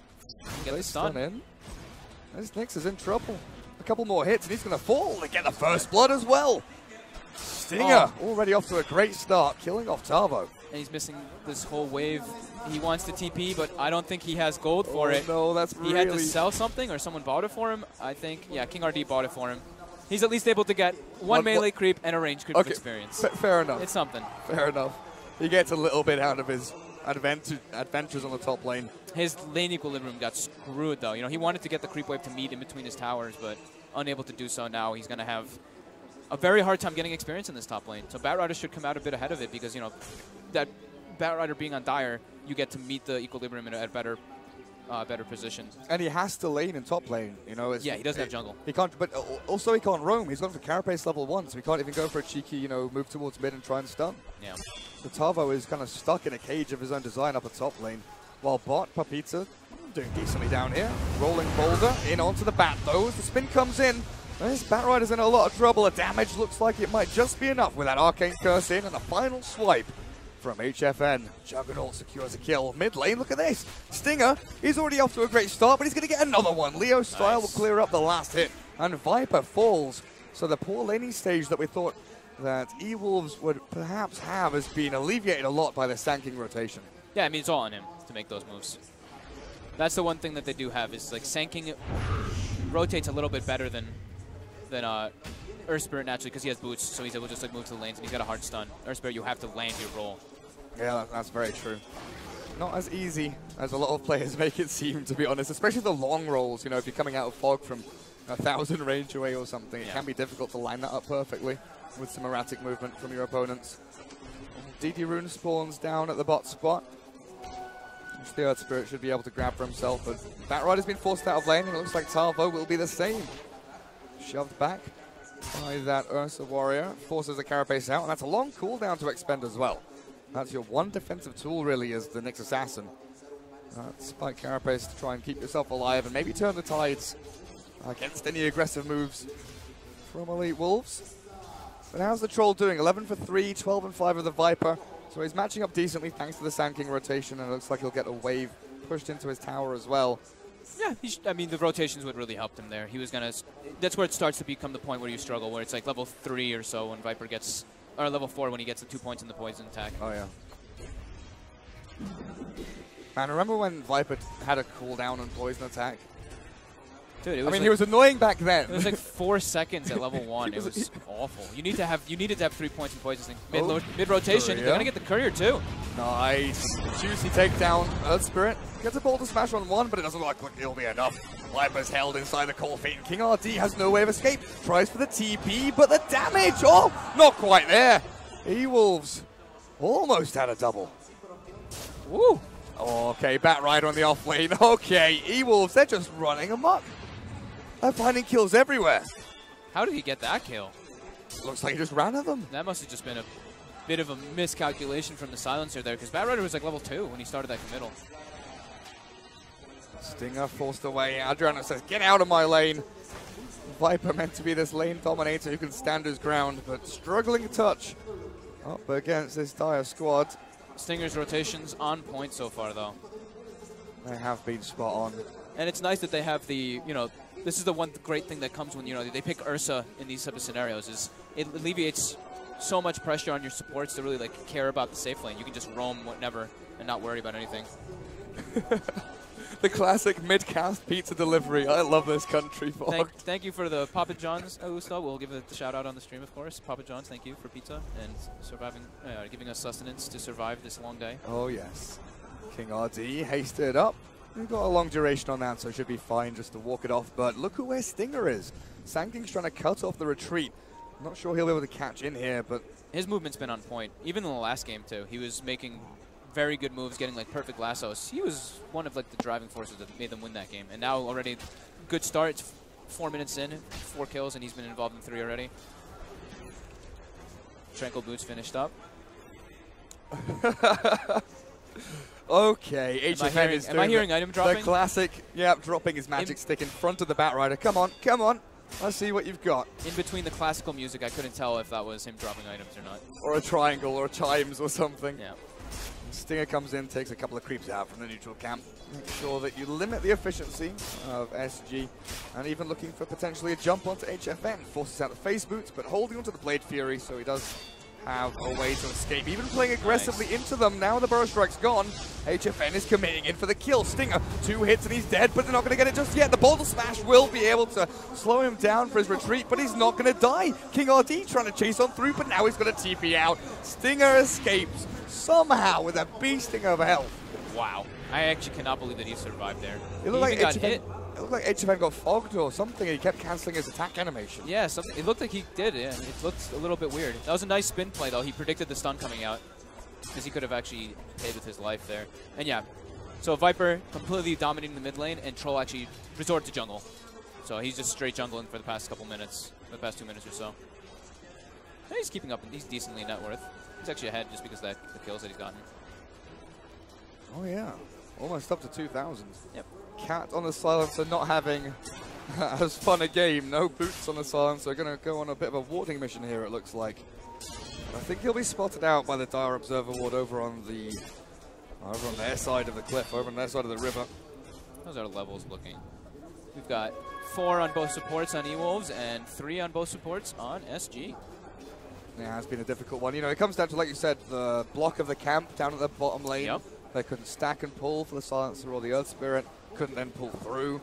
small little things add up. They didn't have like the first move of the rotations either. Like ideally you want the Earth Spirit to move, especially when you're laning with the Viper, but it was the Sand King who made the first move. They killed the Courier as well. Oh yeah. So every single first strike has gone the way of the Dire team in this game. Yeah. And it's Ursa just 1v1ing up against the next Assassin, so this frees up his supports, and even bottom lane, they look for the Batrider. In with a spin, Papita not going to get phased by anything though, turns back to fight King RD, but the Omni Slash is there from HFN. Stinger, do you want in? I don't think so. 3 heroes down here for the Radiant team. He's like, come on. No, did you see? Dude, he stopped moving his jug and he did the jug taunt right in front of his dead body. Or he spins the blade. Yeah. No, he did the bow. Oh, he had the bow one. He like bowed down to him. That was actually pretty sick. I didn't even know that one existed, actually. Not me neither. What is that taunt? Well, taunt for death and honor. Yeah, he bows down to him. Cool. That's pretty sick. The great thing about having Troll and Ursa on your team is they're able to dip back into the jungle a little bit, give some of your supports a bit of experience. The AA sitting mid trying to get 6. Prime example of that. Yep. Viper is almost catching up with the Troll, because Troll is just straight jungling for about 4 minutes now. But Troll's pretty efficient because he went Iron Talon, so at least he recognized exactly what he needed to do in this game. Top lane, Kataro, the roll is off the mark. He's trying to get a turn, but he can't. Yeah, good enrage from the Ursa, straight after the Boulder Smash. Yeah. And even if they'd landed the roll, difficult kill to finish off. Tabo's about to be 6 on this next Assassin. That's going to be a bit problematic if they can make good rotations. He doesn't really have a good partner, but if he can like sit behind a tower and wait for a TP. Bottom lane, Stinger. In trouble again. Oh, actually gets brought down by the spin. The aggressive Burrow Strike. He tried to get in there with some Caustic Finale hits on the creeps as well. He did a lot of damage to HFN to start things off. You see what HFN just did there too? That was nice. He walked back in range of the tower to make sure his healing ward didn't get killed there. He like kept walking into the tower instead of... Plays mid lane. Adriano. Oh, good Boulder Smash. King RD keeps his Viper alive for the strike to turn back. Batrider wants in, but the sticky napalm won't be able to slow the Viper enough to garner themselves any further damage, but the Silencer puts himself too far forward, caught by the Stinger stun. Not finished off though because of this Earth Spirit. In with the damage as well. Boulder Smash through. And Ursa Warrior turns back to fight. Do find a kill on the Silencer, but it's traded off for the Sand King, and it looks like both teams will try and retreat. What Troll? He's in deep!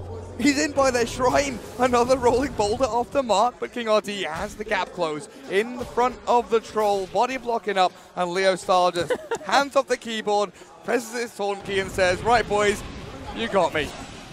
Took a while. Took him a moment. They got him. Those are big kills. The Ursa ended up living though, right? Yeah, Ursa lived, but Stinger died. And the Troll on a killing spree died.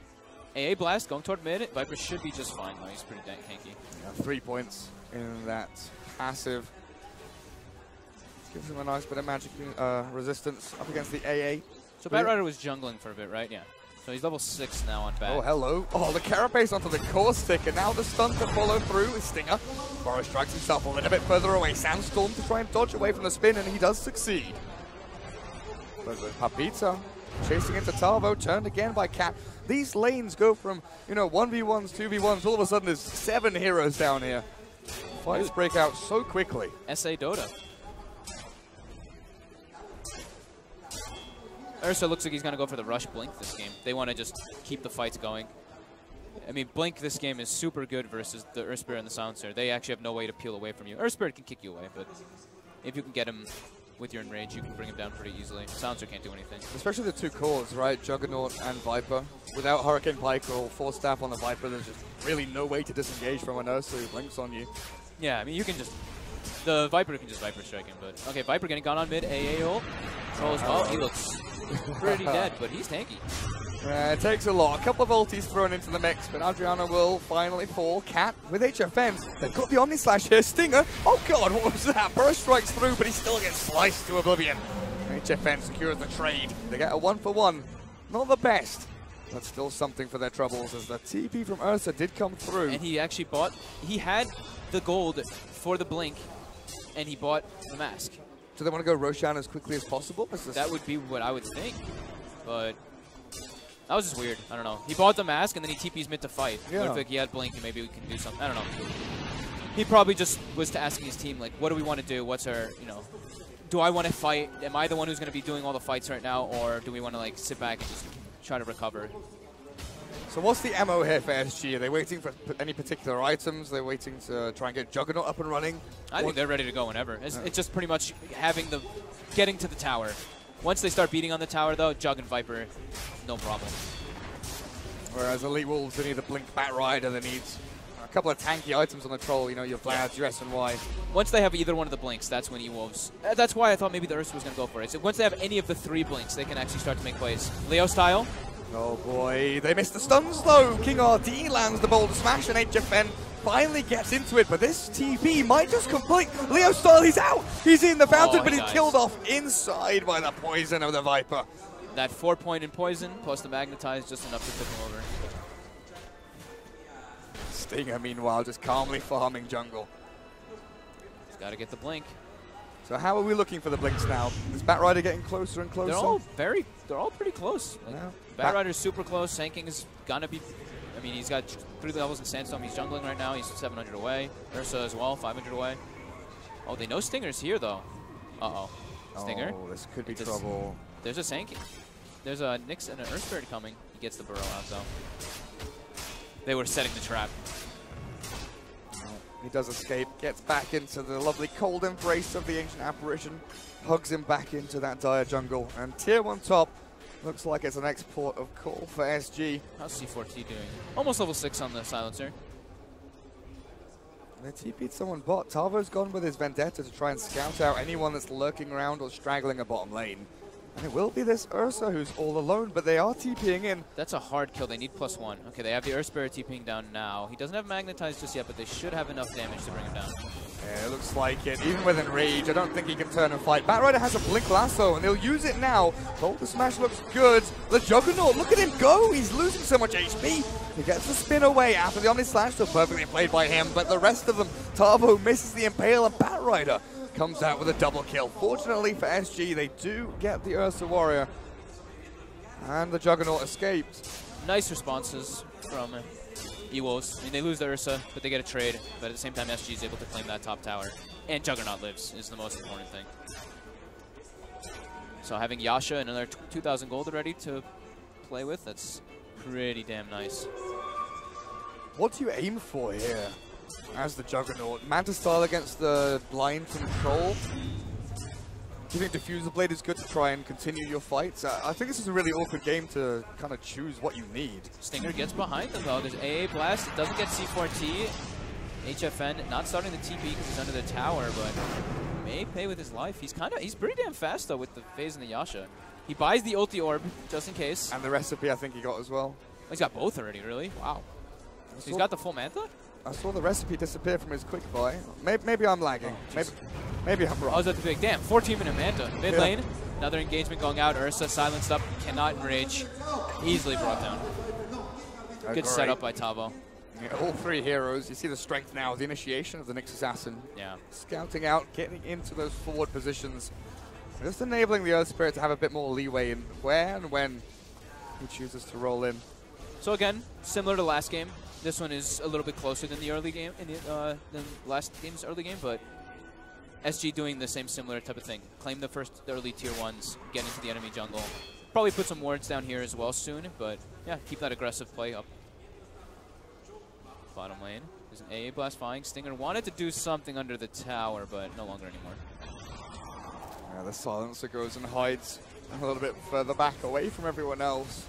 So they've got Blink on Bat. Sand King must be close as Sand well, King's right? very close. 170 away. Ursa must have his, yeah. Ursa has his. And he's got a Midas in his quick buy too. What do you think of that? Try not to fall off. Pretty much all it is. Just try and keep your net worth up. Yeah, you know, Ursa stops being as strong around like the 50 or 45-ish minute mark. He just gets kited. You need too many items. You don't have any slots. Mid lane, King RD gets found up by the lasso. Nice clean pickoff from Papita. Does this open up Roshan for them now? Earth Spirit's dead for 25 seconds. If they can move in fast enough, could potentially consider it, but they've spotted out Nyx and Juggernaut with their nice Star Observer Water. Stinger, oh, he just TP's out. There's no stuns, nothing to cancel. Makes his way back into the fountain. Oh, that curse could have been close. SG are all scouted out on this top lane. Both the Juggernaut and Nyx Assassin with that Dar Observer Ward, seeing both of them move around. Ursa goes in and plays aggressively, knowing that there aren't too many people behind them. But Earth Spirit's TPing to the shrine and moving on towards this top lane. Yeah, they want to play around this super farm Juggernaut, level 12 now, with the Manta style finished up. So yeah, I think the Manta Diffusal build is just like the staple now for the most part on Jugs. Do you consider a Blink this game, or like a Shadow Blade, something to kind of on the Jug? Yeah, to get in the back lines? The Blink Manta Diffusal Blade is like the best. It's absolutely the best. Like Blink onto the AA or someone like that. But especially when you're playing with Silencer on your team. You want to be just jumping in, getting the fights going. So yeah, Blink Dagger after the Diffusal and the Manta sounds pretty damn good to me. Well, the triple Blink threat is ready for E-Wolves. The Sand King's just picked up his. They've got all 3 now, okay. Time to buy a smoke. Time to go and make some action happen. But before that happens, you've got to make sure all your lanes are pushed out. Top lane on the tier 2. Mid lane moving into tier 2 as well. Something that SG have done an impeccable job about. 5 people on SG all coordinating toward that top lane. Who are they aiming for? Should be an objective here. They can probably clean this tower if the Viper just posts up on it with Jug. Troll. They already have good vision advantage. Troll is stuck down bot. They even signal that people are going to be farming around that dire ancient camp. Ursa's down there. Bat Rider's farming in Radiant jungle. At least Leo Style's getting a trade with the Troll. Getting that tier 1 bottom. Giving them a little bit more access to the enemy jungle, but it's 18 minutes, you know. Losing that tier 1 doesn't really mean too much anymore for SG. Stinger keeps the creep wave off the tower mid so they can't transition as easily in for another objective, but there's the global silence on top of the lasso, so no further initiation comes out of E-Wolves. Papita has to run away and a good force step. King RT, he's actually got himself away. The epicenter looks good onto Cat, but the Sun's job is done. He's fine with his trade if they can get some more out of it, and they will. Ursa tries to join the fight, looking for Tavo, gets him, but HFN, oh, he's ready, he goes in with the Omni Slash, damages down Kataro now. Oh god, oh, nice force. Gets up on the high ground. Troll, he's got the damage, finishes him off, and Leo Style, what is this, a 1v1, 8 people dead, TP's out and does survive. What a fight, a 4-for-4 trade with 2 cores left standing. Yeah, let's see what happened actually. Yeah, the fight recap comes up. No, that was a nice defensive force staff used by the Viper. He forced down his Earth Spirit and kind of forced the fight into like a weird spot for them to take, and he ends up like living the entire time on the Viper in the backlines, just throwing forward poison things. He dies at the end, but the damage was done. He got so many attacks off, slowing everybody down. Ursa gets kited and finished off. So it's a great fight for SG. So it was good trade for both teams, but I have no idea what I'm saying. I'm sorry. I had something in my ear. I couldn't even think for a moment. Me neither, my dude. Me neither. Yeah. There's the S and Y for the troll wall. Yeah, sorry guys. We have somebody in our ear yelling and talking. Okay. And I think we're good now. Blink Lasso on bot lane. Head up with the Ice Blast, but it's not even needed. Like you said, that Blink Lasso Ursa burst damage is ridiculously strong when paired together. We used to see a lot of those. The kind of combo picked off the bat with just any hero that can bring someone down during the lasso. They have eyes on C4T as well. This looks like it should be a nice, clean, easy pickoff. Definitely. Easy peasy. Down goes the silencer. And the Radiant scan, well, it tells them what they already know. 5 heroes from E-Wolves all crowded around looking for the tier 1 mid. Oh, Adriano has vision of them. Don't think he saw him Kotaro going to the Roche pit though. Leo Style looks to be the one that they're targeting in the mid lane. He's in trouble. He's dead. Oh yeah, that diffuser blade purges him up, slows him down with a stun coming through. Ice Blast looks big though, lands off the Talvo, and Ursa, where is he? Still in the Roshan pit. Stinger has no mana left. He gets a Sandstorm off barely, but Adriano, he blinks away from the poison sting. Now Ursa turns to fight, but E-Wolves, you have messed up royally here. SG Esports catch 1, turn it into 3, and Roshan is a cherry on top. Ooh. That's one of those situations where you bite off more than you can chew. They wanted to push the mid lane, but they also wanted to do Roche. They wanted to have like 2 things happening, but they expended too many resources there. They had to commit for just 1 if they wanted to. I think it was still kind of hard for them to actually go for the Roche. It felt like they wanted to maybe bait a fight mid with a troll and counter-initiate, but Ursa was just like, no, I'm Roshing. I am in here. I'm trying to take the Aegis. 100%. Nyx Assassin has gone for the Blink Dagger this game, looking for that You know, Blink, Carapace into the Firefly, the ability to jump into the backlines and potentially look for the AA. Quite often, you know, we've kind of used to see the Midas on the Nyx Assassin, but I guess that's more of a 4-roll thing where you're a support Nyx and you get the hand of Midas. Blink Dagger as an initiation tool this game seems very strong. If you want the Midas, I think you can get it after the Blink. Like, okay. You'll get to that point eventually, and your job as a Nyx Assassin is just run around and give info. Stinger TP's out bottom from the Viper, just fine. Another Manta style for them. Hurricane Pike. Oh my goodness. Earth Spirit has a Blink Dagger as well already. Where did that come from? And a gem, dude. He's rich. I didn't even realize that he's higher net worth than is that Nyx his Assassin. Is that his gem? That is his gem he too. Bought it. Dude, he's super rich. Where's King all RD. Where This is is King RD things, man. This guy's always farmed in all their games. Manipulating space and time to get inordinate amounts of money out of nowhere. He's Great. had pretty good rotations and everything too. He's 2, 3, and 9, part of 11 of their kills.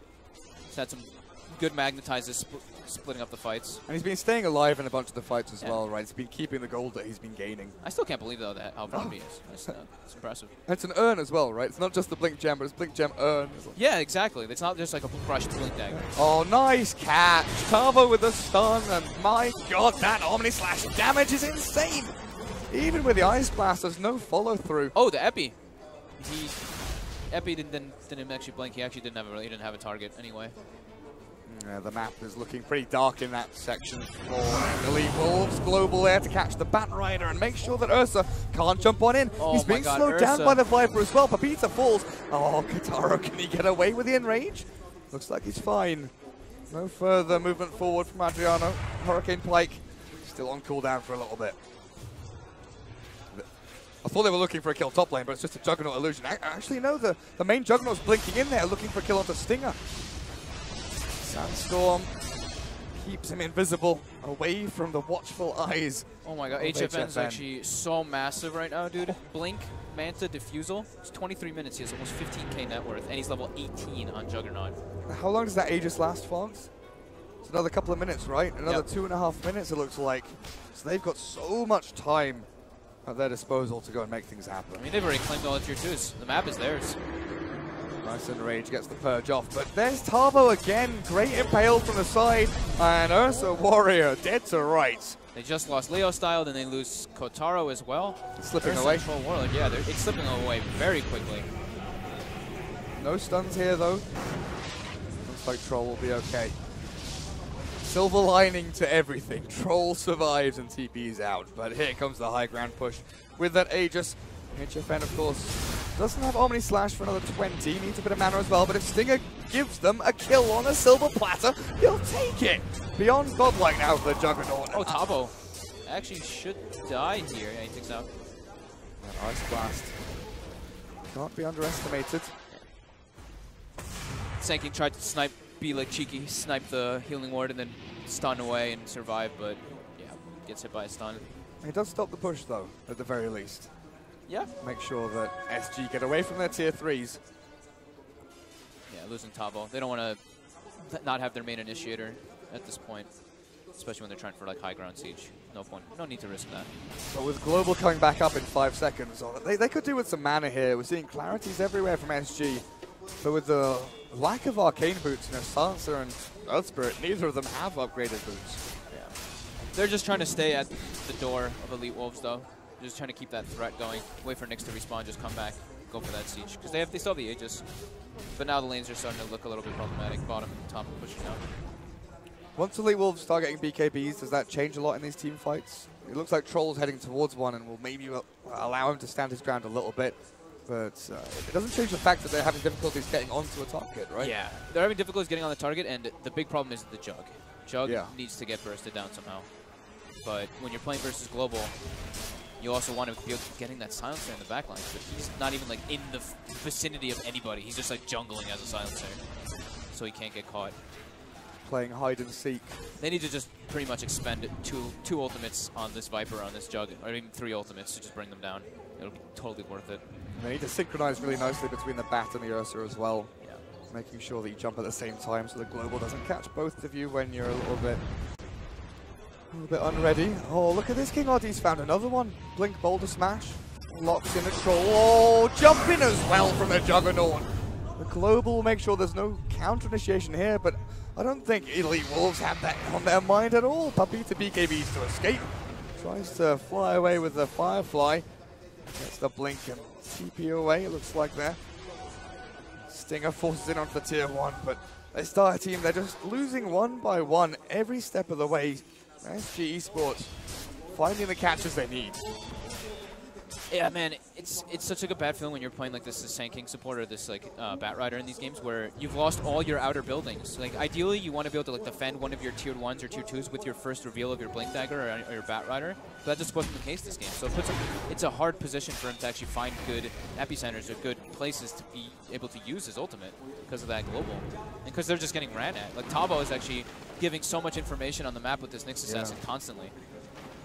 I guess with Epicenter, one of the things you like to look for is defending a tier 1 or a tier 2. Yeah. But by the time he had his blink, he had no tier 1s remaining and couldn't make any of those kind of, fog, hide in the tree, blink Epicenter plays. Yep. Now it comes down to basically them smoking and playing aggressively or waiting for SG to roll up to their high ground. What is this Ursa up to? Hiding in the trees to TP away. Yeah, he got Arcane Curse, couldn't blink for a bit.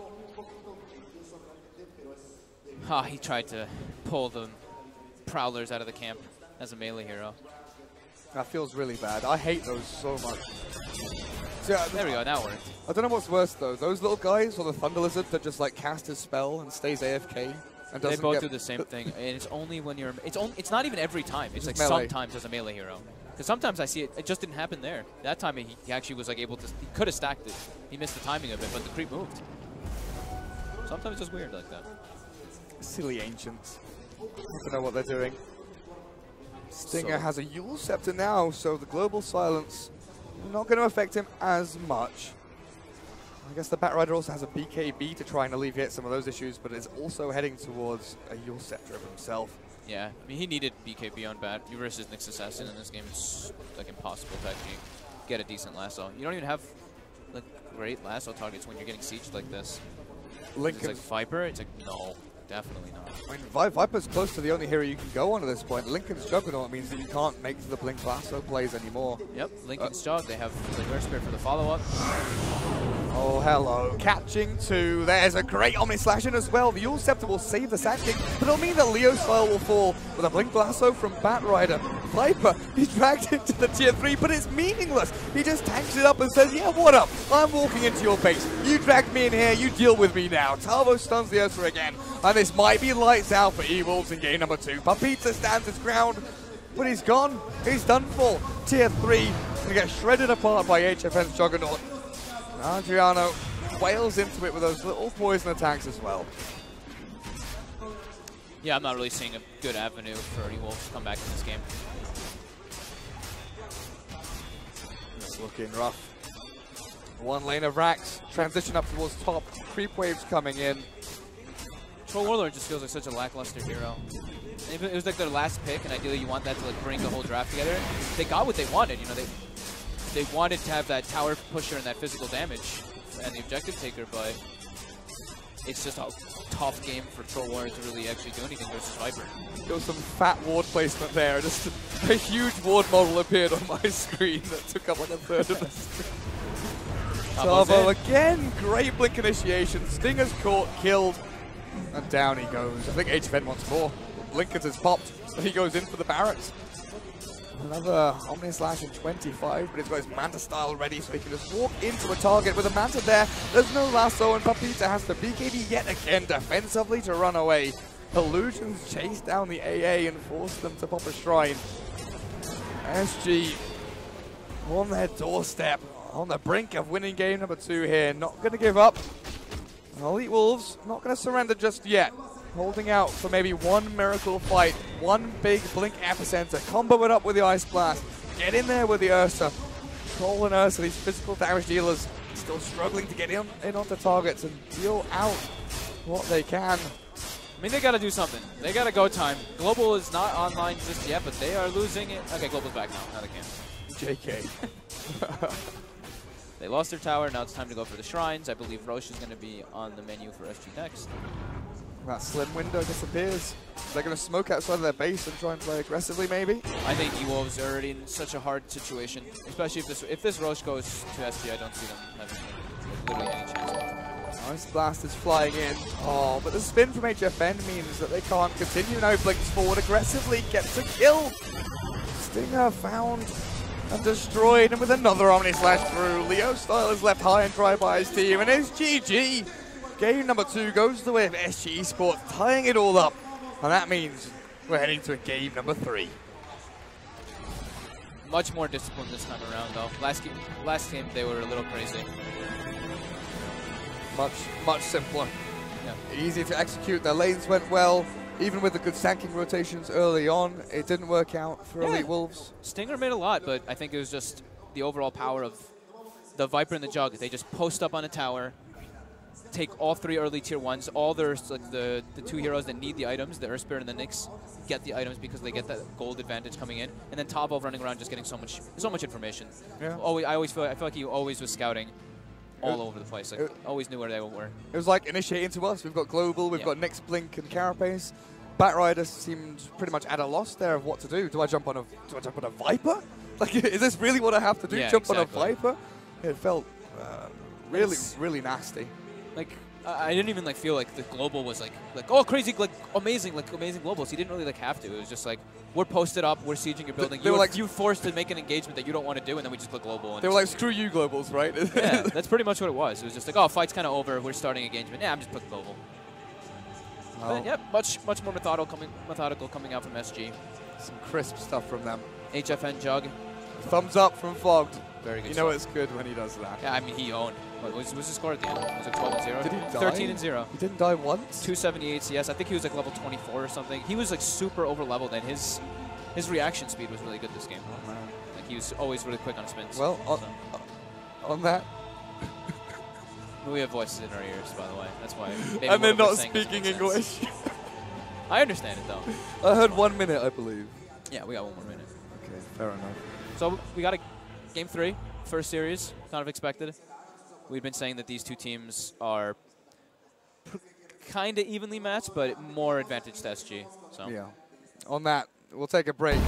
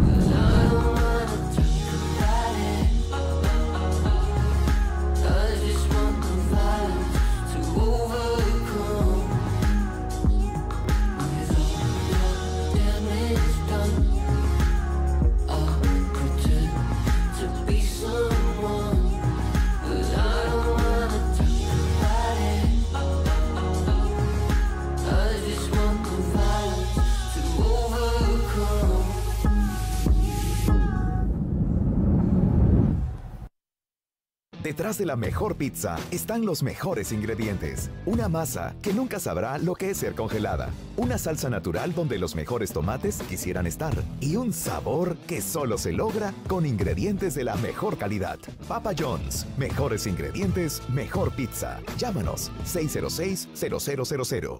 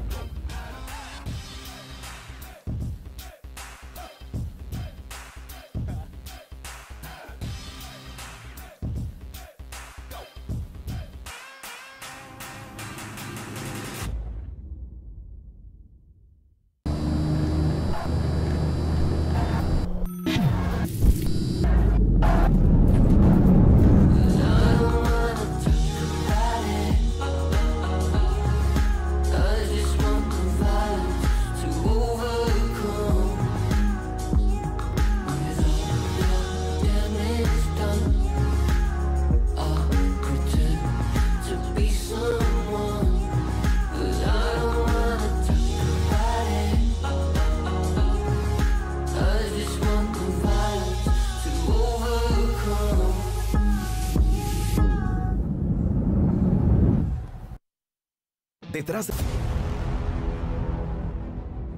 Gracias por tu tiempo. Primero, por favor, preséntate para los chicos que están en Final Match. Bueno, mi nombre es Leonardo Cifuentes, más conocido como Leo Style. Eres uno de los mejores mid del Perú. Muchos dicen que nadie te gana en medio. Hoy en día tienes muchos de los mejores medios en the Final Match. ¿Qué esperas al jugar contra ellos?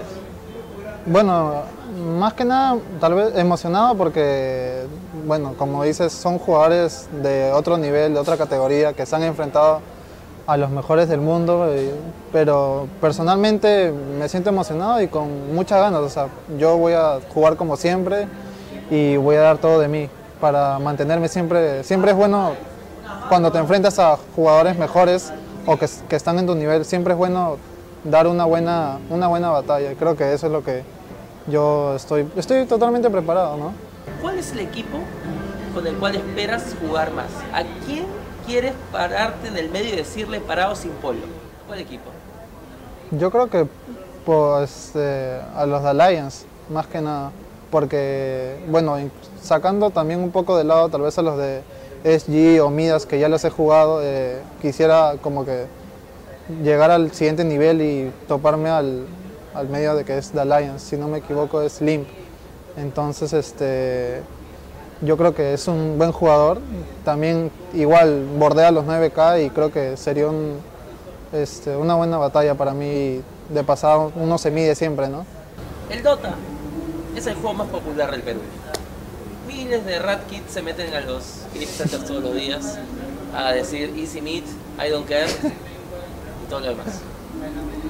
¿Cómo crees tú que va a estar visto el Dota de acá en 3 años, por ejemplo? Yo creo que... ¿Cómo crees que va a estar?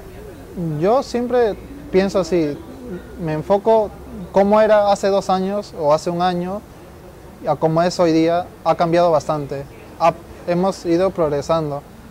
Si bien es cierto, hay ámbitos en el cual Perú no tiene la mejor fama, pero siempre hay el apoyo por parte de no sé, el público, los jugadores. Siempre hay equipos peruanos en torneos internacionales que dan batalla, como vemos también Infamous, es un ejemplo claro, ¿no? Yo creo que de acá a 2 o 3 años el país de Perú con respecto al ámbito del Dota 2 va a estar mucho más compenetrado que ahora. O sea, va a haber más clasificaciones, vamos a ver más equipos en torneos mundiales, como es el International, tal vez una Major, como lo demostró SG, en una época también un No.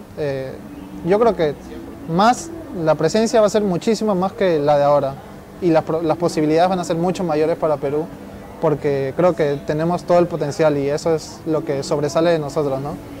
Justamente ese potencial es lo que muchos chicos quieren poder, ese carbón, convertirlo en diamante. ¿Qué consejo le puedes dar tú a todos esos chicos 2K que quieren llegar un día a que antes de un partido suene el narrador diciendo el Aegis está en el balance, el Aegis está en la pelea, quieren estar en la final del TI? ¿Qué consejo le puedes dar a esos chicos? Yo creo que antes que nada pensarlo bien, porque este mundo del Dota 2 no se trata solamente de querer estar ahí y es porque, wow, yo veo a los jugadores y quisiera estar ahí nomás. Se trata de dejar muchas cosas atrás. Dejas atrás tu familia, los estudios, sus amigos, no sé, en algunos casos la enamorada, lo que sea. Son cosas bastante primordiales e importantes para uno, que conforme va avanzando vas dejándolos de lado. El jugador en el Perú, bueno, convive con los demás y creo que el 90% del tiempo la pasa jugando en una casa y es complicado. Yo creo que mi palabra a ellos sería que lo piensen bien y que tengan la mentalidad clara de que si voy a querer esto, voy a tener que dejar muchísimas cosas que a mí me gusta hacer. Y una vez que tengas clara eso, es que puedes dar el siguiente paso a buscar algún equipo, a buscar algo serio. Siempre teniendo la actitud correcta, porque creo que la actitud es algo que tal vez también a Perú le falta bastante. Actitud, comportamiento ante situaciones adversas o complicadas. Creo que al peruano todos en general acá le falta eso. Pero creo que, o sea, si es que digo eso, o sea, también va mejorando de a pocos. No es que se mantiene ahí y la actitud está mal. Sí han habido problemas, pero creo que vamos por buen camino. Y más que nada que piensen bien sobre si es que de verdad quieren estar acá. Ok, muchas gracias. The interviews. Were they actually? Yeah. I think people are just trolling. No, there are trolls, but there are people like legit doing it as well. Oh, really? Okay. It could be back to us right now, right? I think it might be. Oh yeah. Do you see It us? looks like, yeah. I see us on. That's I see us. us on the stream. Jump Hey down. guys, hi. Hi. Hello. I'm still chewing on my pizza. I mean, we deserve that pizza, man. Oh yeah. Oh yeah. Game number 3. SG Esports against Elite Wolves. Should be similar from what we saw the last 2 games. I think it's more so we'll see SG doing the same thing. They're going to be much more coordinated than Elite Wolves overall, but Don't let it we should devolve. still have some good fights and shit. So Don't let it devolve into like scrappy nonsense fights where you're all buying back and running at each other. no, I think SG's overall better than that, especially like in this kind of situation. They're more comfortable. They've played on a big stage before. Please go game. Leo wants in. He wants to start right now. Yep. Let's move my mic a little bit closer so you can hear my hoarse voice. You sounded fine last game. You didn't really sound like you're. It's getting warmed up. That much. Yeah. It's lots of talking back there too. Yeah. You were talking to like nobody back there, right? During the first game. Talking to the pizza. Talking to the pizza. Yeah. Righty-ho. So SG, that last game was pretty methodical, I would say. They went from like tower to tower, seized everything. They got some nice pickoffs. Tabo was stand out for me for the Nyx Assassin, just running around getting information. But I think the MVP was definitely HFN. He played spectacular in the jug, like just movement, decision making. And they were always like one step ahead. So often you see, one guy one team takes tier 1 mid, and then they move up to the enemy safe lane tier 1, and then the opponents go down to the opposite. Yeah, you get that mirror effect. Yep. But there was none of that from Elite Wolves because the Nyx Assassin would be TPing, using Vendetta, scouting them out. There was always that threat of Earth Spirit jumping in as well. So SG really did, kind of keep all of their bases safe and make sure that there wasn't really any trade to make for Elite Wolves, or any safe trade anyway. They would have to commit so incredibly heavily for it that it would never be worth their while. But here we are into the draft. Puck and Drow removed in the first phase here. Yeah, Puck again. Losing to it the first game, they saw how obnoxious Papita was, and now, okay, they banned out the AA this time around. What does Papita mean? Is it just a name or is it a word? I think it's just a name. Papita is like, in Spanish, in Peru, like Papita, you'd say like a little fry, a little French fry or something. All right. Una papita. Okay. Is that a cute little thing? I mean, they add ita to like everything. You know that, right? Okay. Like, in Spanish speaking, it's like cuchara, that's spoon, right? Cucharita, it's a little spoon. Little spoon. Like, they say it for like everything though. Like, if you watch Narcos, they say like in Colombia they say it a lot, in Peru they say it a lot. They add ita or ito to like absolutely everything. Rubiquita. Probably not that one. It would be like Rubito, but that's like Blondie, because Rubio is blonde, so that one doesn't work. Oh dear. AA Sand King. Papita is a fruit. Papita is a fruit. Someone Is said it fruit. Is it like passion fruit or something? Fog de Rita. Fog de Rita, I like that one. That's cool. That's a cute little name. I like looking at the chat right now. Everyone's being so nice. It's Yeah. Like, well, majority of people are being nice. Yeah. Most people are being very gentle. And as soon as we say that, they're gonna flame like crazy. Stupid casters. It's okay. Kikona, Fat Toby. Okay, whatever, guys. All right, so let's jump into the game. So Night Stalker, we didn't see him in the last 2 games. I don't believe he was banned one of the games. I think so, yeah. So he's banned one of the games, and now he's getting let through. This was one of the most powerful support heroes for quite a while. He's gotten nerfed, of course. He got hit by like the double nerf. Mana cost increase on Hunter in the night. Void also doesn't slow as much during the day. Oh, he's a little bit weaker. Yeah, when I was casting Chinese group stage and playoffs, he was banned in like first phase banned in like every game. I never got to see him, and then all of a sudden there was a shift where he was just ignored. Like he went from first ban to not picked or banned at all. It was this kind of weird transition. It's just like that. You get those feelings, you know. It's just a weird feeling. Like Shadow Shaman and Sand King became those 2 big heroes that started getting banned and picked a hell of a lot. Shadow Shaman. Razor. Shadow Shaman's a hero I would like to see. All right, so we've got Razor versus Viper. This is my favorite, you know. This is the classic, you know, super fun. So some fun spells. No, I'm just kidding. This is like this is the worst. Was it Everybody used to hate TI4 this. meta? Yeah, TI4 was literally Viper. It would pick. Oh, I wonder what they're gonna pick last. I bet it's Razor or Viper. Bam, Razor Viper. So we've got the Razor versus Viper matchup with a Rubik paired up. So SG, I mean, these guys love their Rubik. They actually just first pick it all the time now. Yeah, it's definitely one of C4T's signature heroes. With the Razor Viper, though, do you assume they're going to be matching up mid, or do you have the Razor maybe go towards the safe lane? They can match up mid. Decent mid matchup. Okay. Is that like it's like trade farm? Trade farm, okay. Razor can just, I guess you can push the wave in with Plasma Field, but that doesn't sound great. You want to be. But then you're going to hit the corrosive. Yeah. It's like whoever gets ganks, pretty much. It's like it's a dead lane. That's what I would call it at least. So whoever roams in.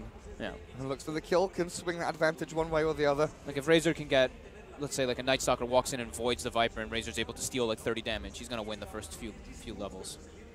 But same thing comes around with the Razor. Razor gets like lifted by Rubik or something and thrown into a Viper and just dies or something.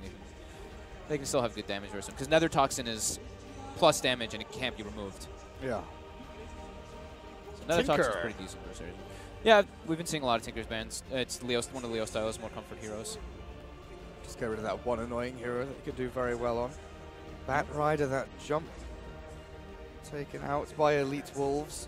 That's interesting. They banned the Bat when they have Night Stalker, who's, you know, vision hero, and they have Razor as well, who's good versus like the single target, because you know you get purged if you try to lasso him. So that's a bit of a curious ban coming up, but these two teams know each other so well. So it's one of those disruptive heroes in team fights that maybe can get a little bit annoying. Especially with Viper too, like Viper Bat Rider, you're just like, I can't move, I can't turn, nothing's working, guys. Like if you're trying to focus on one target and all of a sudden a flame break hits you and you like spread around in the fight as well, it can get really messy. Sven banned there by SG Esports. Again, the train of thought that you were going down, a hero that maybe gets kited a little bit too easily between Viper and Bat Rider. Would have been a good shout. Where is the Shadow Shaman though? You know, it was getting picked up even by European teams. OG were picking it up a lot of Chinese teams. I thought we would see it. Have we even had? Did they play it much even in the groups? I don't think. I didn't see it. I didn't see like at all in the groups actually. I think at maybe one game I saw some like slow Shadow Shaman walking around. Maybe I'm thinking back to MDL. I'm probably thinking to MDL because I saw Shadow Shaman every game. Yeah, I don't see a Shadow Shaman game played by any of these teams. No. So that hero is just not touched here. So dead hero. Bye Rasta. We won't talk about it anymore. What would we like to see here from Elite Wolves, though? With a Night Stalker jump. Some team fight. Disrupt got pretty good catch and allows Razor to get into the thick of things. Disruptor's decent. Adds in some kind of much-needed AoE here to defend towers, especially if we're going to see the same kind of walk up to tower and take them down slowly from SG as we did in the last game. Is CM just gone as well now, too? Yes. WrestleMania's just dead. Dead Lion? hero. That's not really a team fight. I'm going to drain all of Viper's mana so he can't cast the one spell he's got. I'm trying to think of a specific reason why they'd be grabbing it. I mean, the only thing that comes to mind for me is preempting an illusion carry, you know, like your Nagasar or your Terrorblade or something like that. I'm not too sure. The Rubik, that gives Rubik some better spells to steal and stuff too now. Yeah, it's He didn't really have great stuff yet. He only had the Grazer's abilities. So IO being picked up for SG. This is a combo I think they've actually ran. I definitely remember seeing an With IO. Necro? I saw an IO Rubik that they had. I'm like 90% sure. Maybe I'm just making things up. I swear to God I saw it. I'm going to find it. I know they've run IO a couple of times in the past couple of days. Oh my God, I was wrong actually. I clicked on the wrong team anyway. Oh, whatever. They've run this comp before. Yeah, it was there. So IO, they get more sustain. This is the same kind of concept for SG. Group up, push. Now they've got the null field aura. They've got the overcharge as well. Viper with corrosive skin. He's got a lot of damage reduction coming up. I was going to say it's scary picking IO into Lion, just that instant nuke blow-up factor. Yeah. With a Blink Dagger, Lion can face up nice against the IO, just catch him. But yeah, I didn't think about the null field. Like, you know, maxing null field, then with maybe, you know, a pipe or something on one of your heroes, you mitigate a lot of the magic damage from Elite Wolves. More magic damage comes down, a bit of pure from the Sonic Wave, of course. But a lot of emphasis here on early game team fighting, and big skirmishes. So Razor safe lane, Quap mid versus Viper. That's not the easiest lane. Do not level Shadow Strike.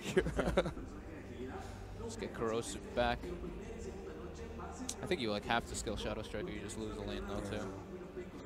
I've seen it a couple of times, but I think it was... Oh, hello. IO and CK. Dude, CK is also the hero that came back hard at MDL.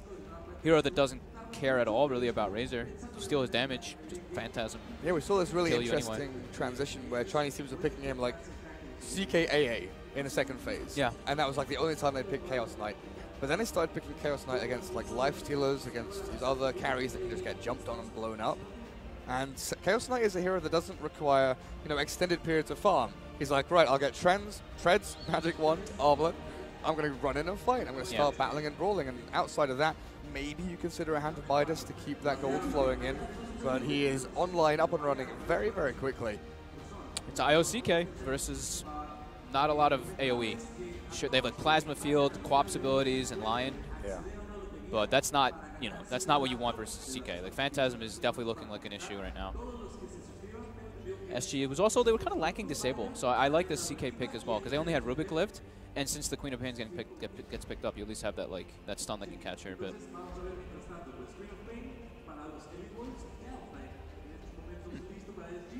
and okay, Enigma ban, of course. SG actually banned it themselves this time. So even though they had the choice of offlane, it was the first pick, and they didn't. They just didn't even want Enigma this game. They want to be more aggressive. They want to dominate this early laning phase super hard with this IO Rubik rotating. So what is the offlaner for both teams? How did this happen? See, I was wondering if the Night Stalker goes offlane, maybe. We've seen it a few times, very rarely. It's so strange how we see, like, now it's offlaners getting last picked instead of the mid heroes, because mid got picked in like the first two. So, bizarre draft order. It is a little bit weird, isn't it? What's left out there? Majority are banned. Nyx is probably the biggest one. Great versus Elite Wolves' lineup too. Tava wants to play it again. Very good with IO as well, because you can just go in Vendetta, Invis, scout someone out, relocate on top of the Impale, because it sets up pretty much perfectly, overlaps with the kind of delay the relocate has when you're jumping in. I mean, Nyx looks good. Nyx looks great. Like, there's also the combo you can do versus Razor. You mana burn with Carapace on, and you stun him, because you get the unstable current proc on yourself. Never see a lot of teams before. actually do that. I saw people doing it at. It was during qualifiers. I saw it. I think specifically Secret was doing it a lot. That's pretty cool. Kezu would always just run into Razors and just mana burn Carapace and stun them, and then they'd get stunned again. So they're like 5 seconds locked down on a Razor when you don't even do anything. That's really sick. Yeah, it's a really cool way of catching people actually. So we'll see if they want to go for that one. They're taking a bit of their time. Maybe they're talking about other options. Trying to see right now what's going on in the booth. I'm trying to look at what hero they have selected, but I can't see that well. My glasses aren't strong enough. We've also made another assumption, Fog. We've assumed that Quap's going mid. Quap is another one of those heroes that can potentially go off lane. This is true. They ran Papita on the puck, and we also were dumbfounded when they picked an OD, and they had puck off lane with OD mid, and they just had some strange lanes, but they made it work. So they do have some options, even though they're like, you know, 1% play kind of options. They're still there. Oh, SG taking their time with this final pick. Really digging into the reserve Clockwork, time. Nyx. Well, what does Clockwork do for you here? Gives you a good way to jump into Razor and zone him out of a team fight. Make sure that he doesn't get into your core heroes like your CK and your Viper with the static link, but then it also kind of guarantees. I still like the Nyx way more. Yeah, I still like the Nyx so much better.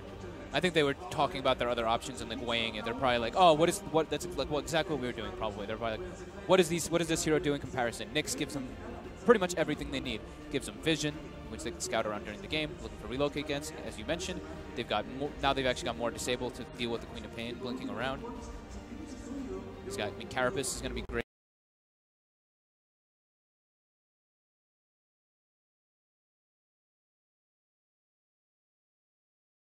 Great versus Razor, always.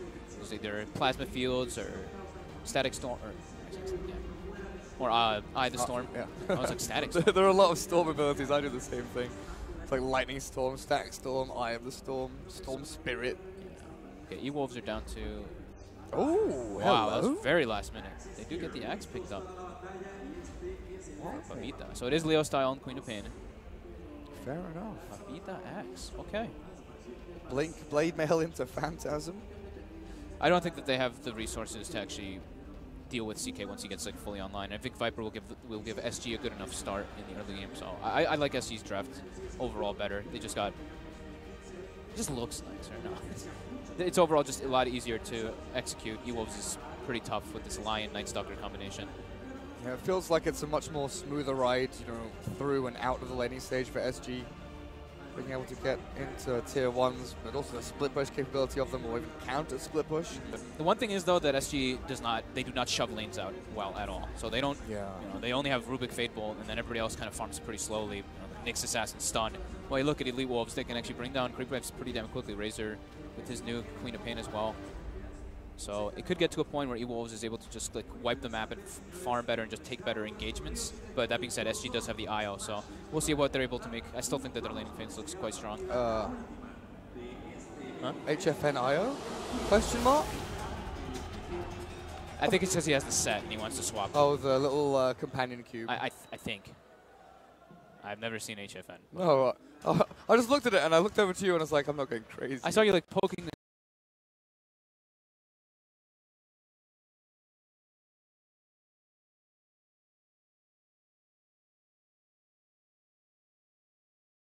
Well, like, I'm like, is it frozen? I'm not going crazy, Did it freeze? right? HFN, he's surely going to swap. Give the cosmetics back over to your mate. Go on. Show us what's happening. Elite Wolves out of their base quickly. He swapped King RD. So I think it was for the set. Yeah, definitely. Now he's got the cube. I got scared and confused for absolutely no reason whatsoever. I was like, no way is that guy gonna play IO. You don't play that hero. If you don't play that hero, it'll be a nightmare. You gotta be used to him. All right, so it is now one game. So with the wave shoving, you know, the majority of us have seen Blitz's recent couple of videos with the kind of importance of moving waves out across the towers. So you open up certain areas of map or even close them off to your opponents. I didn't actually watch the video, but I knew the gist of what he was going to say when I just saw the title and everything. Pushing waves out is, people really underestimate what it actually means when you can flash push. Yeah, like we've always talked about it as casters, you know, we're just like shoving the wave, he's pushing it out. Yeah. It gives you, it's so much information, that's the thing. It's like when you're pushing these waves out, you know exactly where the enemy team's going to be. Like if they respond, you know where they are. If they don't respond, you kind of know where they are as well. You know, it's that kind of like...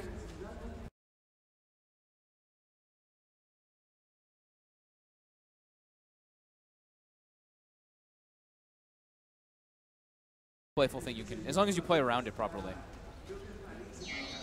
King RD IO already moving forward to play aggressively into enemy shrine, but hello, Static Link's here. Mazaro trades out the damage. King RD's being focused down.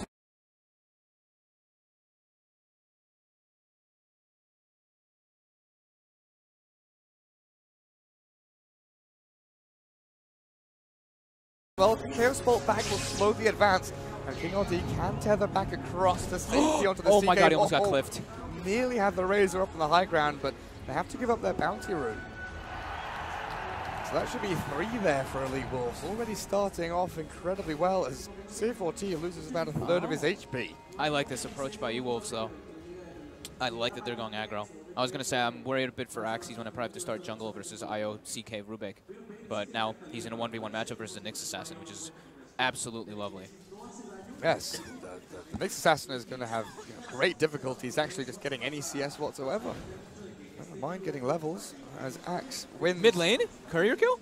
Oh really? Did that just happen? Leo style just blinked in and killed it. He skilled Blink level 1, blinked behind the Viper and killed it. I was having a coughing fit actually. I missed it, but that's what it looked like he did. You saw it. I saw a glimpse of it. Corner of my eye. Stun in onto CK, healed up by the tether. King RD yet again there to save up HFN. This Razor is so annoying though, in with the cracks of the whip. Rubik and IO don't harass well back versus Razor Lion. And what do they do here? Do they just have to sit and make sure CK doesn't lose out too much in this lane? They need to get levels. I mean, these three heroes, all they need is like level 2. They can actually, if they see the Lion out of position, they just Phantasm when he's dead. Like, do you consider swapping your lanes and playing aggro, or are you just scared of the... Did I just say Phantasm? I'm in reality, sorry. I don't think they need to swap the lanes. I think this is okay, because, you know, E-Wolves is keeping 3 heroes up here, but SG is also keeping 3 heroes up here. So as long as they think their other lanes will do well, then they can keep it like this. If they think, you know, like Nyx is getting like destroyed by Axe, which shouldn't happen, then they can switch. But yeah, they should be able to out-economy E-Wolves here with that side pull being open. They should be able to just like pull the side and get more level advantage. So how does Nyx lane against Axe? Because I would have felt this would be almost impossible for the Nyx Assassin. I mean, you guys trade farm. You both have incredibly high base regen. That's the one thing. You both have like 4 HP regen per second. I guess Axe does have the added ability of being able to push the wave into the tower, so yeah, Nyx has to farm under it for a little bit. It's fine. He went out into Calling Blade. He's last hitting like an absolute champion. Yeah. He should be fine. Top lane. Static Link is in, but it's a defensive one. This Razor, Kataro, looked like he was caught and in trouble, but he turns back to fight against the Rubik. A good void there and a stun follow through. The Earth Spike catches onto CK, and he might just die, but the tether, the heal from King RD, once again, the lifeblood of this Chaos Knight, saving him, and making sure First Blood is not spilled. He's suffering a bit on last hits though, and the courier was killed, so E-Wolves had a little bit more money to work with from the side shop during this whole exchange that's been happening top, and they're not able to bring more regen toward this top lane either for SG. So they get like their magic sticks and stuff like that. Yeah, Viper actually had to go to base, so Queen of Pain sent him home after killing his courier. That's pretty substantial. Not the best feeling in the world as a Viper being sent home by Queen of Pain. C4T in some trouble top. Stinger finds the grab on him with Masoku. Are they able to get in range? They are. He's going to be killed. A couple of punches. First blood spilt. They drag the Night Stalker back into the tower. HFN is now battling 1v3 pretty much here. King RD offering very little damage. Face boots for the Razor now makes this an even more difficult lane as he'll show them off now. Gets in with his kicks and he's draining down the CK's damage. A couple more whips and he'll take him, but the bottle charge through there from King RD onto HFN, but they still get the kill. Void still had damage reduced as well. That was a bit of a mistake. An optimistic reality rift, to say the least. So Queen of Pain did go for the 2 in Shadow Strike, the kind of regular build. After the courier kill, I guess you've got that 1-up. So you're able to continue dishing out the damage into Viper, but then Viper starts playing on your ramp and things get a little bit iffy here and there as the aggression comes through from HFN again on top lane. Looking for the Night Stalker, lifts them back into danger. Nighttime's here, but he's not going to escape. Cannot flap his wings far enough away. The beautiful sounds of the companion cube serenade us. The portal sounds. It gets a bit overwhelming when you play the IO though. I think I played IO 5 games in a row and I was like, oh my god. Sick to your stomach. I had to turn it down a little bit. It's like eating too much chocolate. It's just like if it had more of the lines, you know, it's just a one line. Yeah. That's why it gets a little bit. I love the set. It's my favorite Arcana though, by far. Viper with level 2 Shadow Strike on him is being run at here by the Night Stalker. But yeah. Does back up. King RD, oh god. Oh, buddy, you are in the wrong neighborhood. 3 heroes from Elite Wolves. Tries to go for the Ancient Deny, but there was more than enough damage to come on through his bottom lane. They should know that ward is there now too. Like IO, yeah, they dewarded instantly. IO rotating like that is such an awkward movement. Like IO warding in general, it's a telltale. Like what is an IO doing rotating around the map if he's not just collecting runes? You see him standing in that spot, you're like, yeah, he's warding. It's like 4.5 minutes in, there are no runes for you to get. You're not moving mid. What are you up to? Yeah. Precisely. Oh, look at this. Elite Wolves even have access to this pull across, removing even more gold and economy away from SG. Yeah, the aggro is going very well for them. They're putting CK down and they're having their axe refarm. So all in all, I'd say E-Wolves definitely do come out of the laning phase in the first 6 minutes with a good, decent advantage. 10 denies on this axe as well. Yep. He's not that far ahead in experience over the next assassin, but a lift onto Night Stalker slows them down a little bit, but C4T, you've got nowhere to run. Plasma Field gives them the damage they need for Stinger to secure yet another kill. 4-1. And with a 6-minute rune spawning in just a little bit, Night Stalker will steal that from the IO. Top rune is a haste for maybe the Lion to look for some more aggressive plays. The Dire are scanning now, like, where's the Night Stalker? Where's the Lion? Are they playing aggressively mid? But no, they're waiting around this top lane. And we'll get scouted out by the Observer Ward as Night Stalker comes on in. Looks like they want to make a move for Kotaro. His drain is down. C4T will lift him up with a 1-second stun, impaled through Sonic Wave. King RD's blown up, and now this Chaos Knight has nothing to save him. He's got no IO to give him that HP regen he so desperately needs. And not only does the Razor survive, but they get 2 as that Queen of Pain rotation could not have been any sweeter. Very nice stuff from Leo style there. Those type of ports are perfect when your mid laner does that. And a full man shrine. Yeah. Value. He didn't put his nose in his backpack though, so. Mistakes. That's a small mistake. There's Viper. Looking good on the last hits and denies, but hasn't had the same amount of sort of emphatic movement and aggression that we've kind of come to expect from the Vipers. But Tavo with his level 6 makes the first rotation of the game into the Razor with a good chain stun. They've got the damage, or do they? No, Katara barely dies. HFN will secure the kill. Papita in with the dunk, but misses out. King RD managed to get a bit of HP to save him from that for a little bit longer. And now read out to it forward. Chaos Knight's gone on in. Lion can turn and stun. The chase continues towards the east, though. Tavo finds a little bit of distance away from his opponents. That fight, that could have broken out into something huge. Yeah, that could have been devastating there for SG, because if he'd gotten that dunk, they get the increased movement speed, and then they're able to probably clean up maybe 1 or 2 even kills. That could have been way worse for SG than it was. Both off-laners leaving bottom lane alone to make that rotation in. It's Queen of Pain moves around to collect a rune, but will not find one. So they've put the Razor bottom now just to get some more of that secured free farm and try and get the levels up. They did their damage already. Yeah, they did their purpose versus the CK. He's shut down super hard. Catching back up on CK is not fun either. Do they have? They don't have relocate, do they? Io surely is nowhere near level 6 at this point. Level 3. Yeah. They do have the Viper porting down bottom though. Tavo is set up. Got level 7 as well. Vendetta halfway through its duration. He's gonna go all the way into the trees. They should be able to get Kotaro here unless he's like a genius. Forward, stun up, and Razor.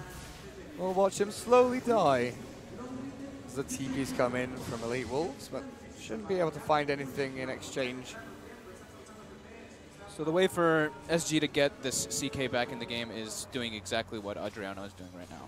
Make your way toward the enemy safe lane, pressure buildings, alleviate the pressure off of him. You can have him get joined in, but I think ideally this is what you want to be doing. You want to pressure the enemy safe lane and let your IO and your CK just get their levels and farm. Well, they found the Lion. They should have the damage to kill him as well. Masoku gets a good 2-man stun. Queen of Pain arrives, but Lion's already dead. Adriano is in deep behind his tier 1. He turns to fight, but he's called up. He still gets the Night Stalker. Now they try and bring him down, and they will with a 3-hero rotation. They might find Tavo as well, but he's got TP. He's got Vendetta. He turns and stuns and draws them in, but they will never be able to kill him. He's lurking, but yeah. No one else here to help him. Yeah, I guess if you get the Viper involved, you lose out on farm on the Viper as well, which is so incredibly important at this point. Yeah. But that's like that death though. Like I think that's like such a good play there by Adriano. Like he forced how many rotations down there? 4. 4 heroes, yeah. 5 people even.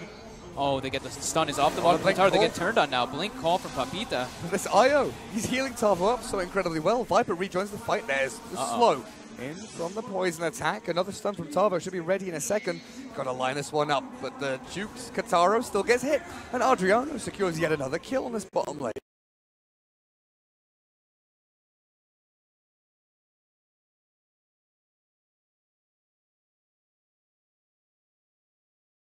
Pressure completely alleviated. CK is watching his net worth just rise.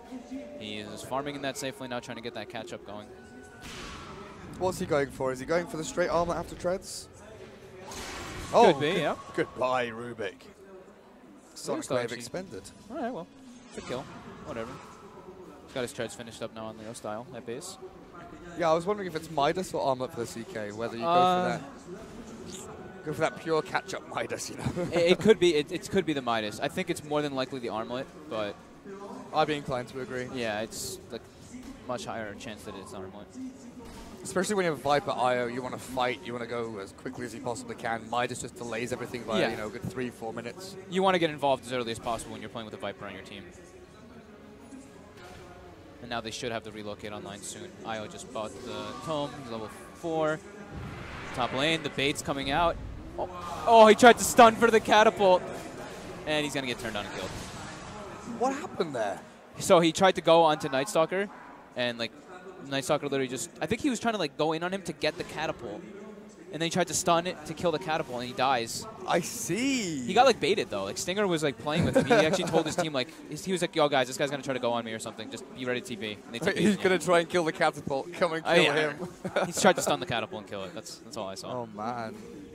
After the reality rift. Well, that really blows. And now, with a bunch of heroes top, Viper TP's there. Looks for a bit of damage onto Papita. They bust out the Viper Strike, but a good TP away from the Axe. We'll make sure he's perfectly fine. As mid lane, they want to make a play onto Stinger again. Nice Stalker, keeping his distance though as HFN shows himself in the mid lane in the creep wave. He's bloodthirsty, CK. Because he's got this the 1-4-4 build that everybody's doing now. So you always have reality up. Then 6-second cooldown. Tavo continuing to do what Tavo does when he's playing Nyx Assassin. Just be that info getter, placing down some very aggressive wards as well. In this game, he's got the Midas queued up. So he doesn't have like that clear-cut initiating or counter-initiating versus a Bat Rider. So top lane. Viper's caught. Adriano, 4 heroes he brings to the top lane. Does lose his life again, but he's up kind of far alone. I feel like he should have backup from at least 1 or 2 people there if he wants to make those kind of plays at the tower. And a good observer ward in behind by Elite Wolves as well, watching for any rotations that were coming in to save him. Yep. So now they know there's a number of heroes middle lane. Stinger unfortunately, will be giving his life to gain that information. As Rubik steals darkness. The worst possible thing that he can steal. Steal something else as quickly as he possibly Oh, can. he turns it to night though.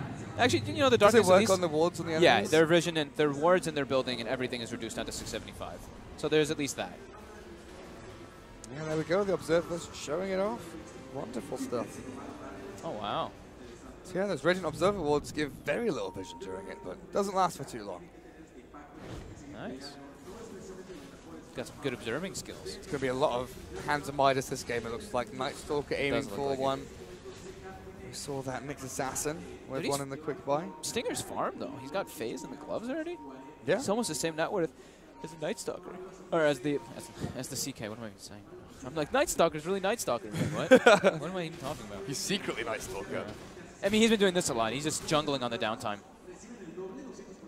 Wow. SG looking to claim this bottom tower. Tavo again scouting in forward. Masoku is walking under a ward. Goodbye, Lion. Easy pick, and you get to steal something nice. Hex. Nice, that's really good for Queen of Pain. TP forward, there's the blink again. C4T maybe caught, but the relocate's coming through with HFN. Looking for Stinger as the stun comes out, but this Night Stalker's tanky. The Sonic Wave looks perfect. Oh, King RD is absolutely obliterated. Another blink away. Dodges out from the Impale. A 2 for 2 so far, but maybe Kataro can get himself in with a bit more damage. Where's the Axe? Where's the Shadow Strike? Sent back by the Carapace. Papita wants in. Blink call onto Tavo, but HFN turns it back onto Kataro. The Razor stunned up again by Tavo, and that's it. The dunk won't land. And the turnaround from SG will find them yet another one. A nice Earth Spike, though, from Lion. Slows it down just a touch, but Adriano dishing in the damage from the sidelines. Can HFN get himself away? The Force Staff away from the tether, but he still is able to TP out.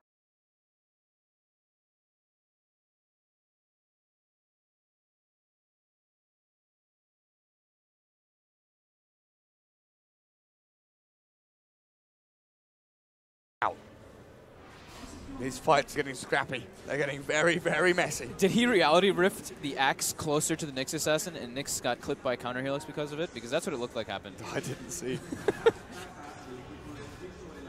Yeah, dunk a little bit off the mark there though. And then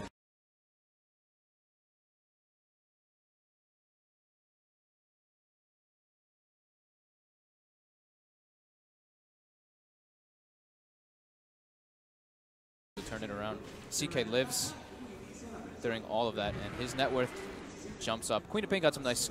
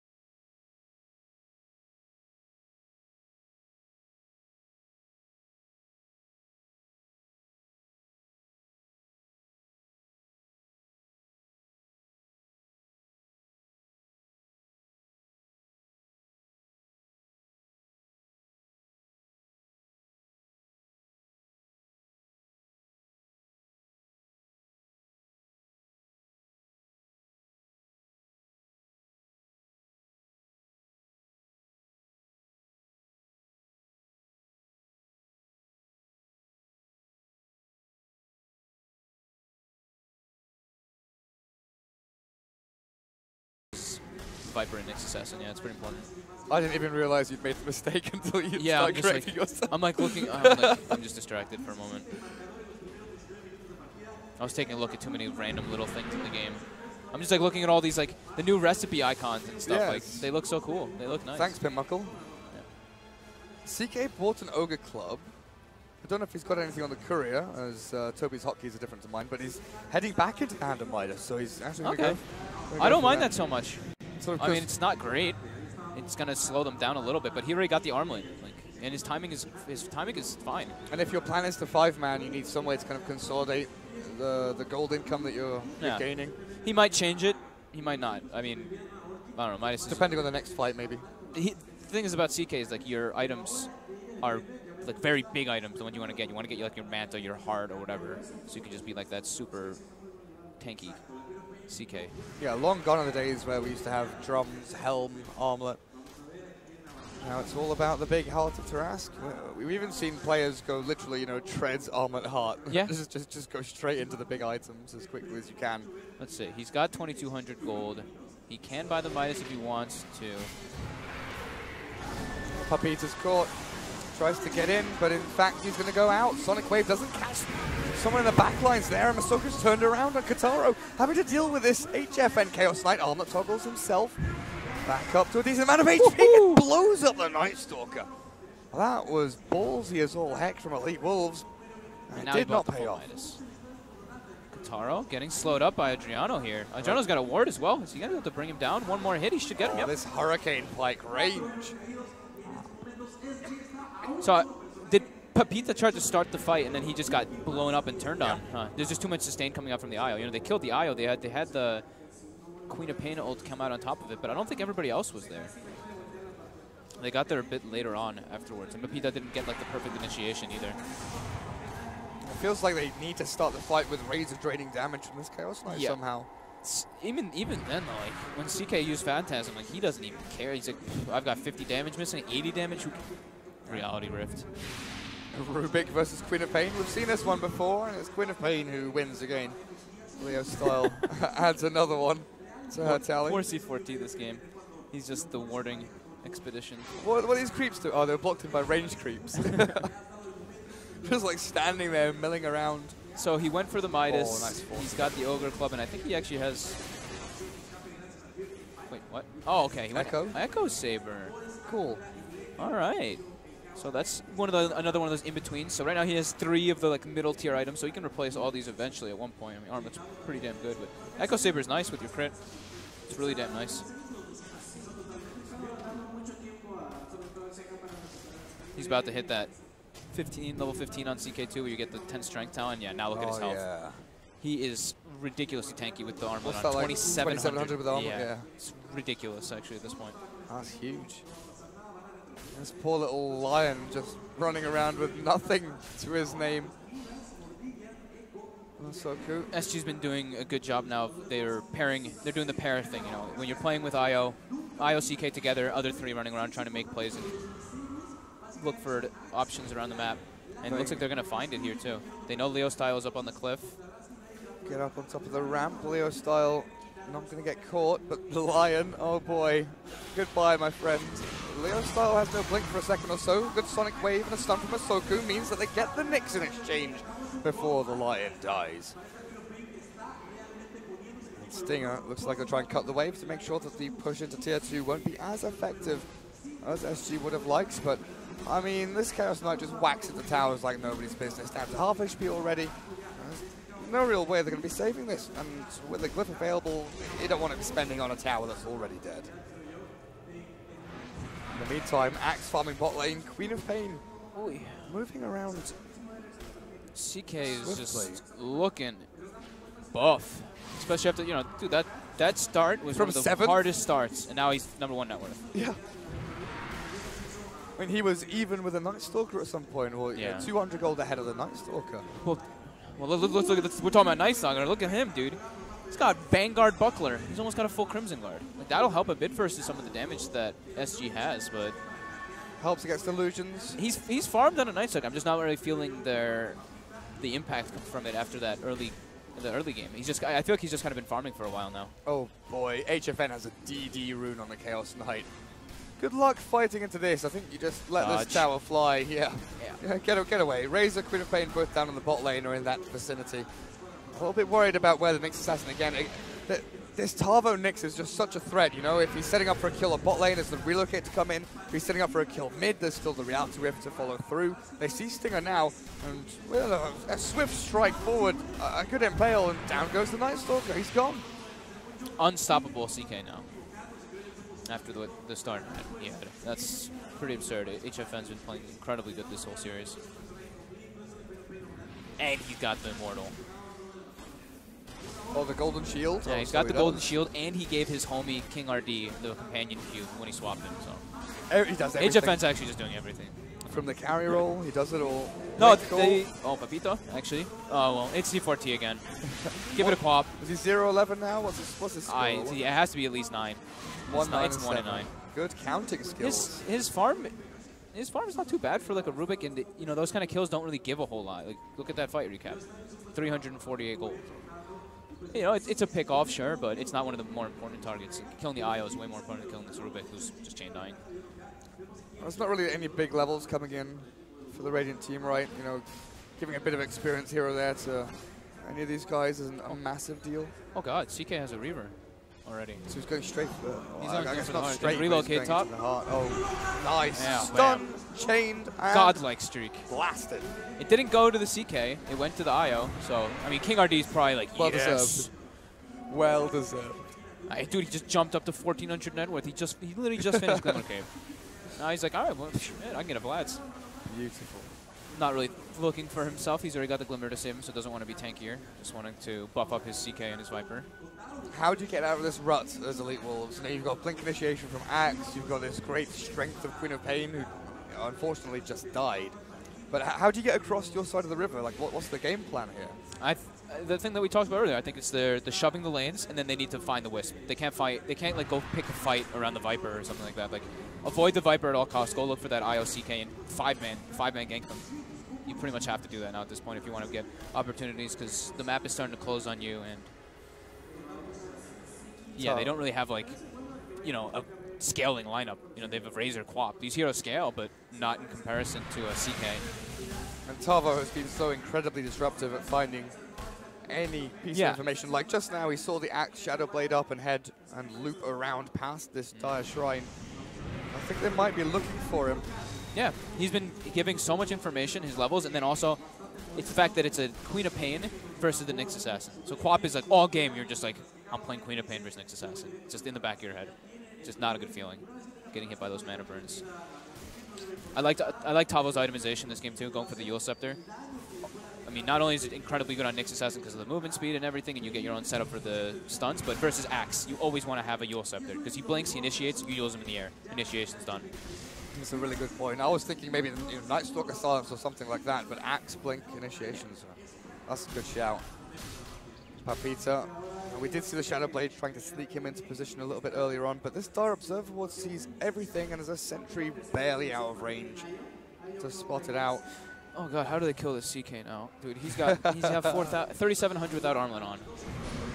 He's just gonna go and Roche. He can have his armlet on all the time now.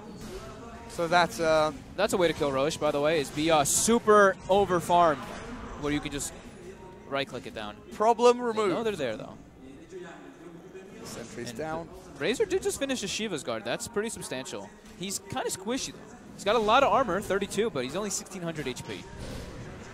Attack speed slow is reasonably good against the Viper and CK as well. But look at this Night Stalker up on the high ground. This cliff giving him the opportunity. No, he's going to TP down again. They want to start the fight ASAP. Carapace's pop doesn't catch onto anyone though. Queen of Pain aiming again for C14, but the Rubik with the Glimmer Cape gets the distance. Chaos Knight immediately hexed, stunned. The chain is here, forced out away a little bit further. Now Papita blinks in, but the relocate brings HFN back. Sonic Wave from Leo style does a lot of damage to King RD, but again, they have these Glimmer Capes and the Shrine to keep themselves alive. The three heroes now stunned up again by Tavo. He's brought down and has to buy back though. This fight is getting scrappy, but the Razor's fallen with no buyback, and HFN, give in, my dude. That is disgusting damage onto the Lion. That ward that they have placed behind the Dire Ancients, or behind the Radiant Ancients from SG, gave so much information into that whole entire engagement that was happening. Like, having that high ground vision there over and over again. Papita tries to blink in to get a steal, but they will steal your life instead. Not today. Yeah. So right there, did you see Tavo versus the Razor in that engagement? He used the Mana Burn Carapace thing, so he stunned him for like 6 seconds right when he got the drain off. Like, HFN is deleting heroes like this cold is deleting my voice. Like, it's just gone. It's out of there. That Lion didn't stand a freaking chance, man. Yeah, he just gets one-shotted. And now it's like, okay, you hit level 20 now in CK, so you get 12 more stats. Now he's literally at 4k HP without armlet on, 4,500 with armlet. This Crimson Guard from Nice Hawker, it looks fancy, but it doesn't feel like it's doing anything at all. That is the problem. He didn't go for like a Solar Crest or anything. He's now going to be building back for it, but I feel it was a lot of Leo style, just making all the plays for his team on E-Wolves, while I felt like the rest of them were kind of just like farming, or getting picked off. Stinger went to like a full farming like idea. Like he went Midas, which it can work if you get it. And the Crimson Guard could be pretty good, but when you're playing against a CK who's just farming way faster, your map is getting smaller and smaller. Like, game gets really hard to play when you're playing versus Nyx Assassin who scouts everything. I mean, look at SG's D-warding too. Look at these sentry placements. They're everywhere. It's literally across the whole map. Like they're like, oh, this guy has a Shadow Blade. All right, C4T, you're just dying anyway. Buy like 40 sentry wards. I mean, he's doing his job. The one thing for SG that I noticed in both their games they played, they had definite, clear vision advantage. Yeah.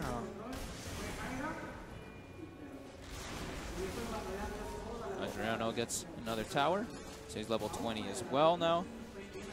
On his way toward a Butterfly with SNY. Hurricane Pike already at 3,000 health Viper, 4,000 health CK. Not really seeing how they bring down these big tanky cores. And a BKB for CK. He got a full one now, okay. So now they can't even really keep him locked in the link. Like when they picked the IO into the Lion, I was a little bit afraid because of the Blink and Finger of Death. The Blink stun Finger of Death onto the IO, but if your Lion is so underfarmed and poor like this, you're not going to get a Blink, and then you can't blow up that IO. It's all very heavily reliant on the Queen of Pain, and sure enough, Leo Style has done a great job hunting the IO down.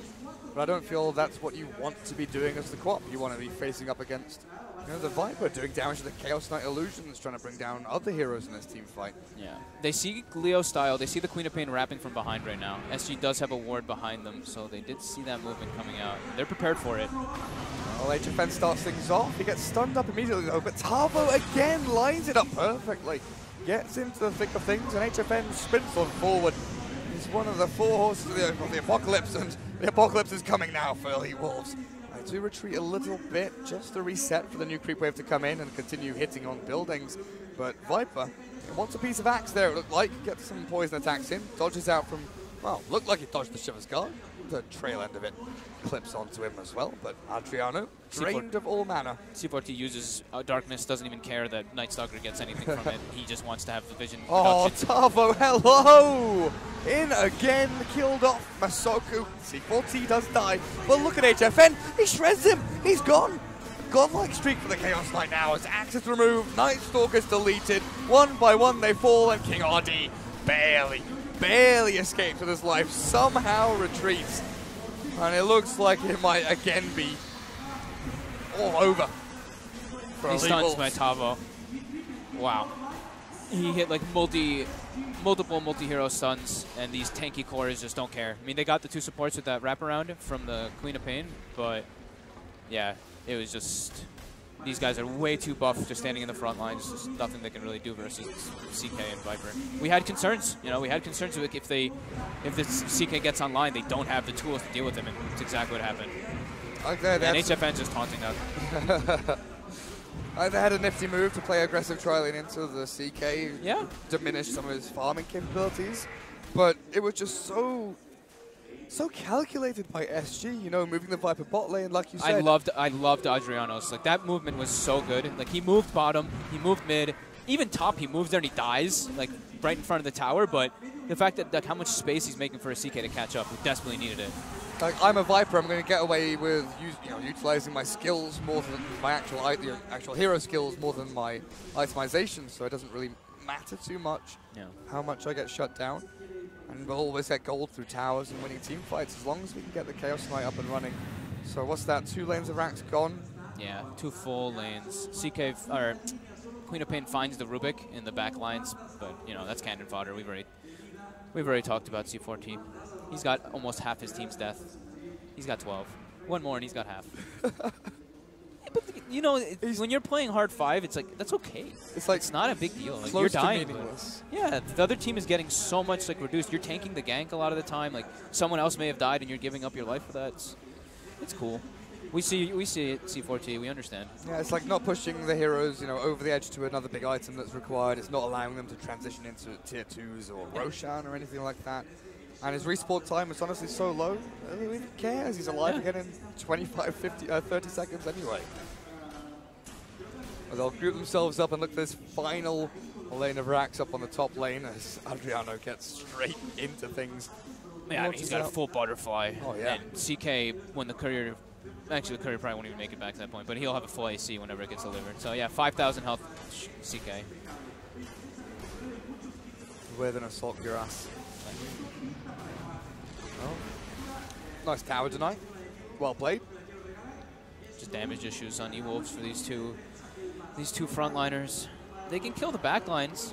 Like if Razor had he actually gets the AC. So did he just deliver that from their base, the enemy base? I think he did. Pretty sure he walked the courier down and grabbed it. Oh, Razor. He's blade mailed up, but the Shiver's Guard looks to turn. He's drained a lot of damage, and the Sonic Wave is good. Tarvo, Yule Scepter's up, and now the Reality Rift comes in. Illusions do a lot of damage still, even with Chaos Knight losing all of that DPS. And SG, they lost 3, but they buy back on the IO. Bring him back into the fight. Finish off this lane of Rax and secure the Mega Creeps for yourselves. Elite Wolves have no buybacks, and it's over. E-Wolves call it. Game 3. SG Esports come back from a 1-game deficit. So take it 2-1. I mean, I feel like I'm a little bit of a broken record. I said it in the last game. I even said it in the first game too. SG overall just look much better as a team. I see them constantly running around as like 5 heroes, making moves around the map like nicely. Like you see 2 people set up, one lane, 3 people smoking to another one. They like move well. SG on the other hand, you see a lot of just individual plays coming in. We see like Leo Style went pretty off this game. He still had a great game on the Queen of Pain, but I felt like in a lot of the engagements, Papita gets like a 3-man call or something, or 2-man call, and then there's no backup. The line's either dead, or the Night Stalker's not there. Something was missing. Some small little like disconnection in comparison to SG. The first game, E-Wolves played great, but I think SG just outclassed them in the last 2 quite hard. Especially with Tarvo next, like moving around and not necessarily finding kills, but like, okay, here's the Queen of Pain farming, here's the Razor farming, we can push this lane. HFN, you're okay, just stand on your lane, farm away, don't worry.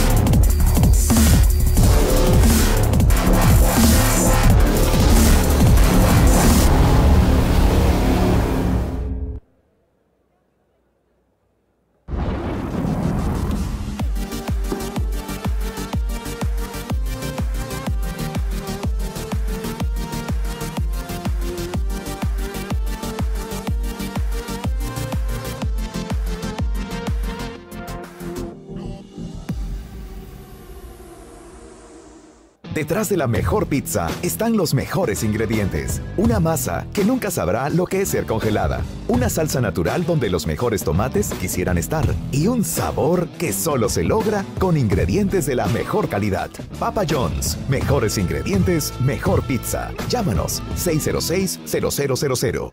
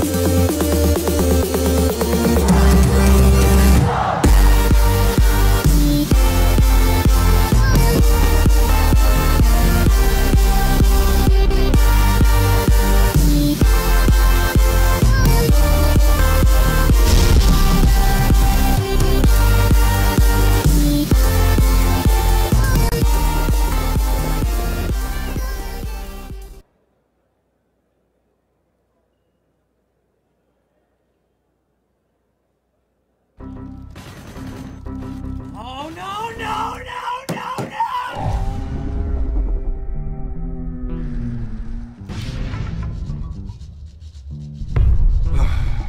Gaming doesn't have to be like this. Are those tears?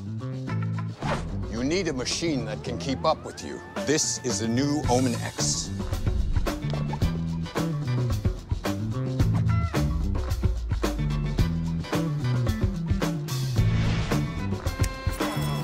All those hours of training are about to pay off. Don't rage quit. Get the Omen X. Dominate the game.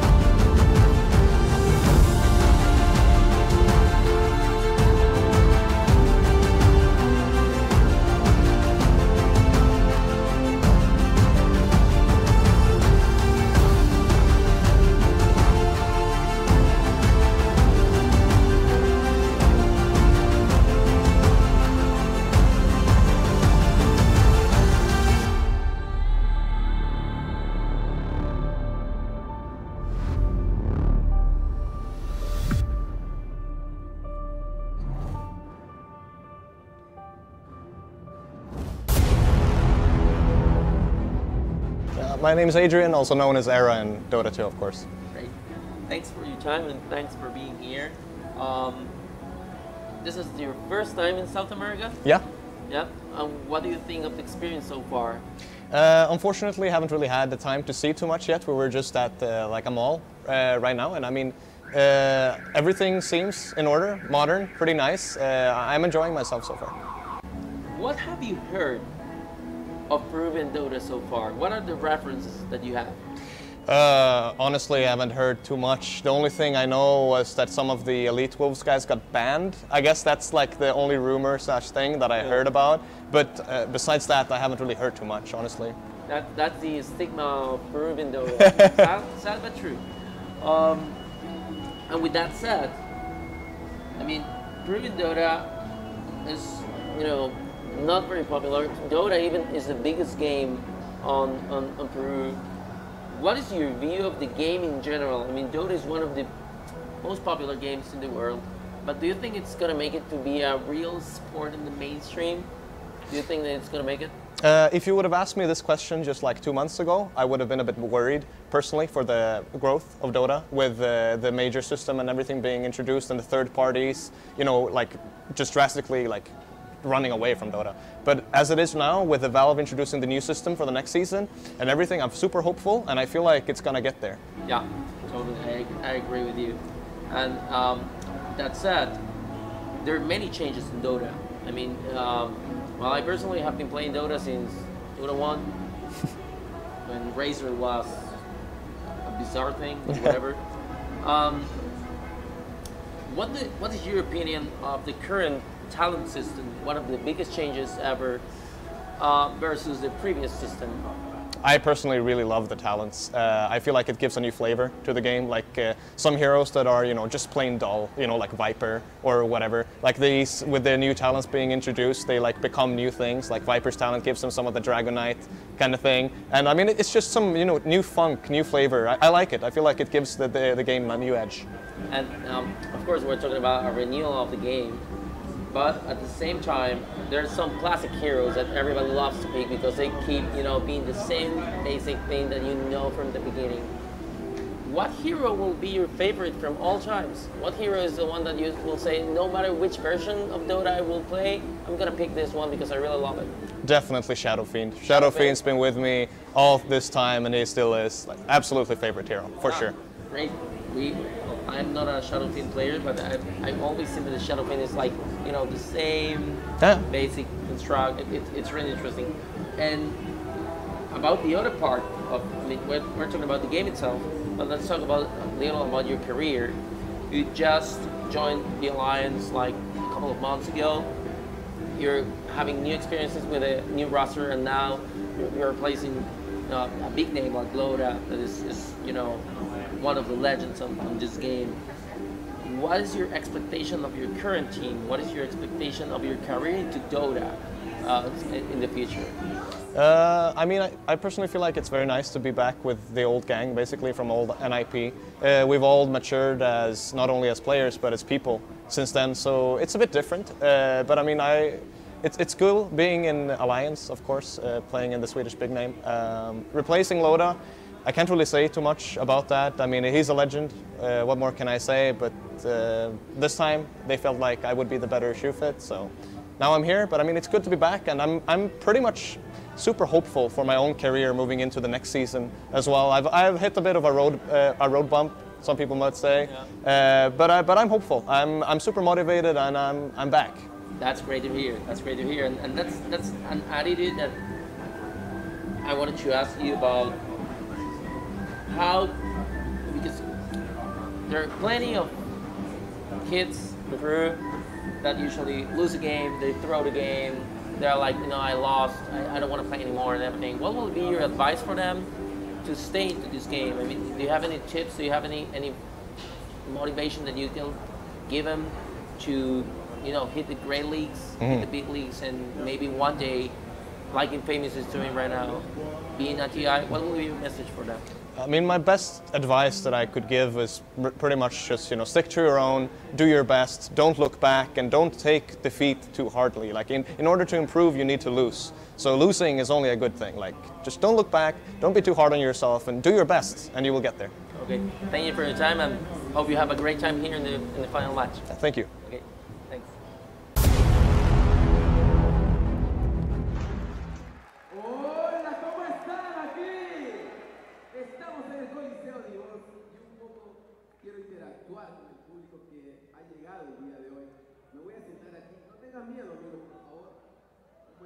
Mucho gusto.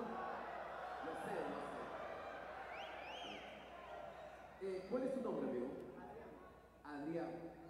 ¿Cuál es tu equipo favorito el día de hoy? Team Spirit y Alliance. Alliance va a jugar dentro de poco. Quiero preguntar algo que siempre pregunto. ¿Cuál es tu MMR? No me mientas, que no mienta. ¿En grupal o individual? No, pues individual. 3.1. 3.1, gente. 3.1. ¿Cuál es tu héroe favorito? Yo juego de posición 4 y el héroe que más uso más o menos es Pudge. El héroe que más usa es el Puche, dice así. ¿Te gusta el Puch? Y es posición 4.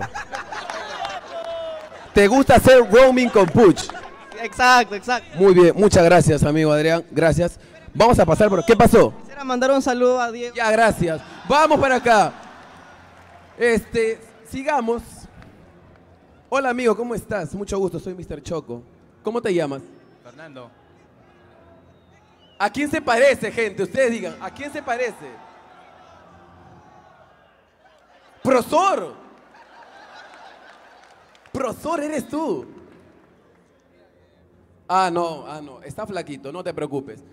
Te quería preguntar, lo mismo que le dije a Adrián. ¿Cuál es tu equipo favorito el día de hoy? No está acá, Choco. No ha venido. No, pero el equipo favorito el día de hoy, acá. Ah, para mí, Infamous. Infamous. Están en la lower bracket. Van a jugar un BO1. Vas con todo ahí. Con todo, Choco. Te voy a preguntar lo mismo que le dije a Adrián. ¿Cuál es tu MMR? A ver... No me mientas. 2300, Choco. 2300. Sí, 2300. ¿Con qué héroe mejor te desenvuelves en el juego? ¿Cuál es tu posición? ¿Qué haces? Support. Support. Entonces, ¿juegas Crystal Maiden? También, pero... Ogre Magi para mí. Le gusta el Ogre Magi. ¿Otro héroe que te guste? El Lion. El Lion. ¿Carry? Ya está. Muchas gracias, profesor 2. Ya está. ¿Qué pasó? Quiere que lo bendiga. Ven. Bendecido, hijo mío, bendecido. Muchas gracias. Escribe uno en el chat si crees que eso es medio paletazo. Vamos a ver. Oh, su billetera. La billetera. Por acá creo que he encontrado al doble de Mr. Choco sin barba. Por acá está. Acá está mi doble. ¿Cómo estás, amigo? ¿Cómo te veo asustado? ¿Cómo estás? Bien. ¿Cómo te llamas? Bertie. Choco 2, te dice. ¿Te puedes sacar los lentes? Igualitos. A ver, di wow. Wow. Igualitos, hermano. No hay nada. Muchas gracias. Pregunta igual que le hice a profesor 2. ¿Cuál es tu MMR? 4. ¿4 qué? 4K. 4K. ¿Cuál es tu mejor héroe? Enigma. Enigma. O sea, ¿te gustaría ver a Tavo que de nuevo haga buenos Black Holes? Sí, ha metido muchos Black Hole, pero también se ha fallado. Pero perdió esa partida. Claro. O sea, ¿no te gusta lo que hace Tavo? No, sí está bien. Enigma además parte de volteadota, fe. Ah, ya. Muchas gracias, Choco 2. Espero verte más seguido. Pero mucha gente pensará que solamente hay chicas. No, chicos por aquí. Disculpen. Hay confundidos por ahí, me dicen.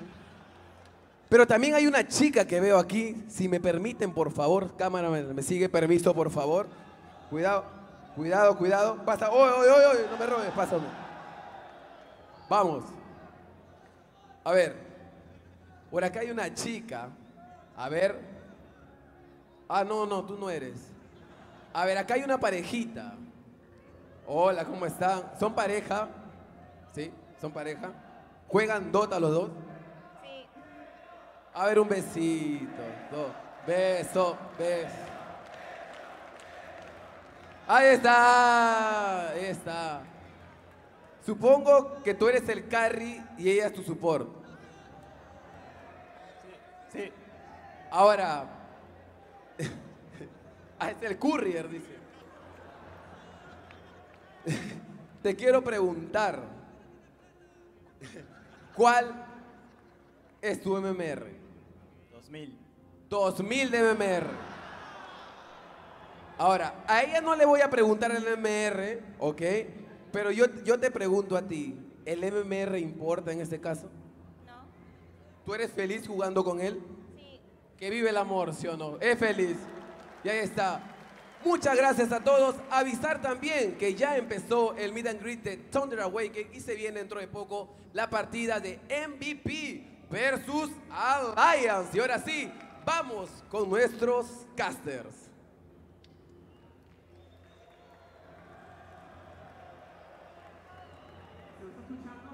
escuchando, bro,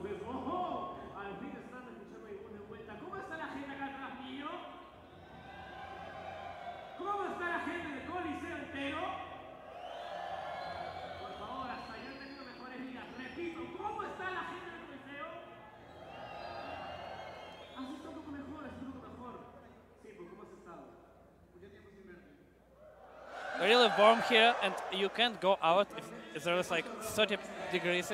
Okay. So basically, I have You know, I can give you some tips as an Australian on how to survive heat. Okay. Like, one of the best ways to survive the heat is actually find a tea towel, put a couple of ice cubes into it, and wrap it around your neck.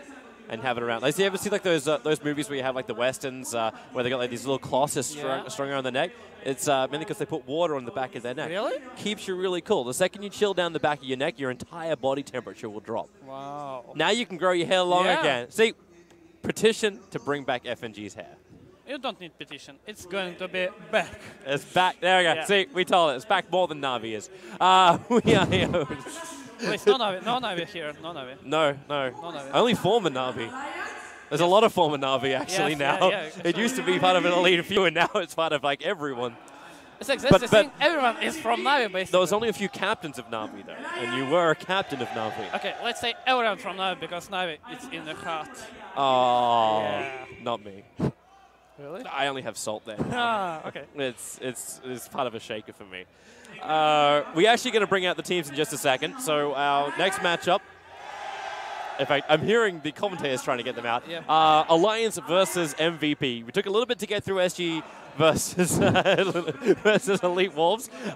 First game went for a very long time. Pushed us late into the night, but it is 2-1. So the winner of the next series, Alliance versus MVP, will be going up against SG.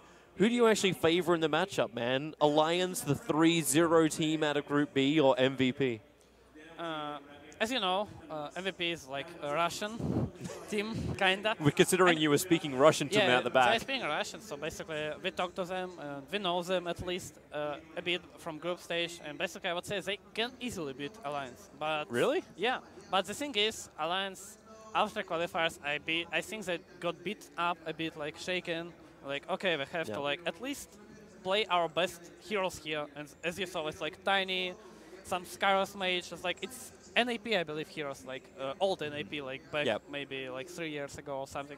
And I believe if they still will pick these heroes, they will win.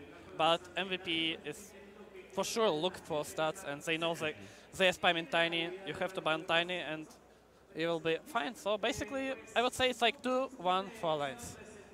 I'm interested to see if that call does actually happen, because I'm wondering too, like if you're playing NIP heroes, would an MVP then cotton onto it and start banning out these critical heroes you're talking about? Because if that starts to happen, then everything's going to change for them. Okay, so I think in a moment we're actually about to bring out MVP onto the stage. That's what if I can translate the Spanish I'm hearing in my ears, we can welcome out MVP to the stage. It's a question mark. Yep. We have a flying camera. Okay, maybe we don't just yet.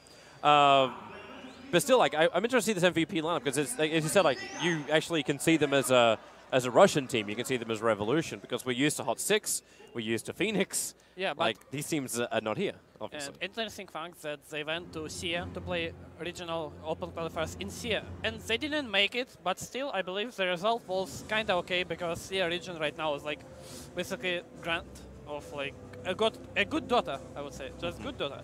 And it was hard to win through open qualifiers, but still, I feel like they're playing really well. It's not a bad team. They can like show up something interesting and just win Alliance. Well, we'll let them all come onto the stage. MVP, they are the ones here, Revolution to face up against Alliance.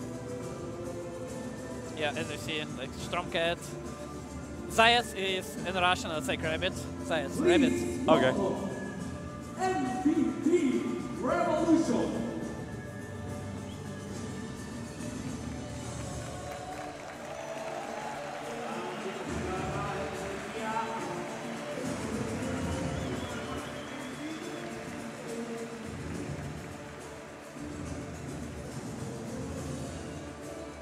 So MVP, our first team up onto the stage, going up against the we can call them Swedes now, right? Yeah. Like Alliance, one of the very few teams that actually tries to keep very close to one country. Era, the newest edition, replacing Loda. That's not Era. That is Hutskin. I'm still waiting to see this lineup actually really have a bit more bite to it. Like you can say, like they're picking the heroes we know these guys have won with. We're seeing these guys through out the entire scene. Maybe Pablo is probably one of the more newer faces to the team out of everyone this year, but we've been used to see these guys in Complexity and almost every other team that bounces around Europe. I'm wondering when they're actually going to feel intimidating once more. It's like, you know, for them, I feel they are good players, they're a good team, but they like don't have this small thing to win a game, to win a tournament, to be, like become a tier 1 team. So basically, at some point, if they like will break this wall and go through, they'll like beat everyone. It's like the truth. But who knows what this thing and how to beat this wall? Because wall is a hard thing to pass through. How to actually become the meta setters? Like, is that what it's about? I don't know. It's like Limp is 9K player. He's good mid player. Also, I think Hanskin is a good captain. I believe he's drafting. I might be wrong because I did so much games for Milan, but I think he's drafted. And Pablo is like, it's always cool to have a newcomer because he's like strange that can like lead the rest of the team. Like, okay, this guy is playing a lot. Like, okay, we'll play a lot as well. And basically, everyone plays a lot. Everyone cheer up and stuff. And it's also cool to see when 5 guys from country like stick together for a long time and just play, have fun, and grow up together. It's like a cool thing. And if we compare to Counter-Strike, we have like 5 Brazilians from SK Gaming. Basically, they won no one.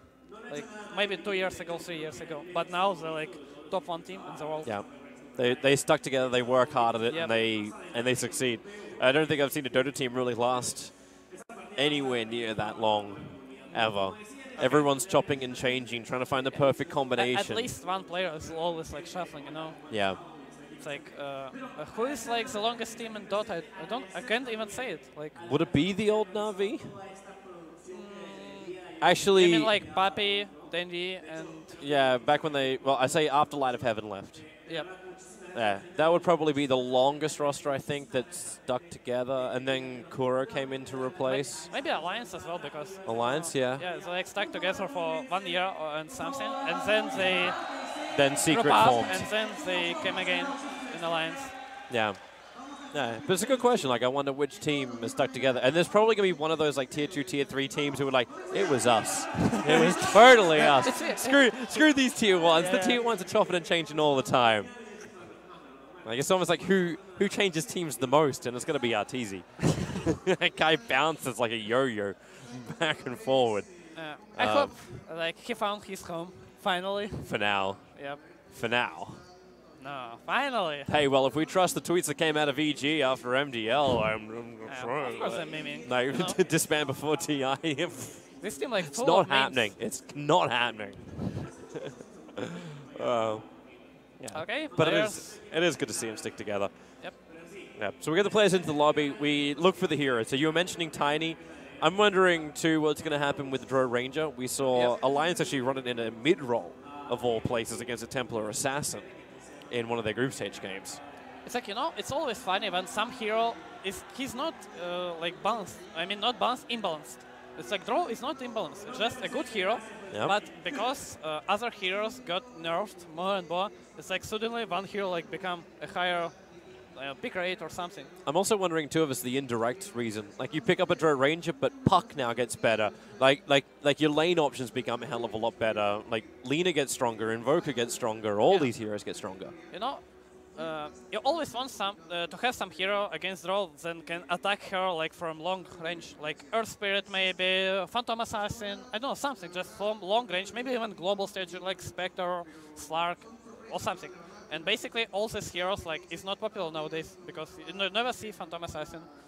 Earth Spirit like nerfed to Oblivion. Yeah. Only Jerax first and OG first picking it for some reason. We had like the Peruvians were actually playing, Brazilians were actually, they played a couple of games of Earth Spirit here and there. Okay, if someone from Peru listening to this, sorry guys, but like, Peruvian Earth Spirit is not so good like maybe Jerax, I would say. Yeah. So it's like... Yeah, it's a reason to pick it for him because he can still make the hero shine, even with its problems. So that's a notable hero. Hello. Hello. Hola, hola. You know how to play the local crowd. Yeah. Yeah. I mean, those guys, like, really crazy. Nami! No, this is wrong team, bro. Wrong team. Okay, But the yeah. other notable hero for these teams is Io, because Olden AP really loved Io. The new alliance also loved Io. Basically, we'll see always did the pick. Actually, we're in the... Yeah, we are. We're actually sharing. Hola, guys! Hola! Rinse and repeat for FNG. I don't know why they're giving it to us. Hi, guys. You having a break over there? You having a break, are you? Oh, you have no audio now. Oh, we had the power. Welcome. Welcome to our table. We're the English stream. I don't know if you're watching the Peruvian stream right now, but if you are, switch over to the English stream. I got FNG. Okay, let's keep going. Yeah. So we'll go back to breaking down our teams. Okay, Alliance. let's go to back. Yeah, Io. we're talking about Alliance and Heroes. Yep, Io is like one of the best heroes because they love Io Tiny. You know, when we played Alliance in Scrims, it was like something tiny with something, and it was like toss on the tower, toss creeps, like Tiny tossing into creeps in tower, you die. Then it was like Bounty Hunter maybe, like toss into invisible hero, you again dead. Yep. So it's like funny to see how they're gonna abuse it, but I'm sure that MVP gonna ban it, like for sure. So it won't be through in the first phase. So what is sitting then on the edge? Like what's close enough where you don't feel it's so important to ban out in the first two, like the IO? What's going to slip through in the first pick phase? Maybe Sand because every team right now loves Sand Maybe some, I don't know, maybe some Night Stalker, Clockwork, something like that, because a lot of teams like to pick some hero which is basically can transition into position 4, position 3. It's like the meta right now. Someone who can just get a little bit of extra farm and then control up Yeah, the fights perfectly. I suppose Night Stalker is going to grant that anyway with his new ability, with the ability to take flight himself without requiring an Aghanim Scepter. It got nerf a bit in mana cost. It was like 50, now it's 80. So it's like hard, and Night Stalker intelligence got nerf as well. So it's like hard to play at least early game as a Night Stalker right now. Can you compensate it with items? Like, is there any kind of natural progression items which help like the Night Stalker play? You always right now want to get Earn, because on position 4, Earn is like imbalanced item right now. It's like gift stats. You bind in-phase raindrops. It's like good item. Then Ring of Protection to armor is really great, and 2 stats. 2. Yeah, it's like cool item right now for sure. And then maybe Medallion, because Medallion gives you Roshan, gives you tank ability as well, gives you you can use it on allies to protect them. I suppose it gives you your transition as well, as you said, like these heroes, like later in the game, turn that into a Solar Crest. Yep. Like, I guess not just wasted money to throw away later on. The players are going to finally start joining up at the lobby at the moment. Obviously, they're just trying to get themselves settled and warmed up. And we have little delay between our games to get in. It's fine. It's fine. I just want to get into the draft. I just want to see the first couple of heroes to pick. It's like, you know, it's always a cool feeling when you're trying to understand what players gonna do and try to understand their thinking and stuff, but you can't like see it until they start the game. Yeah. Then we'll find out. And it's still it's a hard road. Like just to explain to the other games which we have coming up today, if we end up actually sticking to our schedule. So we had SG versus Elite Wolves play. We'll have the winners bracket matchup directly after this match. So Alliance and MVP winner of that will play up against SG Esports. And then we have our lower bracket matchups where we actually have you boys. You're our next schedule, best of 1. Team Spirit going up against Infamous. Just to pick your brain. I don't want drafts. I don't want you to reveal anything. If this is a FNG caster, not a FNG player. Okay. So how bad is Team Spirit right now? It's really bad. That's terrible. Impossible to play. Okay, so how does Team Spirit as a team actually start winning for once? They are not going behind the Fontaine, never. They are not like giving team wipe for nothing. And then they are just trying to fight when they can't fight and use spells normal, like you have X. You know how Conquer X working? Yeah. It's like you X the hero, then you can come back him in 4 seconds, and you can combine this skill with ultimate. So basically, it's... Okay, I appear to have a question in my ear right now. I'll say yes to your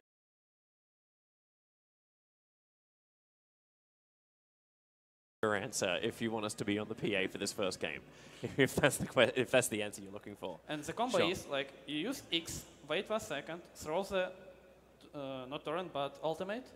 How it called? Ghost. Yes. Ghost ship. Ghost ship. You just throw it. Or huge ass shark. And then in 3 seconds, he comes back and he got under ghost ship. But how FNG player does it, you know? Like X, wait for like 2 seconds, then ghost ship, then nothing happens, and you lost in fight. You sound like a smart guy. FNG should listen to you. Yeah, FNG player really bad guy. Yeah. Get better rotations, bro. Yep. That's simple. But best of luck against Infamous when that game will come up. And then Thunder Awaken versus Midas Club is meant to be our last best of 1 for the evening before we kick into tomorrow. So they're all best of 1 matches until we hit our lower bracket best of 3, and then our grand final best of 5, where I believe we do actually have a winner's bracket advantage as well. So it does mean more to stay in this winner's bracket to get into that best of 5 final, or best of 4 final. It's hard. However you want to play it. Hard. It's gonna be hard. Yeah, long road. But hey, all the greatest teams win from the lower bracket. I believe at qualifiers they played like best of 3, and then best of 5. It's like 2-0, 2-0, and 0-3. It's like was 10 hours, but if you want to win a tournament, you have to go through this. No use of that. You just have like late night marathons of Dota 2. Yep. So you're always ready to play. Yep. Learn to play sleep deprived. Okay. So hopefully we'll start the game in just a second. It actually looks like we had the coin flip as well. Never understand like if people really want to know the answer to that, because one of the very few details which isn't made public. But I'm going to do it now anyway. So Alliance won the toss, and they chose first pick, and MVP chose Radiant. Do you actually feel like there's a balance between first pick and second pick at the moment? It's like what team more prefer. Like I know old EG with PPT, they always love to pick second pick because they always counter pick the first pick team. You know. Yep. And some teams love, like we really love first pick because like pick our Clockwork, Night Stalker, Sand King and stuff. It's like more about the teams. Okay. So it's okay. I think it's like there is no advantage overall, but there is advantage if the teams want something. Okay. So it's just the way they want to approach the draft. Yep.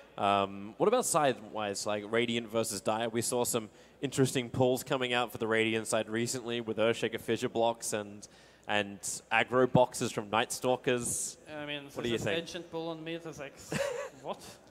I never saw that before. Take a second wave of aggro. Well, I can tell you right now, the draft has begun, so we can jump straight into that.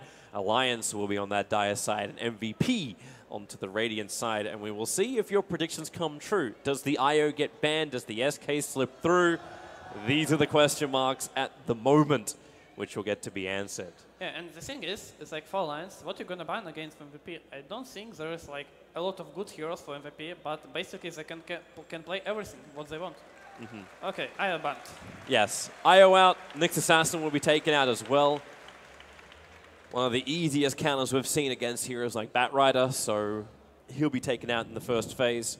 I'm interested to see the tempo as well, which both of these teams try and go for. Like we saw the run-at-you style drafts that we had in our first series. Does Alliance, do you think like at the moment they're still leaning more towards like the split push, the global control that we know from Alliance and sort of the NIP style they're playing at the moment? I would say that Alliance love to have some win condition, like, you know, anti-mage maybe Morphling, some kind of era hero that will basically finish the game. And then for Limp, he like snowball hero, like maybe Venomancer, maybe Lina or something. But they got Clockwork, is really good hero for Jonathan, and he's like really loves this hero and he's good at that hero. Yeah, and MVP take out the Bristleback and IO, so they take out both are probably the biggest imbalance heroes at the moment. And there's that Night Stalker you're talking about, and they're going to sync it up with the Witch Doctor. Yeah, but no tiny ban. It's interesting. But maybe they think that Alliance gonna draft it in second stage, so basically they will ban in second stage ban. But Venomancer. One of these heroes that keeps throwing a spanner in everybody's works. Difficult to lane against. Clockwork also throws the question mark up and towards the air. Where do you actually lane him? If it's a 4 or 3, you're mentioning Unison Farm as one of the guys that loves to play it. Yep. And you know, the thing is, there are heroes like for MVP Resolution and Alliance, it's like anti-aggression hero. Like, you can sit down with Clockwork and Venomancer, just farm and you're okay. Same goes for MVP Revolution. Like, Witch Doctor is really great when people run at you, just throw a cask and they stand. It's not an initiation hero. It's like you look at Disruptor or something. Yeah. Witch Doctor's I always call Witch Doctor the hero with 2 ultimates. Paralyzing Cask as well as Death Ward. Because it's practically as good as having a Ravage some of the time. If you can isolate 2 heroes. You know, sometimes people draft 5 melee heroes and Witch Doctor is good, but sometimes people draft like 5 range heroes and you throw in a cast, but they just split up. And Batrider. Oof. Always fun trying to pick a Batrider. Like, I know Batrider works well against the Clockwork because he can just bounce over the cogs, but against a Venomancer, how are you meant to get your Blink Dagger off when you got Plague Wards everywhere? You basically have to buy Shadow Blade or just attack from Smoke. But, you know, you need to understand that Night Stalker, when he uses Darkness, and Plague Wars, they don't see anything. So basically, Batrider can jump with Darkness. Okay. Oracle came in. I did not hear what I was just said in my ear just then. An Oracle pickup, is this the moment when we start to toss up either Huskar or OD? Like the never-ending Essence shift, or... It's a really cool pick, I think, because Oracle saves from Batrider. But it's like, as you said, you need to combine with something. Maybe Huskar, maybe something else. Oracle seems to be like I think the only game I saw during the group stages where he was combined with something, it was the Huskar. Yep. So it's like the best combo, you know? Yeah. It was a time when Ulti also gave invisibility. It was like everyone spams Oracle, Huskar, and D1. Okay, Invoker. Ooh, okay. So Invoker up for MVP. This just leaves their safe laner. And I beg the question as well, is it worthwhile going into a Drow Ranger? And hello, Huskar. But just to toss up the MVP Drow Ranger. I don't think that MVP need a Drow Ranger. They need some kind of Sven maybe, that a hero who basically will snowball farm and will kill Huskar at some point. Okay. Because Invoker is really good hero against Venomancer at mid lane. If something else not coming, like maybe Clock will come in and try to gank Invoker, then it's like different. I'm wondering actually how they lane against him. Like, do you put the Huskar and Oracle as a duo in mid? I don't think so. I think they're fine with like Oracle Huskar against Batrider, maybe with Night Stalker and but then you're pushing Veno into the mid. Yeah, but you can ask Clocker for help and then pick some kind of not sure, maybe Nukes off lane, because Nukes is really great against Batrider and Invoker, but Nukes is banned. Unless Alliance want to get really greedy and go Venomancer jungle. A lot easier to do on the dire side when you got the 2 small camps plus the Ancients nearby.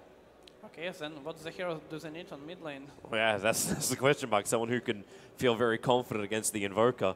But they'll ban out the Earthshaker for now, so MVP kind of just playing both sides of the fence with the Earthshaker ban. You know, if you look like at the MVP Revolution draft, they can't really deal with pressure because basically Night Stalker does nothing to push, but either it's like okay, but it's not good. Witch Doctor on average, and Invoker also does nothing to push. So maybe Alliance will go all in on push and pick something like Pagna, maybe Dragonite or something like that, so just all in on push. DK would make a lot more sense. Yep. That's actually going to be the tanky front liner you have before, like, obviously, Huskar has to build up, and maybe Alliance now also tossing up. What's going to counter that? Sven, I think you're still right. Like, that huge amount of strength that you're going to have, like, it's the physical damage against the Huskar. Yep. His shield won't protect him from this. And MVP, like, yeah, they're committed into only 2 of their cores at the moment, and they just ban the Razor and pick up a Legion Commander Alliance, so... We welcome in a little bit of extra lockdown for Alliance or regeneration through press the attack. The thing is, Legion is not really like an initiation hero. He's basically like counter-initiation hero that saves your hero and then jump in.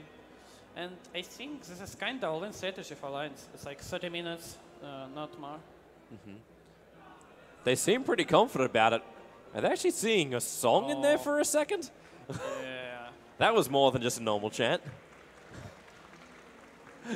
We actually got together, and there was at least six words in that. Okay, MVP Revolution can go Night Stalker carry, pick Ancient Aberration, and they won. I mean, why not? Because it's like Oracle Huskar, it's kind of all in, but you're gonna counter it with Operation. Yeah, or you could just push like maybe stronger lanes or Batrider in the mid, invoke a safe lane, Night Stalker off. then I'd be sort of a little bit more okay with the Ancient Apparition. The thing is, about Vienna and Clock, it's really good against melee heroes, and you can just draft hero like Sven because he will get 0 hits in teamfights, and especially with Oracle. Oh, terrible. Well, at least you have some options. I don't know if you really want to try and be sundering a Huskar. That's not going to work for you. It gives you some push elements that MVP were lacking. Basically, what MVP did with Terrorblade draft, it's like they pick a hero which is basically will win the game if you pass some 20-30 minutes. So basically, they just need to sit at base, wait until the timing comes, and then win the game. It's easy, but I still kind of wish, like, wait, do I have the reference sheet over on my side? Because I remember one of the matches that actually came out from the group stages with the one with the Huskar. I'm fairly certain it went for 55 minutes, and the Huskar still won. Really? I mean, it's like Huskar is a good late game hero, to be honest. But the thing is, with Huskar, you usually need some kind of lockdown. Alliance actually ran this draft, and I was wrong about the timer on it, but it was Alliance running it against Elite Wolves, and they had Bristleback, Night Stalker, Oracle, Huskar, and Puck as their heroes, and they were going up against a Juggernaut, Razor, SK Core with a Phoenix and Undying support. Yeah, but that's the thing, you know. Sometimes you can win the late game with Huskar. There is nothing bad about it, but you need to have a better late game if you want to win a late game. Kinda simple thing. Simplest things are normally the best things in Dota. Okay, let's go, guys. It's MVP against Alliance, game 1. Yep. Let's start it off. So already we had our early warning down from Alliance, trying to block out the easy pull for MVP. I don't know if everyone's... Okay, we're stopping because Lim needs DC for a second. I thought for a moment they actually just stopped so they can say hello to everybody who's tuning in right now. Hola, amigas. Actually, what do you think about this, like, 1 year or 2 years? Think about... Wait, is Chatwheel actually getting this crowd to applaud? Is that actually what applause is capable of doing now? Oh, Val, what have you created?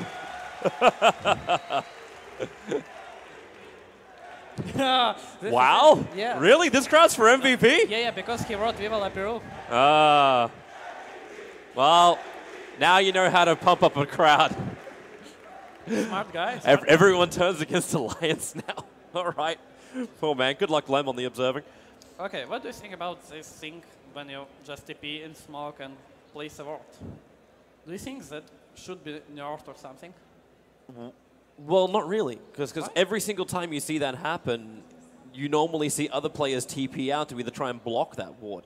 So whatever is important to you, if the pull's going to be really important to you, don't you just TP your player out under the same conditions and see the ward? It at least creates a level of mind game beyond... So basically, how would you nerf it? I mean, just TP is not available till the creep spawn. Maybe, but then you also take away some of the old classics, like the level 1 Roshans where you smoke and TP in. Maybe? I know you kind of took that away by nerfing the crap out of Roshan in the first place, but... you get very frustrated by early wards, do you? Okay, as you said, Alliance made something interesting. They put Huskar and Oracle into mid lane. Okay, they're actually going to run the duo. Yeah, but we'll see how it works, because it's like strange to see these things. Well, you then beg the question, right? Does Night Stalker have the same influence in this lane? You come in with a Void, but a couple of Burning Spears and harassment from Oracle. Anyone who's low on that lane is running the risk of feeding First Blood. Yeah, but the thing is, they don't really have a kill potential, because to kill anyone, as you said, you need to harass a lot, but harass potential on Alliance side is way more efficient if you look like at heroes. Yeah. So then you think about rotating in another hero, but right now Witch Doctor has to do everything he can to keep Pablo down on that off lane. Well, I say Pablo down, I should say Unison farm. Pablo is just Mr. Clockwork creating space for this Legion commander to get farm. Yeah, and Vena basically staying alone against Batrider top. I think Alliance is fine with that because Veno with levels will just pressure Batrider a lot. He just need to not die early. And you say that right now, but Limp is dying at the moment up on top lane. Yep. And they just stacked him up and then overran him. That is a level 1 Firefly, a level 1 Sticky Napalm, and Blizzy will take first blood on top. I would say it's like a really bad thing because dying to Batrider. It's like basically, you know, it's happened every time. Batrider spam stacks on you, then he gets level 2 and you dead. Yeah.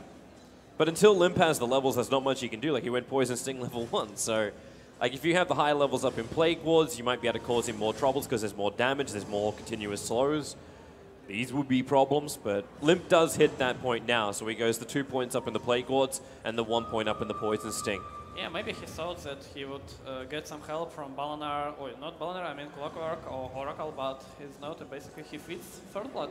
Well, Night Stalker has rotated up towards the top lane, so the help is there. The Plague Wards are primarily being used to try and farm up this pull point, which isn't going to be nice for him because he's going to get voided up and then blocked up for a bit. But the Batrider is so far away that at least Limp isn't going to die here. He's just going to be forced away from the pull.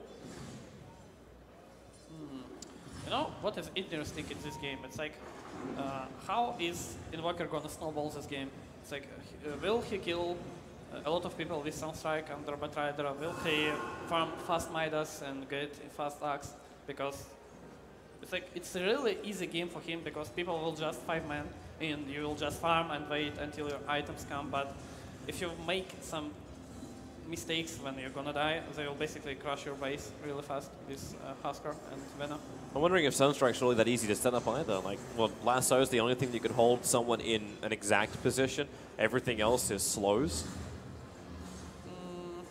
I mean, it's okay in this game because he has Cask, maybe Batrider. Napalm is also a great wave because people will not turn around under stacks. They will basically go forward and run away from Batrider and you will Sunstrike. Man, Limp's playing this safe lane as though it's an off lane. And he's not really coming off the better for it. 14-3 is what the Batrider's managed to pick up from that off lane to compared to the 11-2. Pablo coming middle from behind, and there is Fortress. Oh, Pablo. Hold him in, lock him inside the cogs, the burning spears. They can't stack him up when they can't see him. Early point up in Wex, and the Sentry Ward came way too late for Alliance. Wait, yep. It's like really strange, I think. They should kill him easily if he puts Sentry early. But at least it's like okay because he wasted a lot of mana to use his Ghost Walk and the Invoke, the Ghost Walk. Yeah, so now there's not really a lot for the Invoker to play with next time. That's also another reason too why Alliance start their rotations. So Pablo moves up towards the top of bottom lane with the Maledict and the Paralyzing Cast. Unison Farm presses the attack for a little extra movement speed. Doesn't actually have his okay. Well, he's got problems. Pablo with the Battery Assault creates just enough space. And yeah, the press the attack is not leveled up for Legion Commander as the level 2 and overwhelming odds.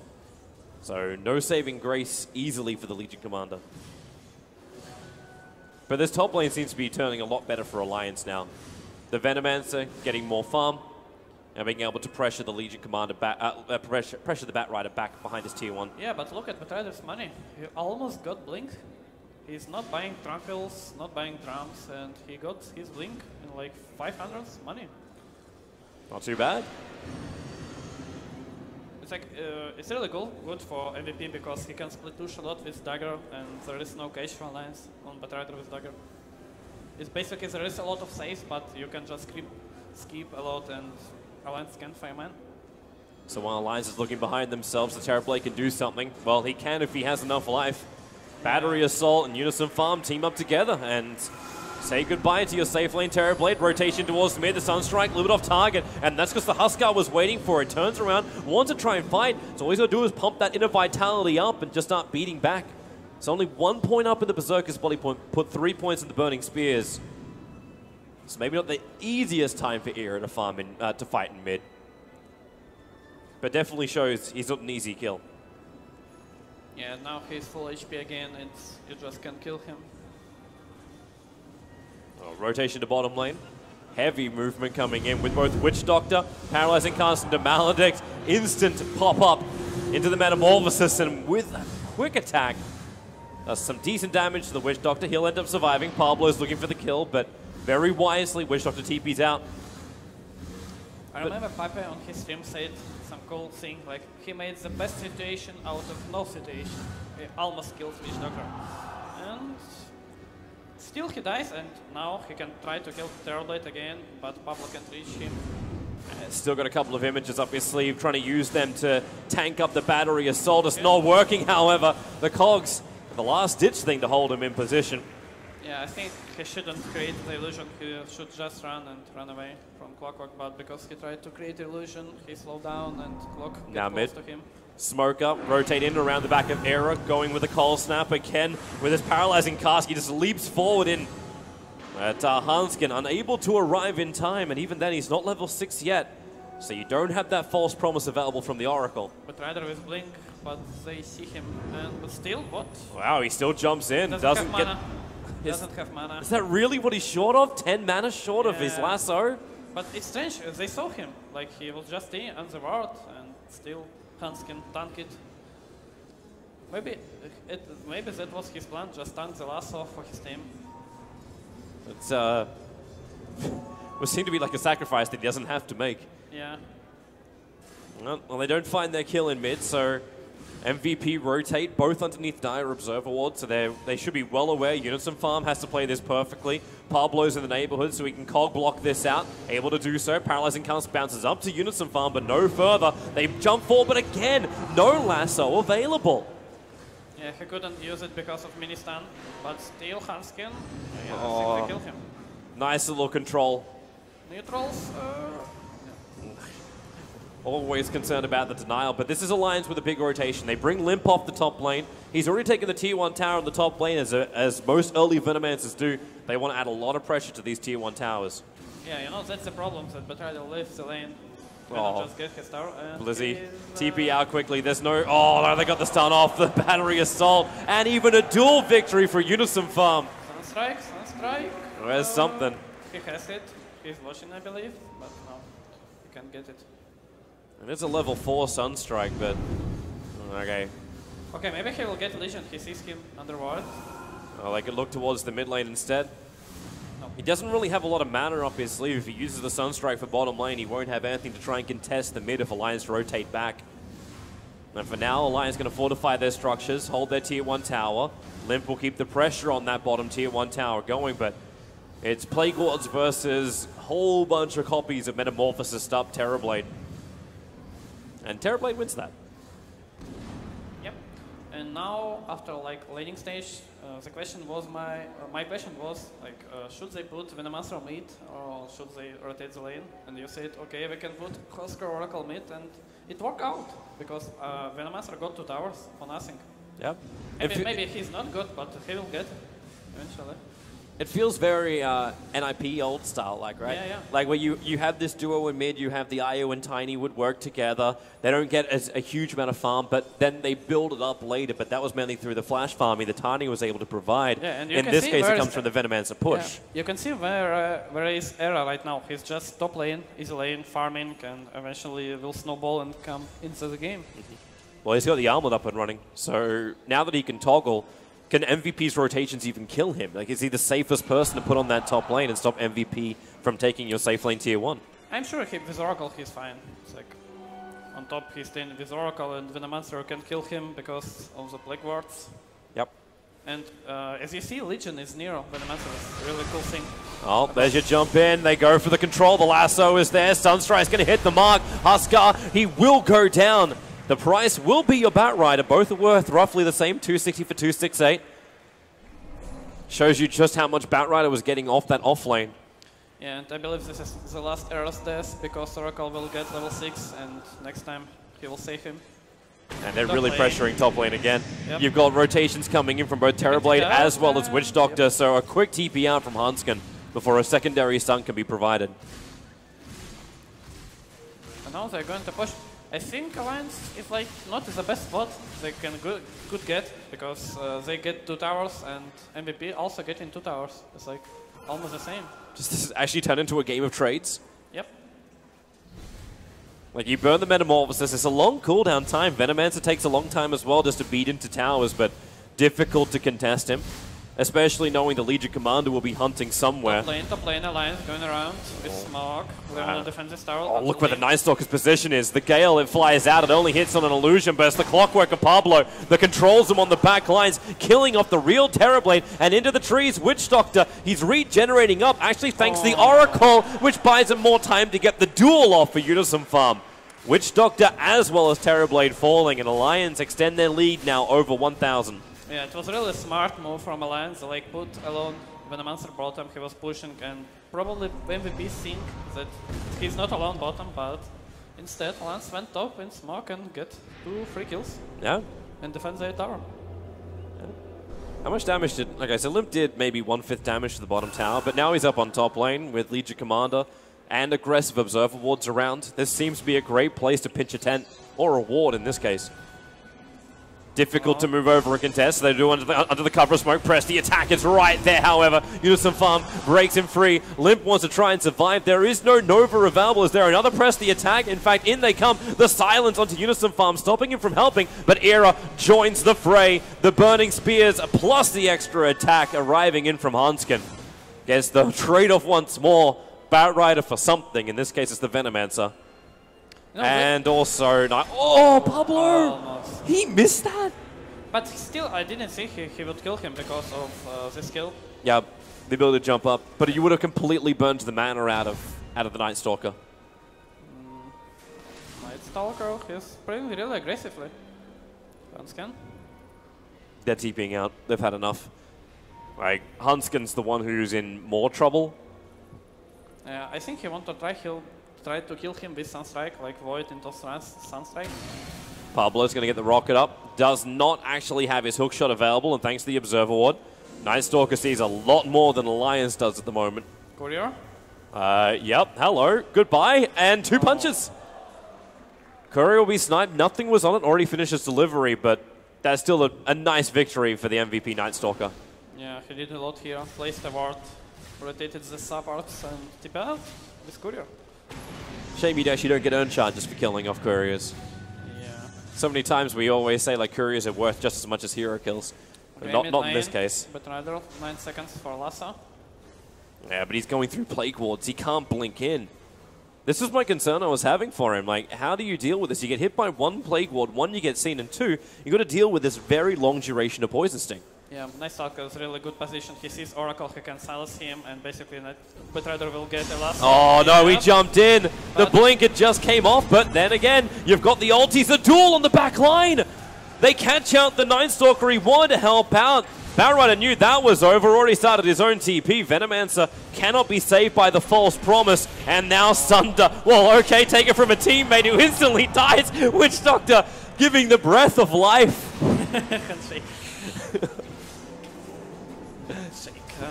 It was a good plan from MVP, but they just mistimed it because Night Stalker couldn't get into Oracle in time and didn't use silence. Also shows you the weakness of Alliance's heal abilities at the moment. Like, I actually thought that Hanskin was going to be able to pump enough heal into the Venomancer to survive, like, let him survive underneath the false promise. All he had to do was get the ulti off. Unison Farm.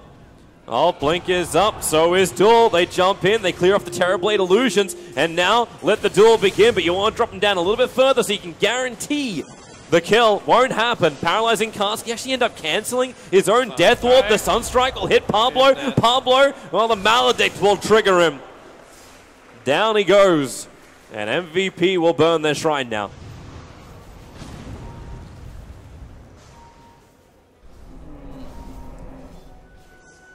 And Invoker, I think, wants to have a crack at mid. Yeah, he almost have Axe. It's like really farmed in Walker. It's his game, for sure. Wondering with Cold Snap and Alacrity if it's possible. Limp's doing one of my favorite positions for the Venomancer. Jungle Vena? No, you can farm 3 camps at the same time. Yeah, reported. Hey, I'm not Legion Iron Talon Jungle. Come on. Only Veno Cancer Jungle. Alright, but the thing is about Alliance timings, as I said earlier, they need 30 minutes to win, but it's already 16 minutes and I don't... Okay, top lane, hook shot. Yeah, actually catching out the Batrider in the back lines, and this is a bad place for Blizzy to be caught. The Legion Commander TP kind of distracted the rest of them. Now you can start off the duel, cancelling the TP out from the Night Stalker. Don't know if he's got enough damage to actually win the duel, but they will have enough damage to find the kill. No doubt about that. Did you see what Hansen did? He used Fortress End into Jonas Fan to dispel the silence of Night Stalker. And he got duels because of that. It's a cool thing. Oh, Limp throws out the Nova. Is there any kind of no, there's not. They were hoping for a nuke and then the tick. But Invoker TPs himself all the way back home and doesn't claim the Tier 1 tower. In fact, it will be denied by Alliance. Okay, back to the Alliance timings. Don't feel that they're gonna finish it like for 30 minutes. Basically, they will look for maybe late game. And in the late game, I don't think they're gonna beat TB and Invoker. Does that actually work though? So if you don't beat TB or Invoker in the late game, how do you force the issue higher? Like you're gonna get a Halberd as the next item on the Huskar. Can you not fight it out when the Blade Mail's also on the Legion? I'm not sure. I think they need a rush for sure. Like set up something, maybe towers or high ground, and then maybe it's gonna end up something. Well, Huskar without Aegis always does feel a little bit underwhelming. Yeah. And that can be the next target. MVP is already looking at it. In fact, as you say, Roshan, they Sunstrike out Roshan, thinking that maybe they are there. But they have other ways to scout as well. That's why the illusions come up. They'll find 4 players from Alliance gathered up around the shrine. And yeah, they kind of knew what was going on. Illusions are out. Observer wards are down. Alliance are on the hunt. They need to have their own aggressive observer wards there, but it doesn't happen. In fact, MVP will smoke up themselves. Fan is baiting. Everyone knows the important point. Oh God, Alliance didn't even realize they put their aggressive observer ward on top of a sentry. Well, where is your opening? Want to attack. Because, you know, it's like if Betrider jumps, he got dispelled his ulti and he's done. And Clockwork doesn't want to jump because he got killed in 1 second. Yep. So everyone just has to be patient and then let Era do the work. It makes sense for him. He's just able to sit in the pit, drop a little bit lower. They keep him just above health. You've got Inner Vitality plus the press the attack to keep Era fighting hard, even when he is low. And no heavy physical damage to bring him down straight away. Yeah, but the problem is, like, this Invoker is way too huge. Yeah. Well, the Invoker's not there yet. In fact, they're backed off. It looks like MVP have given up the fight here. You can send Terrorblade Illusions in all you want, but Roshan belongs to Era. It's actually really bad because they stayed here for 1 minute, didn't farm, didn't split push, and now Alliance will just go for towers. Yep. Like, and they'll go for fights. Era has a license to dive now, and that's a very dangerous thing if you're going up against a Huskar. Yeah, if you look at the lanes, like bottom lane is pushed in MVP way, middle is pushed, and top is not even split pushing. Like TB is staying in the jungle, it's really bad for them. Yeah, it was actually Limp who was adding a little bit of defense to the top lane, but now he's got Full Staff plus Veil coming into this fight. A lot of amplification for a large amount of damage magical from Alliance. And the Clockwork tries to find his target. Now, they don't have any vision inside the base of MVP, so setting up for that's going to be a little bit more difficult.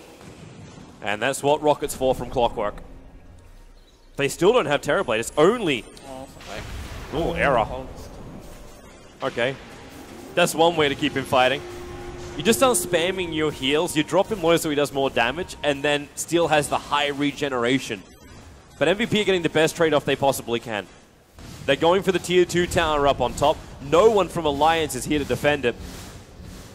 Until now. They start their TPs in. Limp's going to be the man on top of the tower. Clockwork can come in through the rear with Unison Farm. They hit the Gale, the slow, and then the pickup. Will they actually get the duel off? Yes, they will. Night Stalker incapable of TPing out once more. The Batrider is still sitting behind the tower, so if he wants to creep skip this, he can do so. Yeah, but he needs to creep skip mid lane, not top lane. And top lane's not really going to stop much, you're right. Because Era is just sitting here with Hanskin. Like, they're perfectly alright to take whatever fight that comes their way.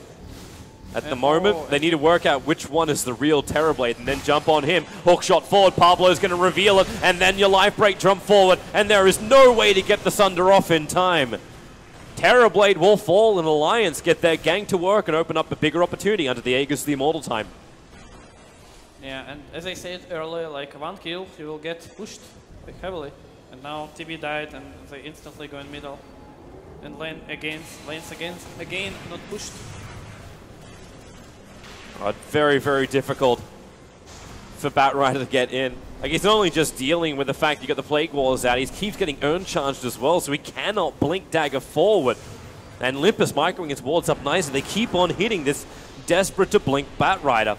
Aero doesn't care. He just wants to stand his ground and do a large amount of damage. His supports will keep him alive for the best part. And they bring the tier 3 tower down to 1/3 of the life. Alliance will back off, and it looks like they're going to focus towards the top lane. I wonder if they really could have brought that tower down, however. Or does it get too risky to stick around? Yeah, it's just unnecessary risk. They can just go top and they're fine. So do the damage for later. Yeah, and the thing is, it's like they're trying to get MVP out of base, because if they get out of base, they can get kills and they will just come back again. That's exactly what MVP's done. They're running 3 heroes out of base down to the bottom lane where the tier 2 tower is currently being pushed. Terrorblade, if he wants to, could potentially pressure this with his Metamorphosis, but that's a dangerous ability to trigger when you're still going up against an Aegis. The Aegis does have another 1.5 minutes left on it, roughly. Yeah, and I just wanted to say, in order to win this game, they need to skip the waves. And look at Night Stalker, what he's doing. Well, he's going to try it. You're still going to die a creep wave here, and that meteorite, okay, it is going to burn up a lot of it, but the tier 3 tower will fall. And Aero, he's just trying to beat the crap out of that melee Rax. So even though you are getting the trade-off from the tier 2 tower in the bottom lane, they're not stopping this Huskar at all. And Blink, Lasso, they'll drag it back to the tier 4 towers. Remember, the Aegis Immortal still got time, so even if they do kill off Aero now, he'll come back to life. The melee Rax has fallen down. And there needs to be more help. Terrorblade will arrive. The Death Water is out. Era, Nova from Limp, trying to create a little bit more damage, more dot effects onto MVP, making it difficult to chase. They have to go through the snakes in order to reach Alliance, and they just cannot do so. Yep, and they lost mid lane just for nothing, basically.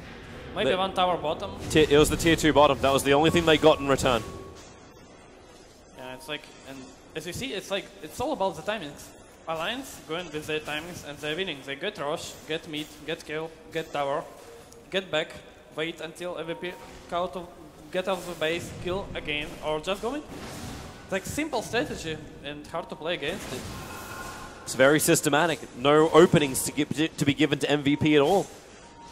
It's kind of funny when you look at a lineup which has a Huskar, you expect them to try and take risks to achieve early objectives, but this just isn't happening from Alliance. Yeah, but the thing is, because MVP stayed on Rosh for 1 minute, it make a huge deal, because they didn't split push at all.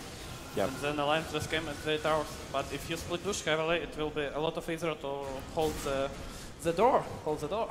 Let's not scream that out too much. Yep. Top lane, Alliance now grouping up once more. Invisible Batrider, it actually might be something. Well, he did have the Blink Dagger very early on, and with the Invis, he can get the jump into 4-star. Problem is he's got no friends around him, so he can watch all of Alliance. Maybe he can watch him smoke. Yep. And that's actually exactly what they did, but the dust will trigger. 4-star TP, get out of it. Oh, the hook shot's going to go into the creep wave, but he got freaked out. He moved away from the camp. The duel will still happen, and Batrider will fall. Yeah, he played it. He should have blinked and then Force and Firefly. Whatever. Picnic on the Ogres. Yeah, it's not the worst thing because he died on their territory, but it's still a death for nothing. Yeah. And this is going to give confidence for Alliance to continue their pressure. There's one remaining out of tower, and that's on the bottom lane, the tier 2. Yeah, but as you see, Alliance is not going high ground because they don't have edges right now. They're just farming, pushing, trying to get pick-offs. But this seems to be working for them as well. Like, again, I don't feel like they're under any kind of real pressure. Like, next Roshan fight, I think, is probably going to be their biggest pressure point. It's the point when things can go wrong, where MVP can potentially contest them.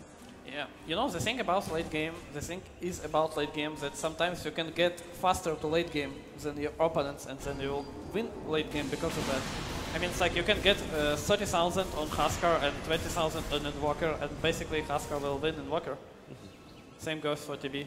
MVP. A 5-man smoke around. They break their smoke to start with over on the Clockwork, but they get the bigger target. It is onto the Huskar. Era will jump in. You do actually get the hook shot, pushing back the Terrorblade. A little bit lower on the mana, and well, that false promise.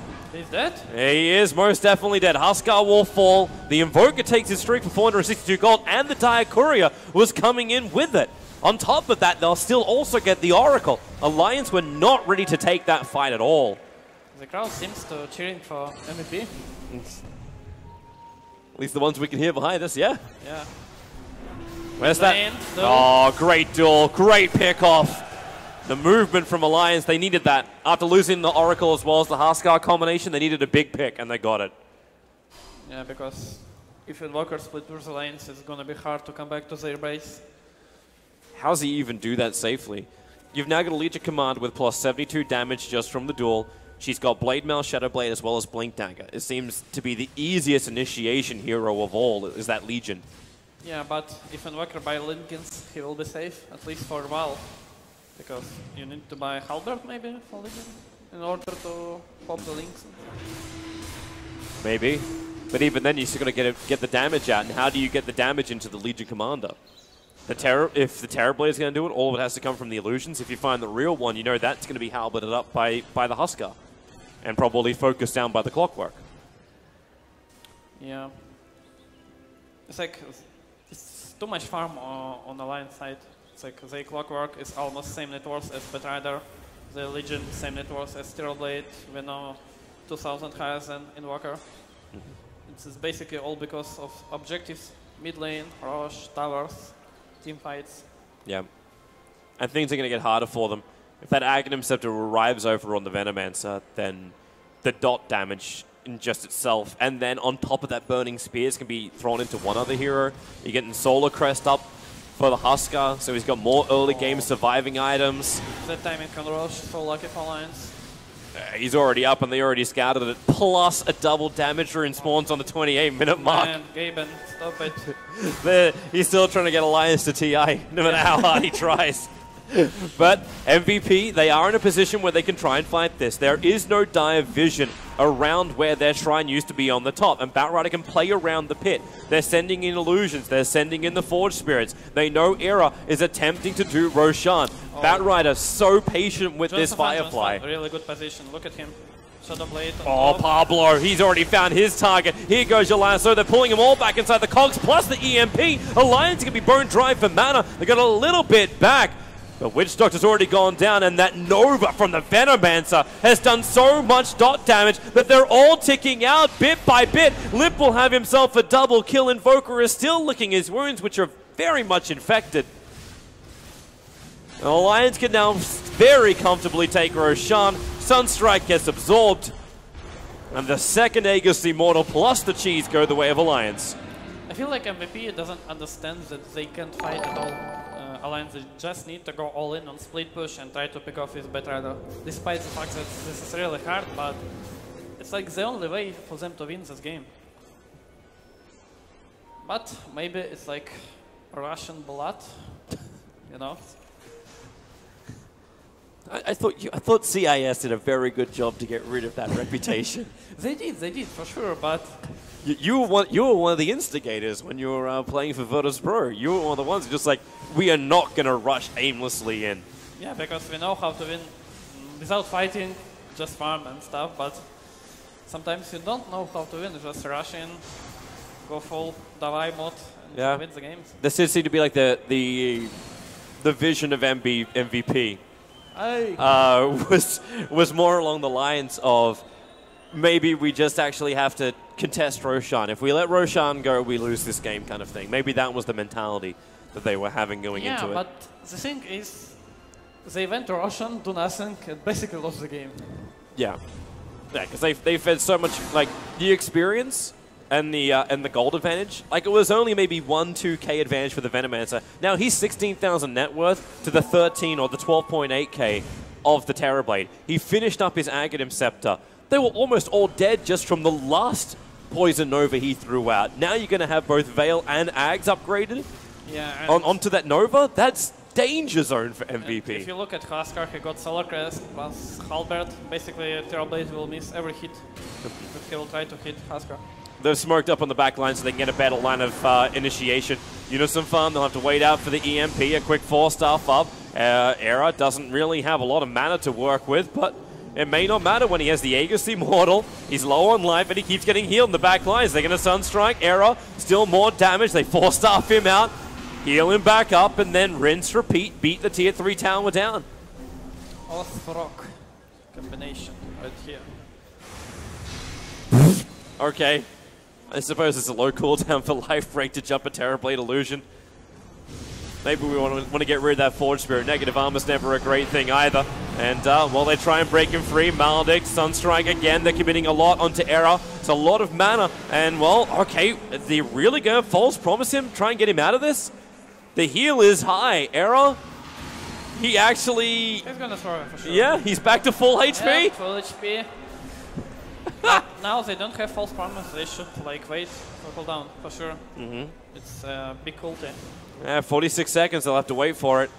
They have taken all the outer objectives, so the shrine's gone down, but it's not really like they're on the time limit. They've burnt 3 minutes of that 5 minutes of the Aegis. Yeah, and now like when I watch this game, you see the problem in MVP draft. They don't have a proper way to initiate the teamfight, and they don't have a really good way of teamfight. It's like basically Witch Doctor does nothing. Night Stalker does nothing, Bat Rider does nothing because he's playing against LC and Oracle. Yep. Invoker he can't do much because he's trying to spam Dispels Huskar, who got a lot of magic resistance. And you got Terrorblade, who is underfarmed. They're trying to counter-war at the moment while Alliance smoked up for a fight. I think MVP have cottoned on to what's happening in Pablo. Hookshot's available, lines it up, hits the Night Stalker, knows he can just fly over the top of the cog, so pushes him back a little bit further. The duel is out, Blade Mail up and towards the air. Night Stalker currently killing himself. Winner is still Unison Farm. Now up to plus 100 in his duel damage. Yeah, he's huge. Yep, and they're coming in again. So Night Stalker's down for the count. And Terrorblade has a TP back. They dealt with the split push. Era up on top of the hill.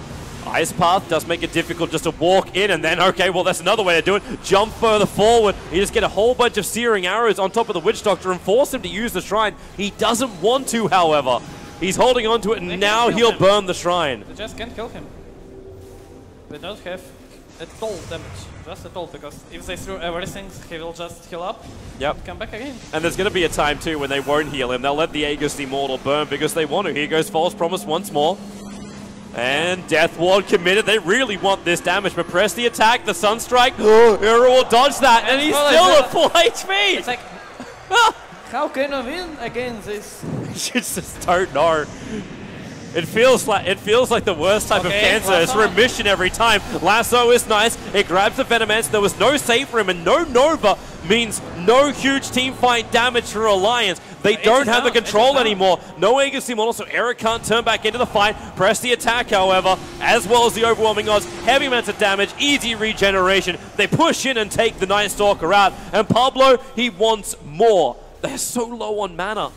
Even though they killed the Venomance, they committed so much to do it. Yeah. And there goes your tier 3 tower. The thing is, to damage Huskar, Terrorblade have to use Metamorphose, and after that, he does nothing. Oh, Blade Mail from Unison Farm. It's like, please attack me, I dare you.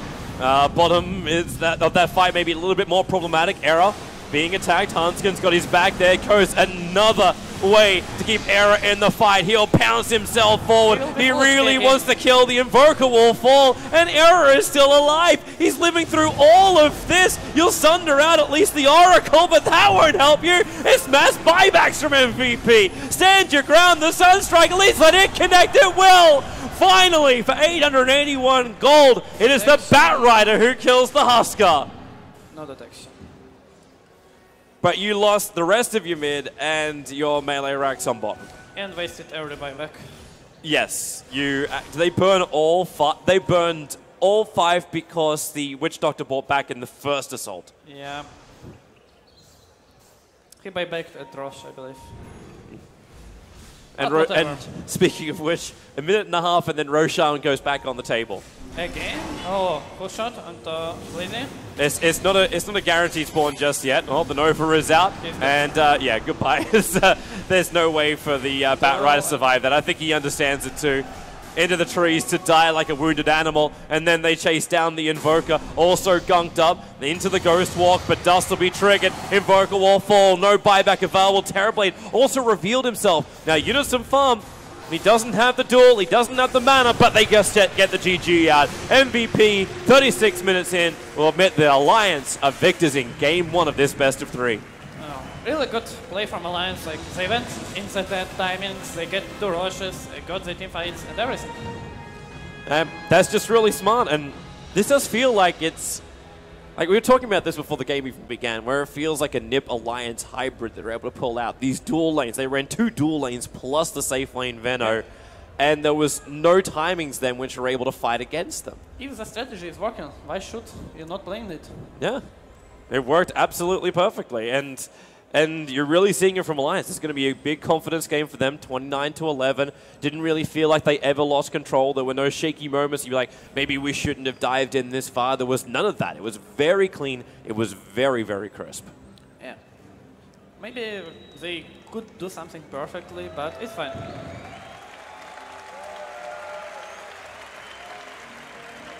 I have no idea what he said. Okay.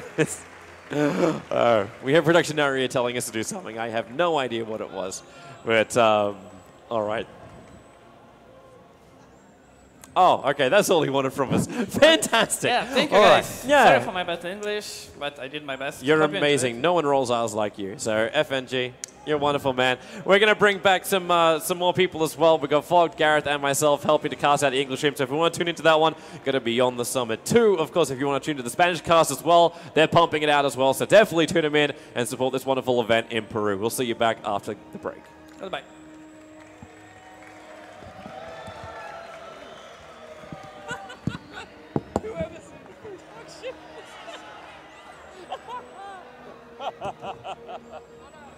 That's great. Cheer for Team Spirit. Oh, we're still on camera. That's okay.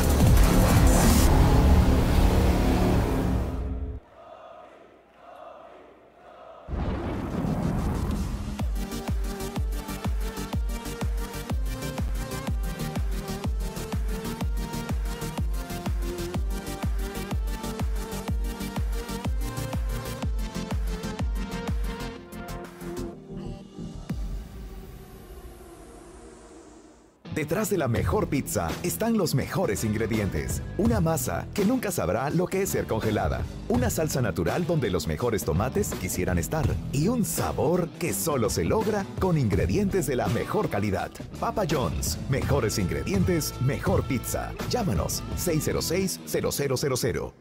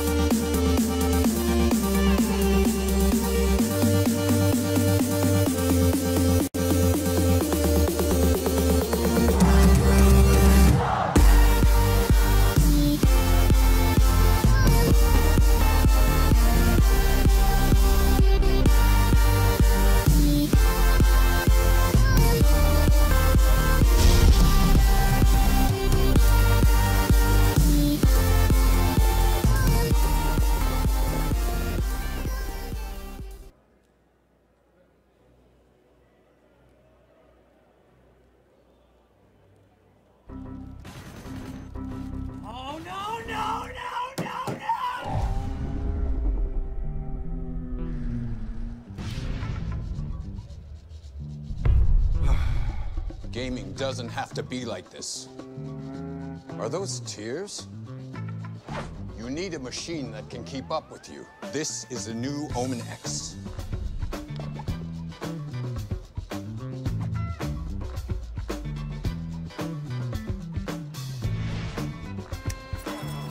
All those hours of training are about to pay off. Don't rage quit. Get the Omen X. Dominate the game.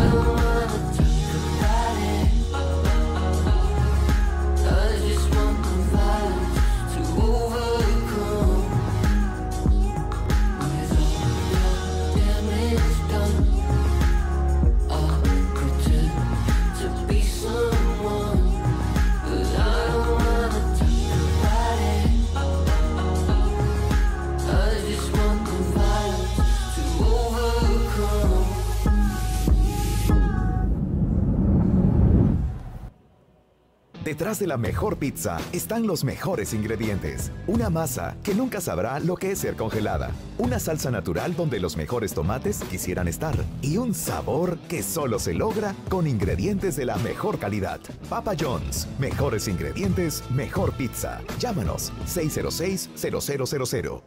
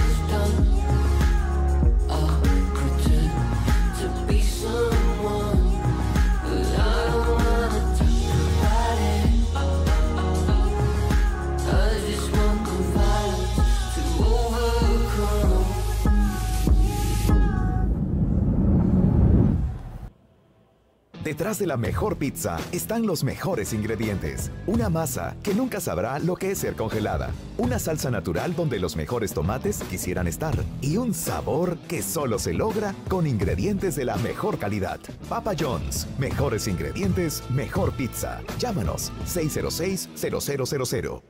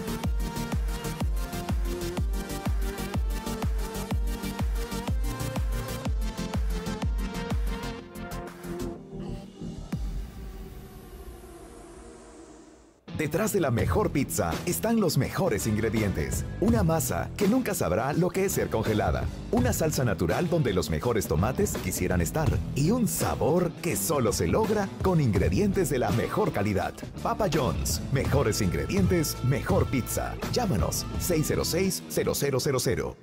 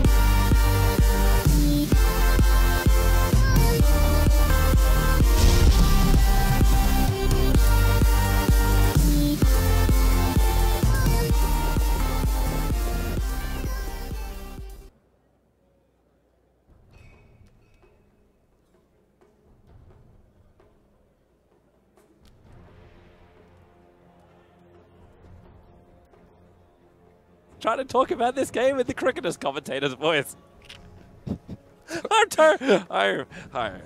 Toby's lost it, guys. Yeah, this is Gareth. He's going to actually be the one making sense during this game. Not sure about that. My voice will give way at some point. No, you have to make sense. It doesn't matter about your voice as long as you make sense. Just, there we go. Can we give him a flavor? I want to give him a flavor of what we were just doing. Yeah. Okay. Wait, can I? I don't know if I can repeat what I was just doing. It's like MVP Phoenix are getting manhandled. MVP Phoenix playing up against Alliance here in game number 2. Alliance having a very strong performance in game 1. MVP Revolution will now be. I'm in news reporter now. I'm in news reporter. Now you're like wrestling.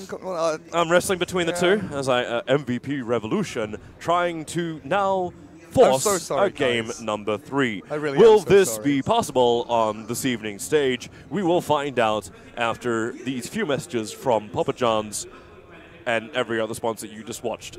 In the blue shorts, MVP and the Phoenix. blue shorts. Oh, no, you do the Monty Python version of that. And the blue corner, weighing in at a grand total of 350 kilograms, hailing from parts unknown, MVP Phoenix!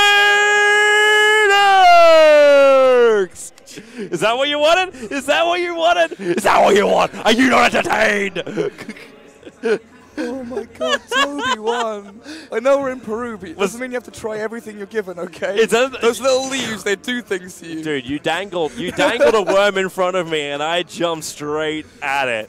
I hope you wanted that. I hope you wanted that. All right. Would you believe it? Venomancer and Clockwork are picked up again, and so is Witch Doctor as well as Night Stalker. This draft seems very, very familiar. The only change-up is the Nyx? Oh, no, Nyx was bad as the first one. No, this is actually almost completely identical. Lycan and Oracle will now change this up for us. Yeah, that Oracle ban. I mean, Alliance showcased how strong Huskar can be in the right hands with an exceptional Oracle player behind it as well. But I want to touch on how great the opener from Alliance is as well. You know, we so often talk about flex picks and dynamic picks in terms of swapping roles and swapping lanes. But not only are Veno and Clock good at swapping between 4 and 3 as Clock, and 1, 2, and potentially 3 or 4 as Venomance, maybe less commonly, but also they have multiple players who take up these heroes as well. You know, you can have the safe lane or mid lane Veno for Limp or Era, and you have the Clockwork for Pablo or Jonas Fan. You know, you have multiple people who can pick up these heroes, and it's just like so difficult to judge and gauge where they're going to be going, but what they're going to be doing as well. You know, not just early laning phase, but mid game.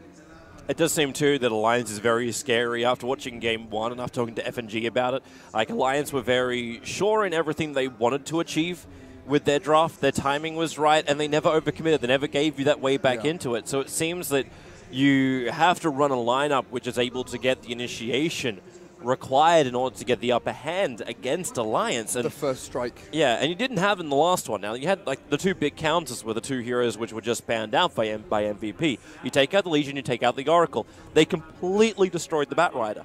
He couldn't do anything in that game, and now, with those two heroes banned out, it seems they're going to have the confidence to pick up the Batrider, and then Alliance now pick up another counter. And you could feel, you know, your point made exactly. You could feel it in the itemization from MVP as well.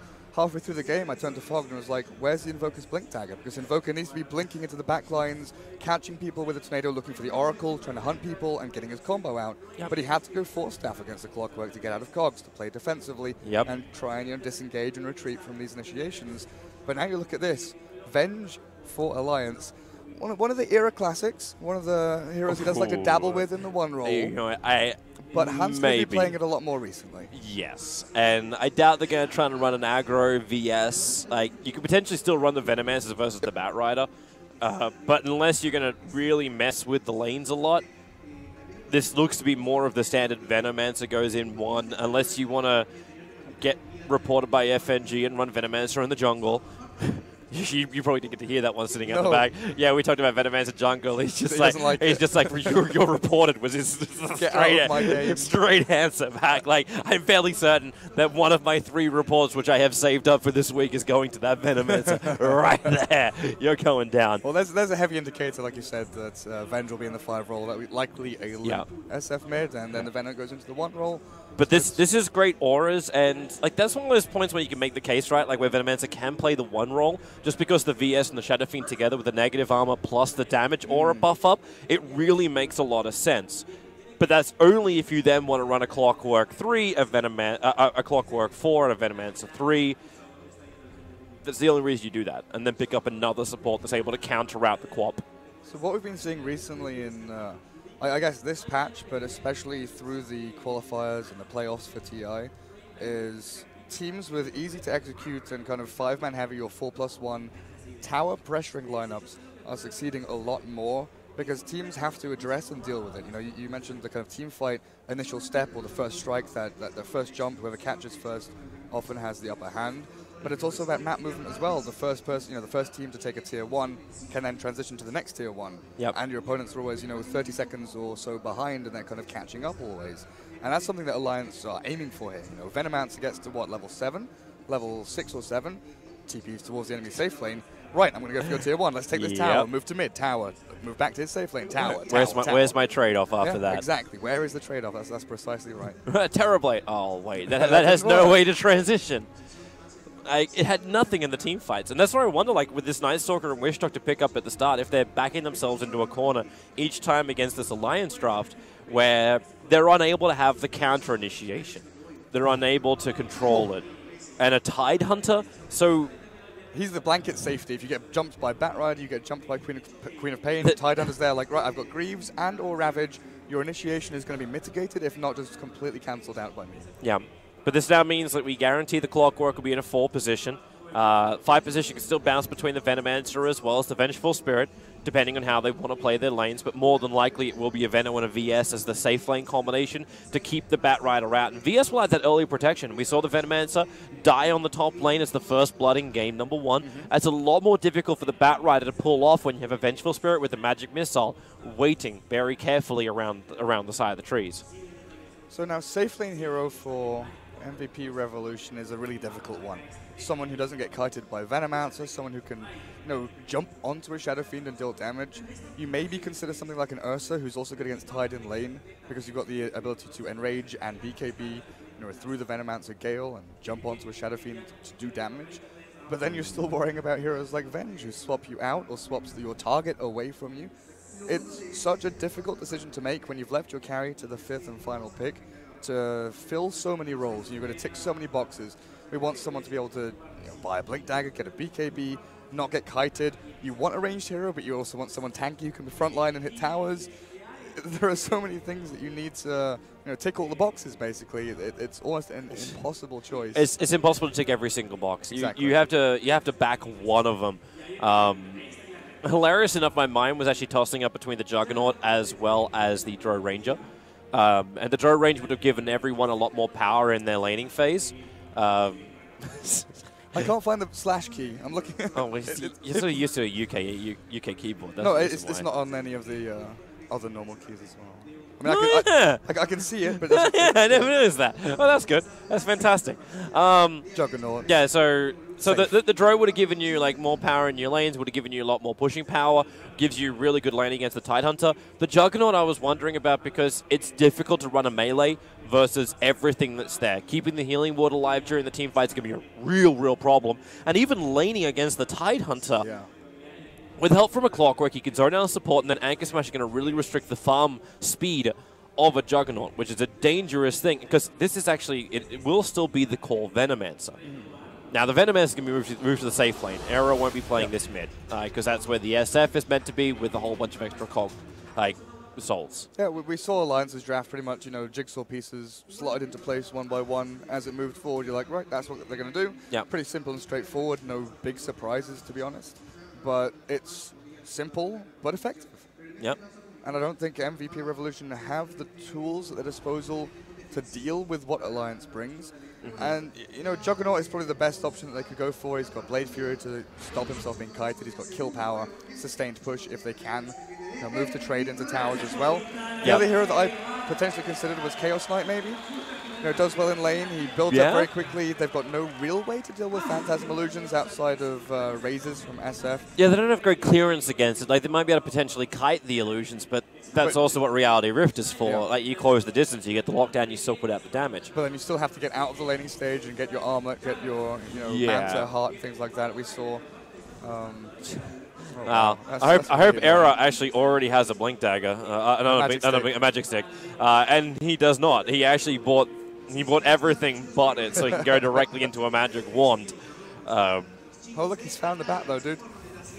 Well, that's good for him. But this is great from MVP, and this can happen a lot of times. Everyone knows that when you run a Clockwork, as well as SF combination, he soaks up the second support, just in order to get through 3 of the cogs as opposed to 2 of the cogs every time the cogs come up. Just to get the maximum amount of souls. Now, they've managed to get 12 in right now for the Shadow Fiend. Fantastic for him, but they want to contest they've actually come out. They haven't taken the max amount of souls. They want to try and fight this, and it may just work out. They isolate out the Juggernaut. He has to go in for the spin. Paralyzing Cast will create a little bit more space. Is there another stun? Yusufam staying on the front lines, trying to get the body block off. They'll move over to the Juggernaut, who couldn't run down the ramp. He's moving to the tree lines, but he'll give away first blood to Alliance, and it goes into the hands of Hanskin.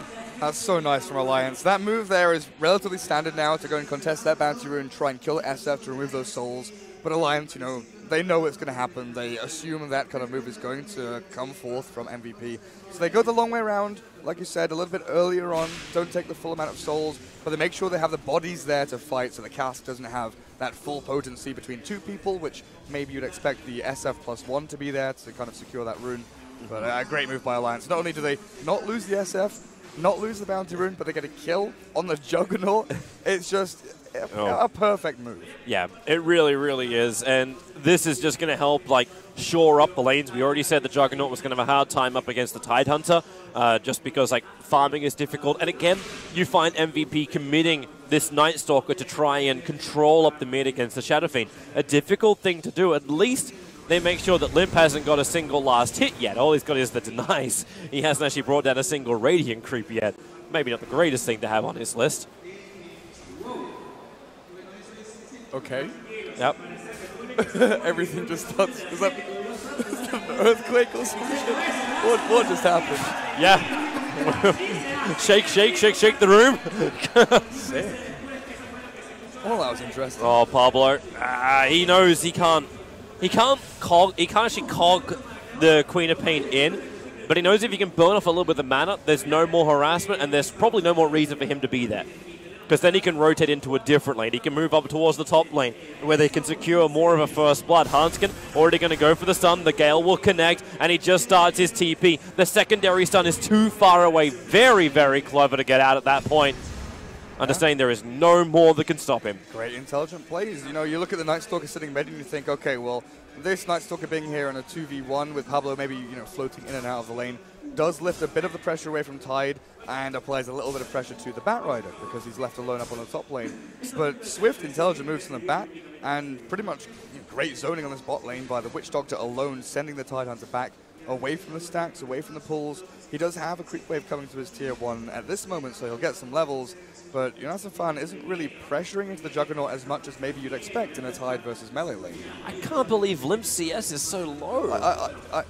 Honestly, me neither. Even with the Night Stalker there pressuring so heavily, but Queen of Pain has been playing spectacular. Yeah. It's just MVP Revolution is one of these teams, you know, I think the Mongols is probably the closest example you get to them, is a team playing outside of one of the general regions. You know, they're kind of in Eastern Asia or Central Asia. They have to play in the Southeast Asian region on, you know, 300 MS or 250 MS. So even though they're trading, you know, 50-50, or they're beating TNC occasionally, they're beating maybe Mineski once or twice here and there in official games and in scrims, they haven't been tested on land. Oh, here's your dive for Pablo. He knew something was coming, so he comes in with his battery assault. He kind of wants to get at least one trapped in the cogs, but it's not possible. Burns all the mana, but it's bottom lane where Unison farm the TP. It will not complete in time. Maledict is such an amazing ability. This is honestly one of the most underrated abilities of the past patch. I have hated on Witch Doctor for months and months. I don't like him. Oh, I haven't liked him as a hero. I've seen teams pick him up in the first phase as like a 1-2 something plus Witch Doctor, and I kind of like have that feeling in the bottom of my stomach, like, nah, this doesn't feel quite right. But against solo melee offlaners, when you're able to just throw a Maledict in and you have either a stun through, you know, Cask, or you have a Sven, or a Juggernaut with that just raw magical damage to burn through the HP and pop the Tidehunter, it can do disgusting amounts of damage. And they're coming for him again. Like, they don't want to give him any kind of breathing room. The Night Stalker runs around, goes straight past him, and makes it 2 now. Limp always seems to be paranoid that somebody's behind him. He's backing off the lane time and time again. Even with the Observer Ward sitting smack bang in the middle of the lane, he still doesn't look like he's comfortable in this mid at all, having to use the mass range raise in order to be able to build up, like, to actually get 1 CS. Yeah, he does have his bottle coming out now, so that will, you know, swing a little bit, and he's relieve hit some level 4, pressure. so he's got 2 in raises, so he's able to actually control the equilibrium of the lane, whereas so far, Queen of Pain has been fully dominant on where the lane is sitting, how she can last hit, and how she's controlling the kind of ebb and flow of this Crop versus SF matchup. But the Bat Rider, look, dude, the Bat Rider's rotating in mid. Blizzy is actually coming in for the swing around. Yep, he wants to kill off Limp. He wants to ensure this one. The Razors underneath the tower is a dangerous thing to do. They get the kill on the Shadow Fiend. I'm wondering if this is worth it, considering just how little CS Limp has managed to achieve. But it's a trade they go for. It's a 1-for-1. Pablo will soak up the rest of the experience in mid. Yeah, killing off the SF is always an amazing thing to do. You remove his souls, right? That's the big thing there. So he's down to 12 again now. You remove a bunch of his actual damage output, which he's been stocking up for a significant amount of time. I think the plan there was for the Night Stalker to move in, take the tower aggro, and then run away. But as soon as the clock appears, you're thinking, okay, we can lose one here, or we could potentially lose two, depending on how we want to actually play this one out. If more TPs come in, things start getting nastier, especially if it's, you know, a Venomancer TPing in or something like that. The Venomancer is one of those heroes we haven't really talked about in a lot of detail in this game yet, mainly because things like this keep happening. Shadow Fiend dies once more. Good rotation in from MVP, Night Stalker, Witch Doctor, and Queen of Pain combining up. A lot of kills happening before Sonic Wave arrives. There's the pressure which is going to come online from the Venomancer. Yeah. What happens when he starts forcing down the lanes? Is this early laning phase enough to actually hold them back? Juggernaut is actually quite good at dealing with Plague Wards when the Poison Sting level is not up too high. The issue isn't just the Plague Wards, though, right? It's going to be the 5 heroes with the Plague Wards. You know, Alliance going to start moving around as a group, moving around with the Unison Fund, Tidehunter having Ravage, looking for these big team fights. So early laning phase kills are great. Oh, he didn't see him in the trees. He has no idea. Pablo just running past the knights. Hello, hello, hello. Now we find him, but Unison Farm knows he's being initiated on. They have to take the Omni Slash together. Able to do so. The Cold push back out again. Pushing the Night Stalker close towards Unison Farm. Now Hanskin also joins the fray. Wave of Terror plus the Gush. So much negative armor allows him just to evaporate the Witch Doctor. Yeah, great rotation from the Vengeful Spirit. Really turns that on its head. And credit to Pablo. Moves in, like you said, soaks up a bunch of the slashes of that Omni Slash of Juggernaut. Make sure that neither of them die. No lucky bounces for the Jug there. You know, we've seen some odd little situations where all bounces go on one, but not today. No. Yeah, but back to the point. I feel like these laning phase kills, sure, they give a lot of momentum towards heroes like Queen of Pain, who are very momentum based. They need kills early on to get into those big items, start snowballing as heavily as they can. I think Juggernaut's okay at bottom lane. He's got the movement speed, but then again, you're going in. The Cogs actually pulled back in the Juggernaut with Wave of Terror. Queen of Pain will come in to help out. The spin protects him from the battery assault. And there was no follow-up from the rest of Alliance to help out. Now it's actually Hanskin, who's the man who's in a little bit of trouble. They are putting a lot of attention now for MVP down this bottom lane. So Clockwork will die, VS will die.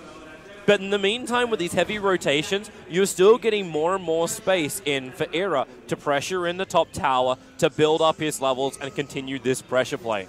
Yeah, it was a little bit unfortunate that Limp wasn't in lane. He was farming jungle while all this is happening. And Queen of Pain rotation, usually you think about, you know, what she's losing pressure-wise in a lane, and honestly, not an amazing amount of pressure. This is actually disgusting. It was only just by Bat Rider was barely able to survive. The Cogs, I'll keep him in the Firefly, and Era should go down. With the Maledict on him, he knew it was that. Actually, the Flame Break damage, if it's high enough, Pablo will tick. It will not be high enough. Pablo will survive with stick charges. And then we'll regenerate up with his Tranquil Boots. 10-man battle plan. Pablo is honestly so insanely good on Clockwork. I was watching one of their groups, or a couple of their group stage games last night. Yeah, I was about to say the other night, then I realized it literally was just yesterday. Just yesterday. And he just runs around and does shit. He gets things done. Like, he just walks into a lane, right? I'm going to zone you, I'm going to harass you, I'm going to look to try and maybe find a kill here or there. Very often we can pigeonhole 4-role supports or 4-role heroes as, you know, being able to harass and trade regen, or look, sort of kill gainers, you know, heroes that look for kills. Pablo does both at the same time. Somehow he just magically is able to do both. Yeah, I'm just waiting for your next video guide to come up, which is highlighting Pablo, and it's just going to be titled Doing Shit. Doing Shit. That's it right there.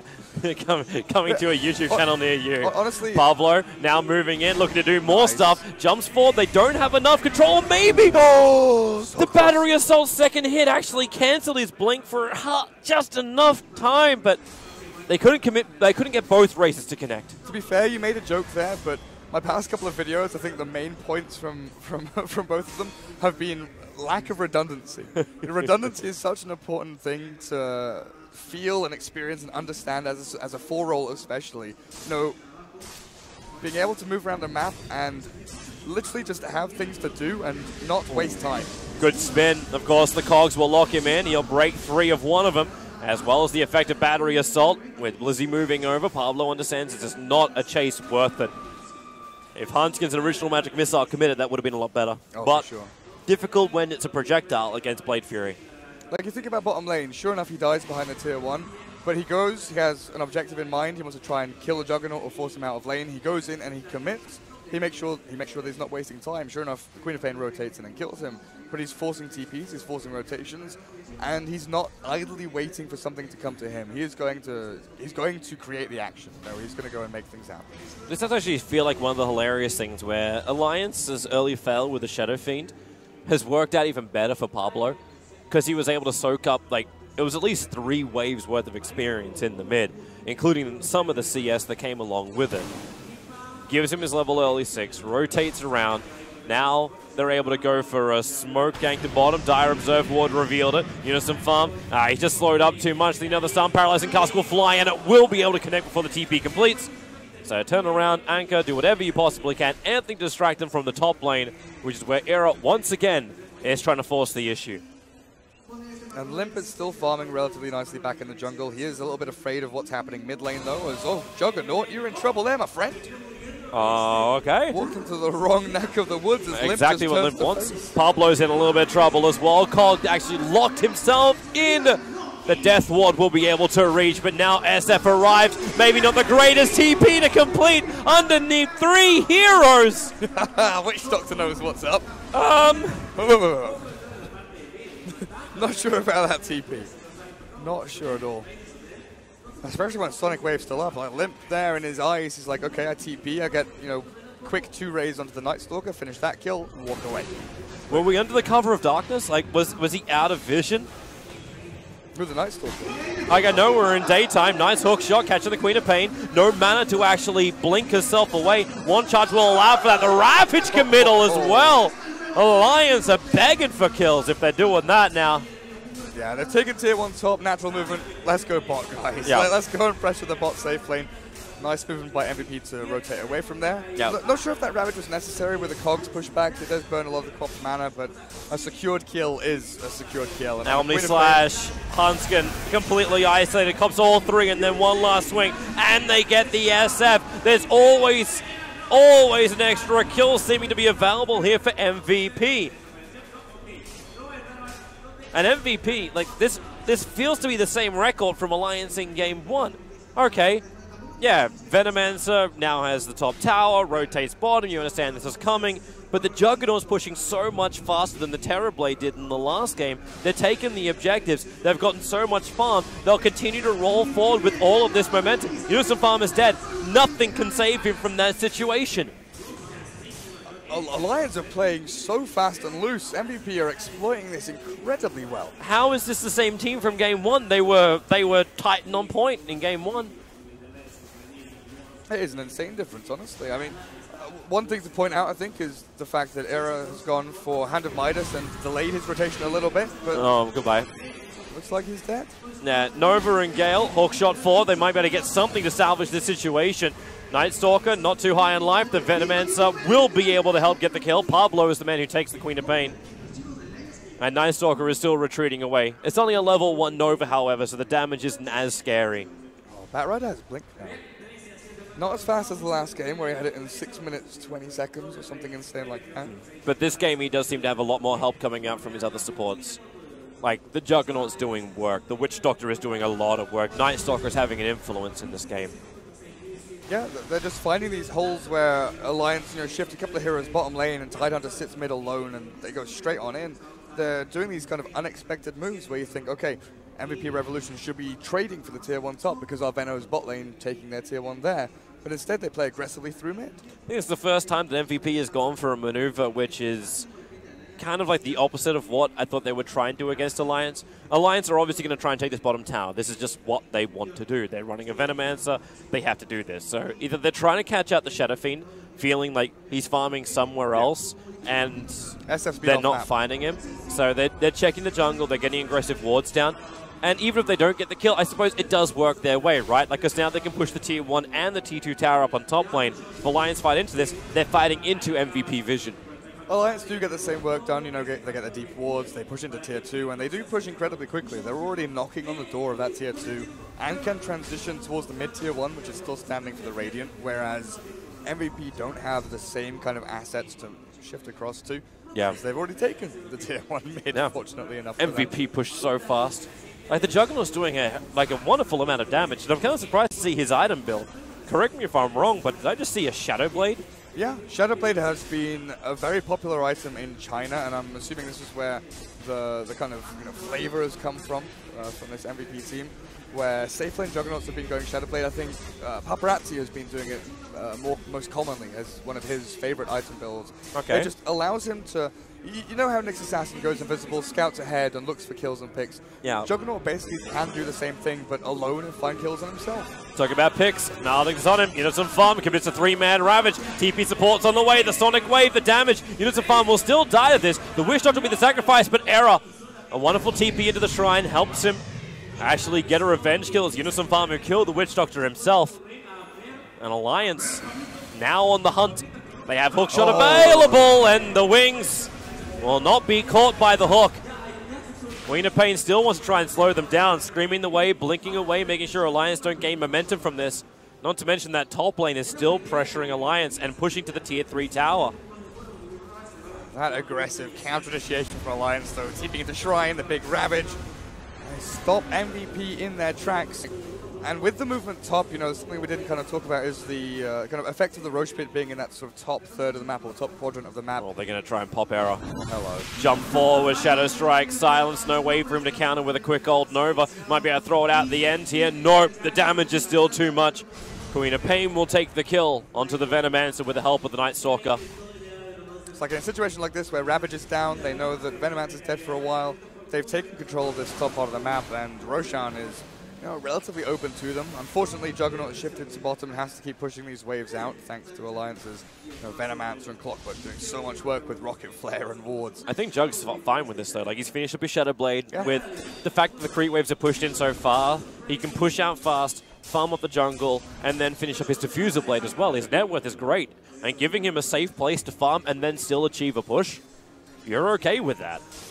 And no one from Alliance is going to stick around here, right? Like, you see the maneuver from MVP. They get in there aggressively. They put down a bunch of Observer Wards, and Alliance now spending most of their time trying to clean them up. And what did Alliance achieve? They had their aggressive Observer Wards down, but MVP are the ones dictating the pace of this game. They're pushing up the lanes, so it doesn't even matter if Alliance see what they're doing. They might be able to react, but MVP still look more confident in their ability to initiate. Like, Alliance right now are at a crossroads. Do we come down and defend this Tier 2? We've got Ravage up in 20 seconds. They need to do something because Limp's going to get caught. Oh, Omni Slash as well before the creep wave can arrive. Tries to go for the Requiem of Souls, but it will not matter. 43. Did I just say China kills? Omni kills. Omni kills. I thought so as well. It looks so hard with the text. It took me a couple of seconds as well, Toby. I looked at it and I went cockeyed. And I was like, hang on. No, Omni. There's Omni kills. Okay. That's what Omni Slash allows you to do. Push up aggressively forward, past your team and into the enemy, find a solo target, kill them, as well as the split push capability. Trouble. They swap. Quick blink away into the tree line. He's actually blocked himself in the trees. They do not know this, however, Alliance. He waves goodbye. Meanwhile, up on top lane, Pablo will get picked off by the Batrider. Lasso was committed in order to do this. So Alliance rotate everyone they possibly can down to bottom lane, and then they still lose that Clockwork on top. Normally, you wouldn't be too sad about that because he's a support and his net worth is quite low, but Pablo's had such a heavy influence, you're still going to be happy about that. Feels like Alliance now with the pipe up, the Ravage ready again. All their ultis are ready apart from Clockwork Hookshot, which is up in 1 second. It's ready to go. They need to go and make a play, make it happen, make it work right now. Tier 1 mid still standing. Maybe they go and smoke through the Radiant jungle and try and loop in towards that middle lane where Venomancer has been setting up and prepping wards, ready for that push in. But you also think about this Batrider who has been sitting top lane for a significant amount of time. The wave is nearly hitting your tier 3. So what do? You have to come back and address this. You need to send someone here. And then you look at these MVP heroes, both Nightstalker and Bat. They're getting ready to find someone who maybe pushes a wave too far. But Limp, intelligent move, goes back down towards mid. And I think they'll start prepping for a team fight sometime soon because they need a foothold in this game. They need a way to get this SF up and running because so far he's been struggling really, really difficult. Well, they just did it. They grouped up on bottom lane, but they're right underneath a Radiant Observer Ward when they smoked. So if MVP are smart about this, potentially they can make Alliance's gank into a trap. Actually, the Observer Ward, I think the Observer Ward, the Observer Ward did see the smoke. The blue line is drawn. Yeah, okay. They pressure the mid, they know they're behind him. Batrider is still not part of this fight. He TP'd all the way home. He TP'd to the fountain to pick up the Gem of True Sight. Get back, says the Batrider. I am not ready. I have not finished buying items. Leave the tier 1, let it be. Well, the trouble is, what does Alliance do now? They're too afraid to push past that tier 1. They don't want to go walking into darkness where maybe high ground is being held by Batrider who can blink lasso you. Even with a Vengeful Spirit, you're still a little bit afraid about those kind of initiations just because of how quickly they can happen. You know, a blink lasso into an Omnislash on an isolated target just shreds them, no matter who it is. Yep. So it still is MVP in the driving seat. I mean, how far ahead are they? 5, 6K ahead in net worth. They've got the big items coming out. Juggernaut finished off his Diffuser Blade. Manastal is well on its way, thanks to that Yasha he picked up as his primary item. And with a gem, like you mentioned on the Batrider, they start working on the D wards. Yeah, and they've taken every Observer Ward out. They're still having a bit of a hunt just in case something else is around there. But every aggressive Observer Ward from Alliance is now removed. They only have vision to protect their jungle. And MVP will now try and make the most out of it. They're going to smoke up. They're moving forward towards Alliance. Now they do not have sight up on the hill, but they know exactly where they want to fight anyway. Grabbing Era. The Sonic Wave! It hits on 4. The Ravage, however, also connects onto 4 heroes with the Death Ward damage. However, that is doing some work, pushing Alliance back. 2 heroes down. Era, there was no way he was going to survive that anyway. But MVP look towards Roshan Pablo. They'll see him. The stun will connect in. Pablo can cog up. But now with a double damage rune on the Queen of Pain, she had it for that fight. MVP will take fight and Roshan. Alliance looked... They looked ready, but they were barely ready. Vengeful Spirit wasn't in a position to have a good swap at the lasso target. Era was just a little impatient, walking down the ramp, not holding the high ground. If he'd waited, you know, a second and a half longer, they would have been able in the perfect position. But they didn't fully know. They were running purely on game sense for that. Yeah, they were in the right, you know, in the right general vicinity, but not perfectly placed to sort of micro placement or micro positioning from Alliance, which is very unfortunate. And even with the big Ravage, the cogs trapped them all up on the high ground, where Pablo thought that, right, we're going to stop this fight in its tracks, make sure that we're safe on this side, and you're not safe on the other side, but in fact they just couldn't do the damage into the lockdown. Yeah.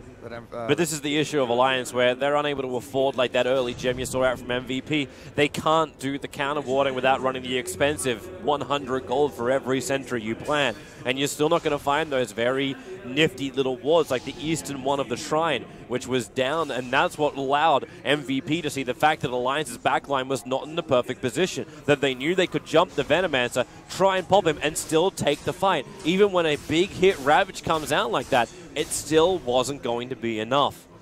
And Alliance are now, they're in a mode where they have to find something amazing. You can look at the difference between it. The effect of the Juggernaut, who's getting stronger and stronger with that Diffuser Blade, up against the Venomancer, who's still using Midas to catch up. 3 levels fully behind, not to mention a crap ton of gold. The Vision game just isn't a game anymore for Alliance.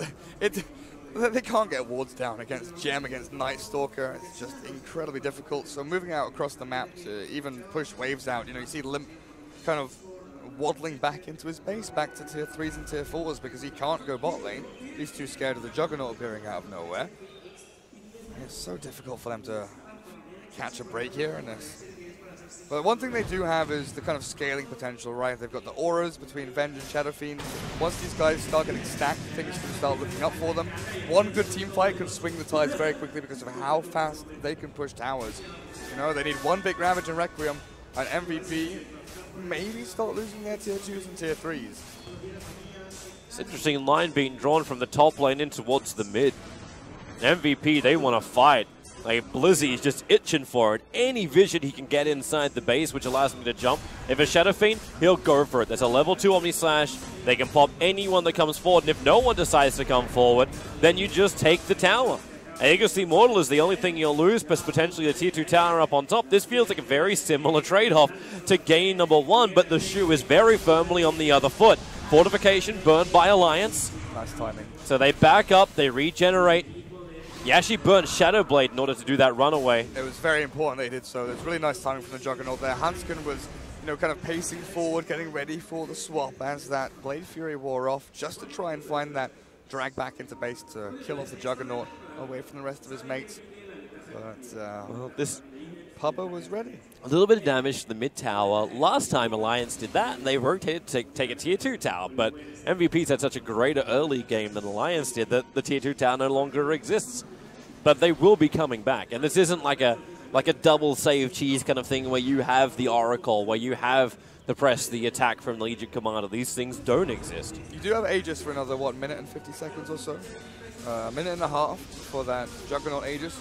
So they've got some time to go and make a play, but if they want to do it, they have to do it now. And Alliance, it looks like they've got that timer down. They'll be prepping themselves for that fight so they can try and kill the Juggernaut as the Aegis expires, or at least look for a fight around that time to lull MVP into that kind of situation where it's make or break. They either have to disengage and get out if they're jumped on, or they commit and fight and potentially lose out on that Aegis efficiency. But MVP know how to play this perfectly. Switch the Queen of Pain up towards the top, let it split push it out. Juggernaut continues his farm under the relative safety of potential initiation. The Quap can just blink in, or TP in, blink forward Sonic Wave, and then brings her damage to the fight eventually. And this is the split push that I was worried about, that the Alliance would have to deal with. Because both Batrider and Queen of Pain, and even Juggernaut with the Shadow Blade, they're able to move across the map so quickly, shove out waves, and force Alliance to come back and address it, whereas Alliance are so focused on 5-manning around towers and around objectives, grouping up as this big ball of hatred to try and get into the enemy base from the dire side to the Radiant. Oh, Unison farm. He got hit by the paralyzing cask. It was there to farm the creep wave, and now Maledicted Up will try and break free if he possibly can, having the haste rune. That's why the confidence was there.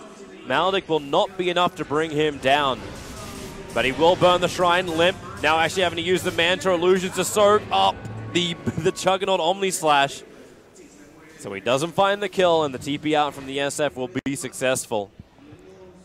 But it's definitely Alliance who are always on the run, but they are getting more money out of the lanes now. The Venomancer, as well as the Shadow Fiend, are able to split out the lanes. The Tide getting over aggressive, sure, but he is finding farm. And he holds his Ravage. He holds his Ravage, meaning they have it for the next fight, and they'll smoke up and go and look for something immediately. Era needs to make sure he doesn't get caught here, but Batrider's the one that's playing afraid due to the fact that the other 4 heroes from Alliance have been off map for a significant amount of time, and I don't think they were spotted by this observer board. It's a really weird one that has quite limited vision. Their smoke wasn't seen by the Obs, and also the Radiant scan went to the bottom lane. And they didn't see that. Hookshot, point blank range, you can say goodbye to your Witch Doctor. Just a cheap and easy kill. 44 seconds now, window where MVP will have to fight 4v5. And that's enough for a window when Alliance have 5 heroes here. Juggernaut's top push is not coming close enough yet. Alliance finally get to execute their draft. 5 heroes around the tower. Here we go. That's, well, actually they have to back up. You know how I said that push wasn't coming fast enough? Oh god, in the time they took the tier 2 tower, Juggernaut is already pushing the top lane. Clockwork and VS both are TPing back now to try and defend it, and Juggernaut starts his run away. Limp is moving up as well, and, well, yep, there goes Jug under the cover of his own healing ward. Finds his regeneration. Alliance are coming up with heavy, heavy numbers. Almost pinstering him, but they don't see him. Is he going to take tier 3? Oh, you sneaky bastard. Oh, he's jumping him through mid. He takes the tier 3 tower. He opens up the shrines. That is so intelligent. Like, I saw him there and I'm thinking, yeah, he's dodging this gank really well. That pincer movement, he's being closed in, the net is coming around him. If he pops out of that invisibility at any point, he's going to get found by any one of the 5 heroes of Alliance. And then he swings mid. And he takes the tier 3. Yep. And he TPs out. And he just waves them and says, goodbye, Alliance, I'm out of here. And now everyone gets just a little bit of gold, 125 for the Shrines.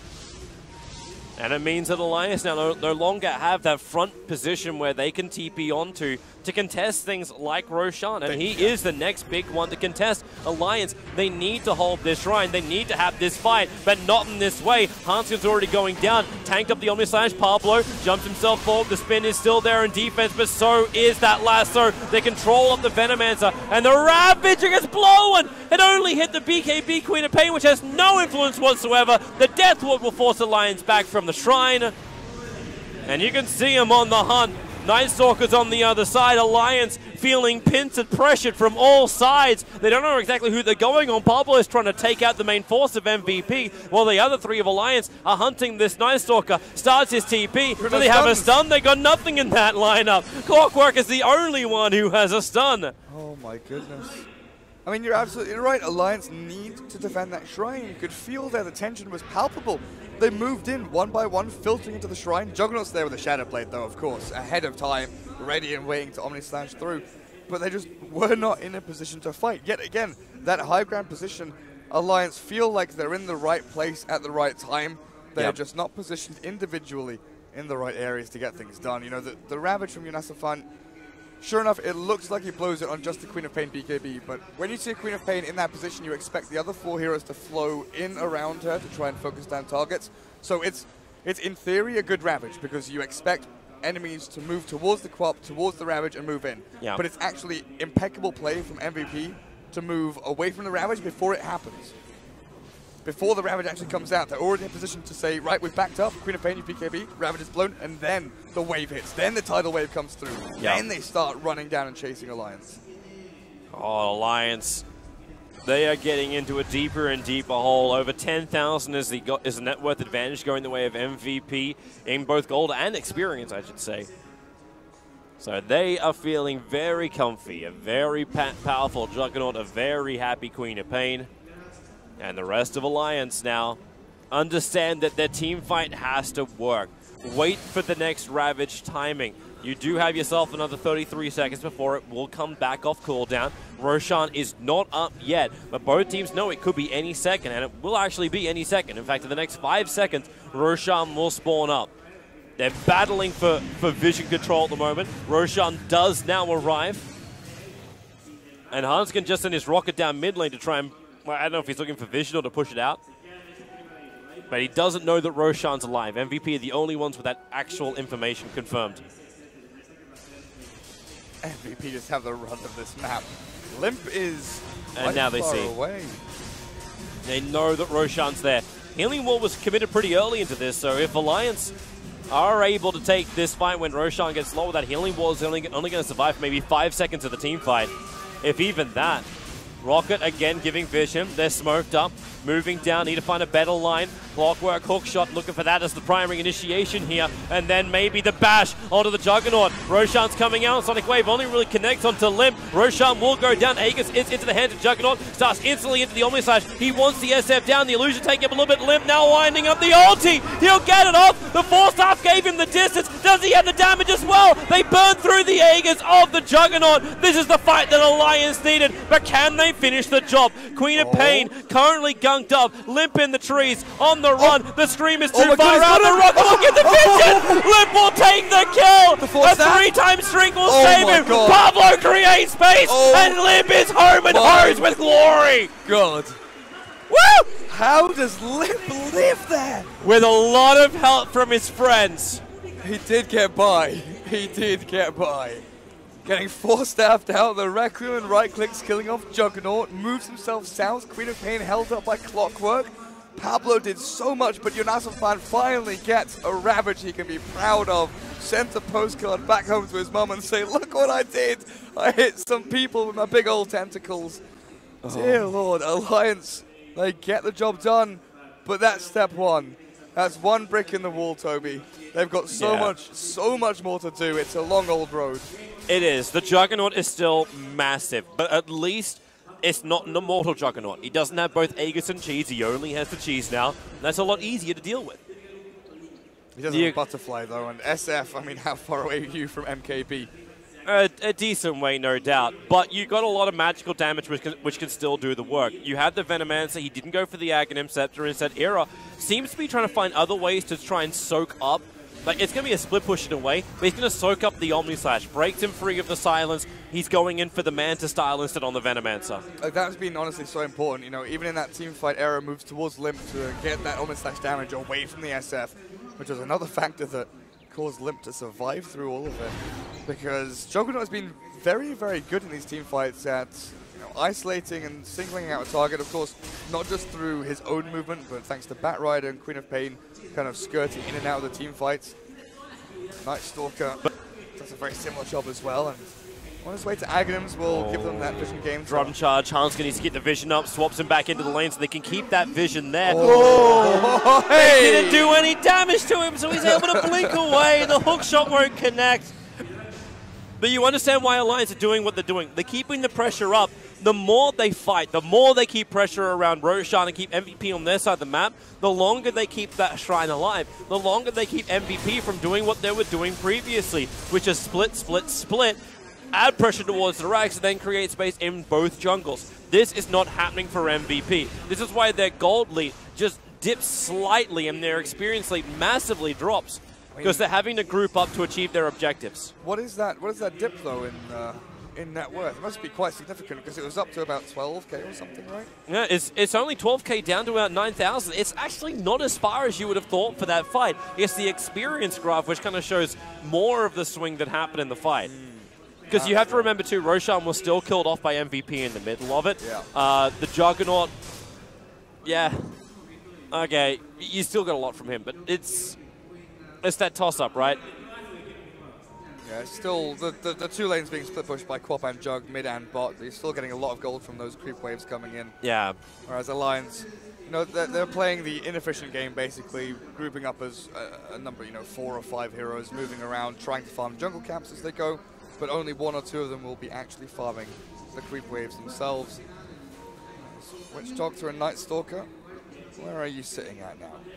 They're all grouped up around their own ancients towards the west. They're looking down the mid. Like, if this turns into what I think it may be, which is like, hey boys, like, we need to take racks. Go bull rush the racks and get in there. But I'm wondering also if that's a little bit premature. Like, do they have to do that? Are they really under that level of time pressure where they feel a need to force the lane? Or do they force the lane in order to get this, number 1, shrine, and 2, Alliance to react to them when they're in a better position? It's an awkward one, right? Because when you're ahead like this, you never want to feel like there's the ability for your opponent to take a trade equal to or better than what you're getting. Ooh, that Shadow Blade. Where's your detection? With Night Stalker triggering darkness, their vision is pretty, it's non-existent. They can jump behind with a quick flight in. They can silence on Unison Farm and stop that Ravage. It hasn't happened yet. The Ravage will connect, but the BKBs protect most of the targets in it. But oh my lord, SF, he was just able to wind up. Juggernaut is down. Night Stalker has followed him to the grave. And now the Witch Doctor wants a TP out. The damage output is barely doesn't reach him. But Alliance have 2 big kills, forcing a buyback on the Juggernaut is still going to be a huge win for them. Batrider, BKB, check. Queen of Pain, BKB, check. Unison Fan, Ravage on Juggernaut, who doesn't have BKB, doesn't use Blade Fury, check. They get the Juggernaut kill with the Requiem wound up. I was wondering, who is that hero in the middle? Because I couldn't see you. He was hiding behind the SF. Who is that hero that's being absolutely mauled to death? You mean the one that got hit by Requiem Souls at point blank range? Oh, it's the Juggernaut. Right, the big hero for MVP that they've just lost. Yeah, their largest net worth hero on the field. Now, maybe a little bit lower. They do not want to buy back on him. They are using their fortification. There is no Ravage available, but there's no Omni Slash, there's no Death Warp, there's no Sonic Wave, there's no Darkness. A lot of things are missing from the MVP arsenal, and they can feel the pain right now. Alliance, they won't back off. Limp wants the range racks at least. Paralyzing Cast is causing a lot of issues for Alliance. Nice try. It's Ravage in itself. But the range racks will fall. Alliance can now back up as Juggernaut is respawning, and they can look to the shrines as well. Pablo with a sneaky force staff into attempted cogs. Did they actually Oh, turn hello? and fight? They actually waited for it. MVP were looking for some exit kills, and now they're going to give over a huge advantage to the hook shot. It'll miss its target. The silence comes in from the Queen of Pain, so there's no follow, but it won't matter. Era was able to gunk him up. The Paralyzing Cast bounce forward, but Limp has the protection of the BKB. He's down. He's out. He's non-existent. He's trying to split push the side lane. He was not there. For whatever reason, Juggernaut respawns, tries to go the long way around. I think he's trying to wrap in behind They from just the wanted to pick. northwest. They just wanted to pick off. Maybe that was it. Like, it looked like he was split pushing, but it could have just been the fact that MVP were going to try and contest them around the shrine. But Alliance said, no, we're going to pull the old rocks kits. We pull out just to shove it back in again. And for once, Alliance, they hold the high ground with knowledge of where their opponents are and have the advantage. Oh, MVP just lost the game with that play, or Alliance just won the game with that play. However you look at it, that was the turning point. And Alliance will be able to claim Megas from this. You Omni Slash, but the Illusions and the entire Alliance team will tank it up. The Sonic Wave, minimal damage. Pablo can still create a lot more space here. Unison Bomb, now your Ravage will trigger. Queen of Pain, the only one not connected on it. The Cheese will trigger off here from the Juggernaut, but he's just taking so much bloody damage. Eventually he'll die. What are we, a mole cam for the Shadow Fiend? Is that what that mini cam is on the bottom? The Rax has fallen down. Queen of Pain is still covered up in Poison Sting. Plague Lords are behind them. They can just do it all over again. Yeah, there's no clockwork, but the Shadow Fiend does so much damage. Era will be able to do enough for himself as well. Your BK beat up, and there goes your Batrider. You can say goodbye to your Queen of Pain in just a bit as well, or maybe it's going to be the Juggernaut. One more attack, they do it. They call GG, well played. Alliance have actually 2-0'd MVP after MVP. We're 11,000 golden experience in front. One rickety fight around Roshan, and then it went avalanche style. Honestly, I think it started earlier than that. You know, we were looking at Alliance. They looked very shaky. They missed a couple of big Ravages. They were kind of, you know, on the rocks, or on the rope, sorry. And then that one time when they pushed tier 2 mid and they finally managed to get their lineup up and running to, you know, actually do what they were meant to do, 5-man around an objective. Get enemies to move into them so they can fight in a circle, stand their ground, have SF just be like right click, right click, right click. Batrider melts. Batrider blink lassos, catches the SF. As soon as lasso is done, he dies within 4 hits. He's gone, he's out of there. Queen of Pain and Juggernaut could not stand their ground either. It was just ridiculous from Alliance. Absolutely ridiculous. And they really capitalized on the small space they are able to get. Alliance with a terrific play. This will now push them into our third series of the day. So we have SG Esports are able to win that first semi-final earlier on. Now Alliance will advance forward and play in that one. You'll drop down into the lower bracket with poor MVP. They will face up against the winner of Thunder as well as Midas. We still have our other best of ones to potentially, let me actually check our clock for tonight. It's only 9 o'clock. And we've got another best of 3 to potentially play. It may be played tonight. It may be played tonight. But we have Team Spirit versus Infamous as well as Thunder versus Midas. They're the last best of ones. Elite Wolves are waiting for the winners of Infamous and Spirit. And now MVP will have to await the best of one matchup against either Thunder or Midas. But yeah, it's going to be a fun day of Dota, a fun night of Dota, a fun weekend of Dota. We're going the distance. My voice isn't, but we will. You'll get there, man. You'll get there. We still have Peru. We still have Peru. We still have Fogged. Right. He's now all of Peru. We'll be back in a little bit. Just because it's Fogged. We'll be back in after the break.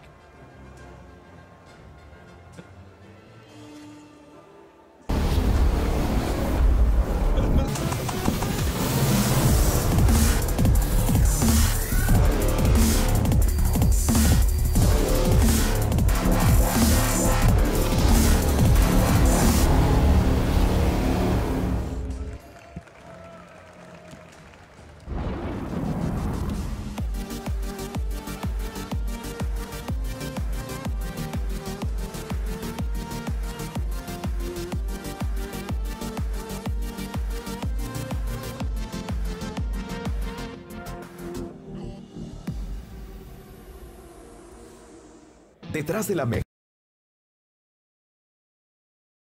mejor pizza están los mejores ingredientes. Una masa que nunca sabrá lo que es ser congelada. Una salsa natural donde los mejores tomates quisieran estar. Y un sabor que solo se logra con ingredientes de la mejor calidad. Papa John's. Mejores ingredientes, mejor pizza. Llámanos 606-0000.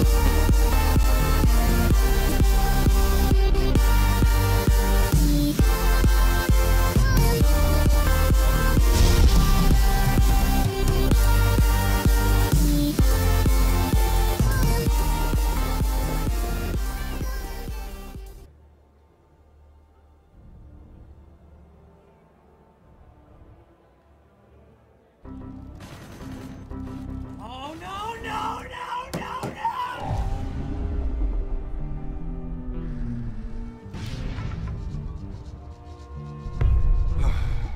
Gaming doesn't have to be like this. Are those tears?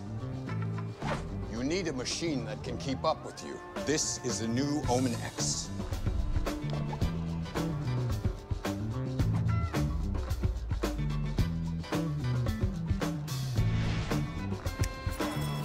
All those hours of training are about to pay off.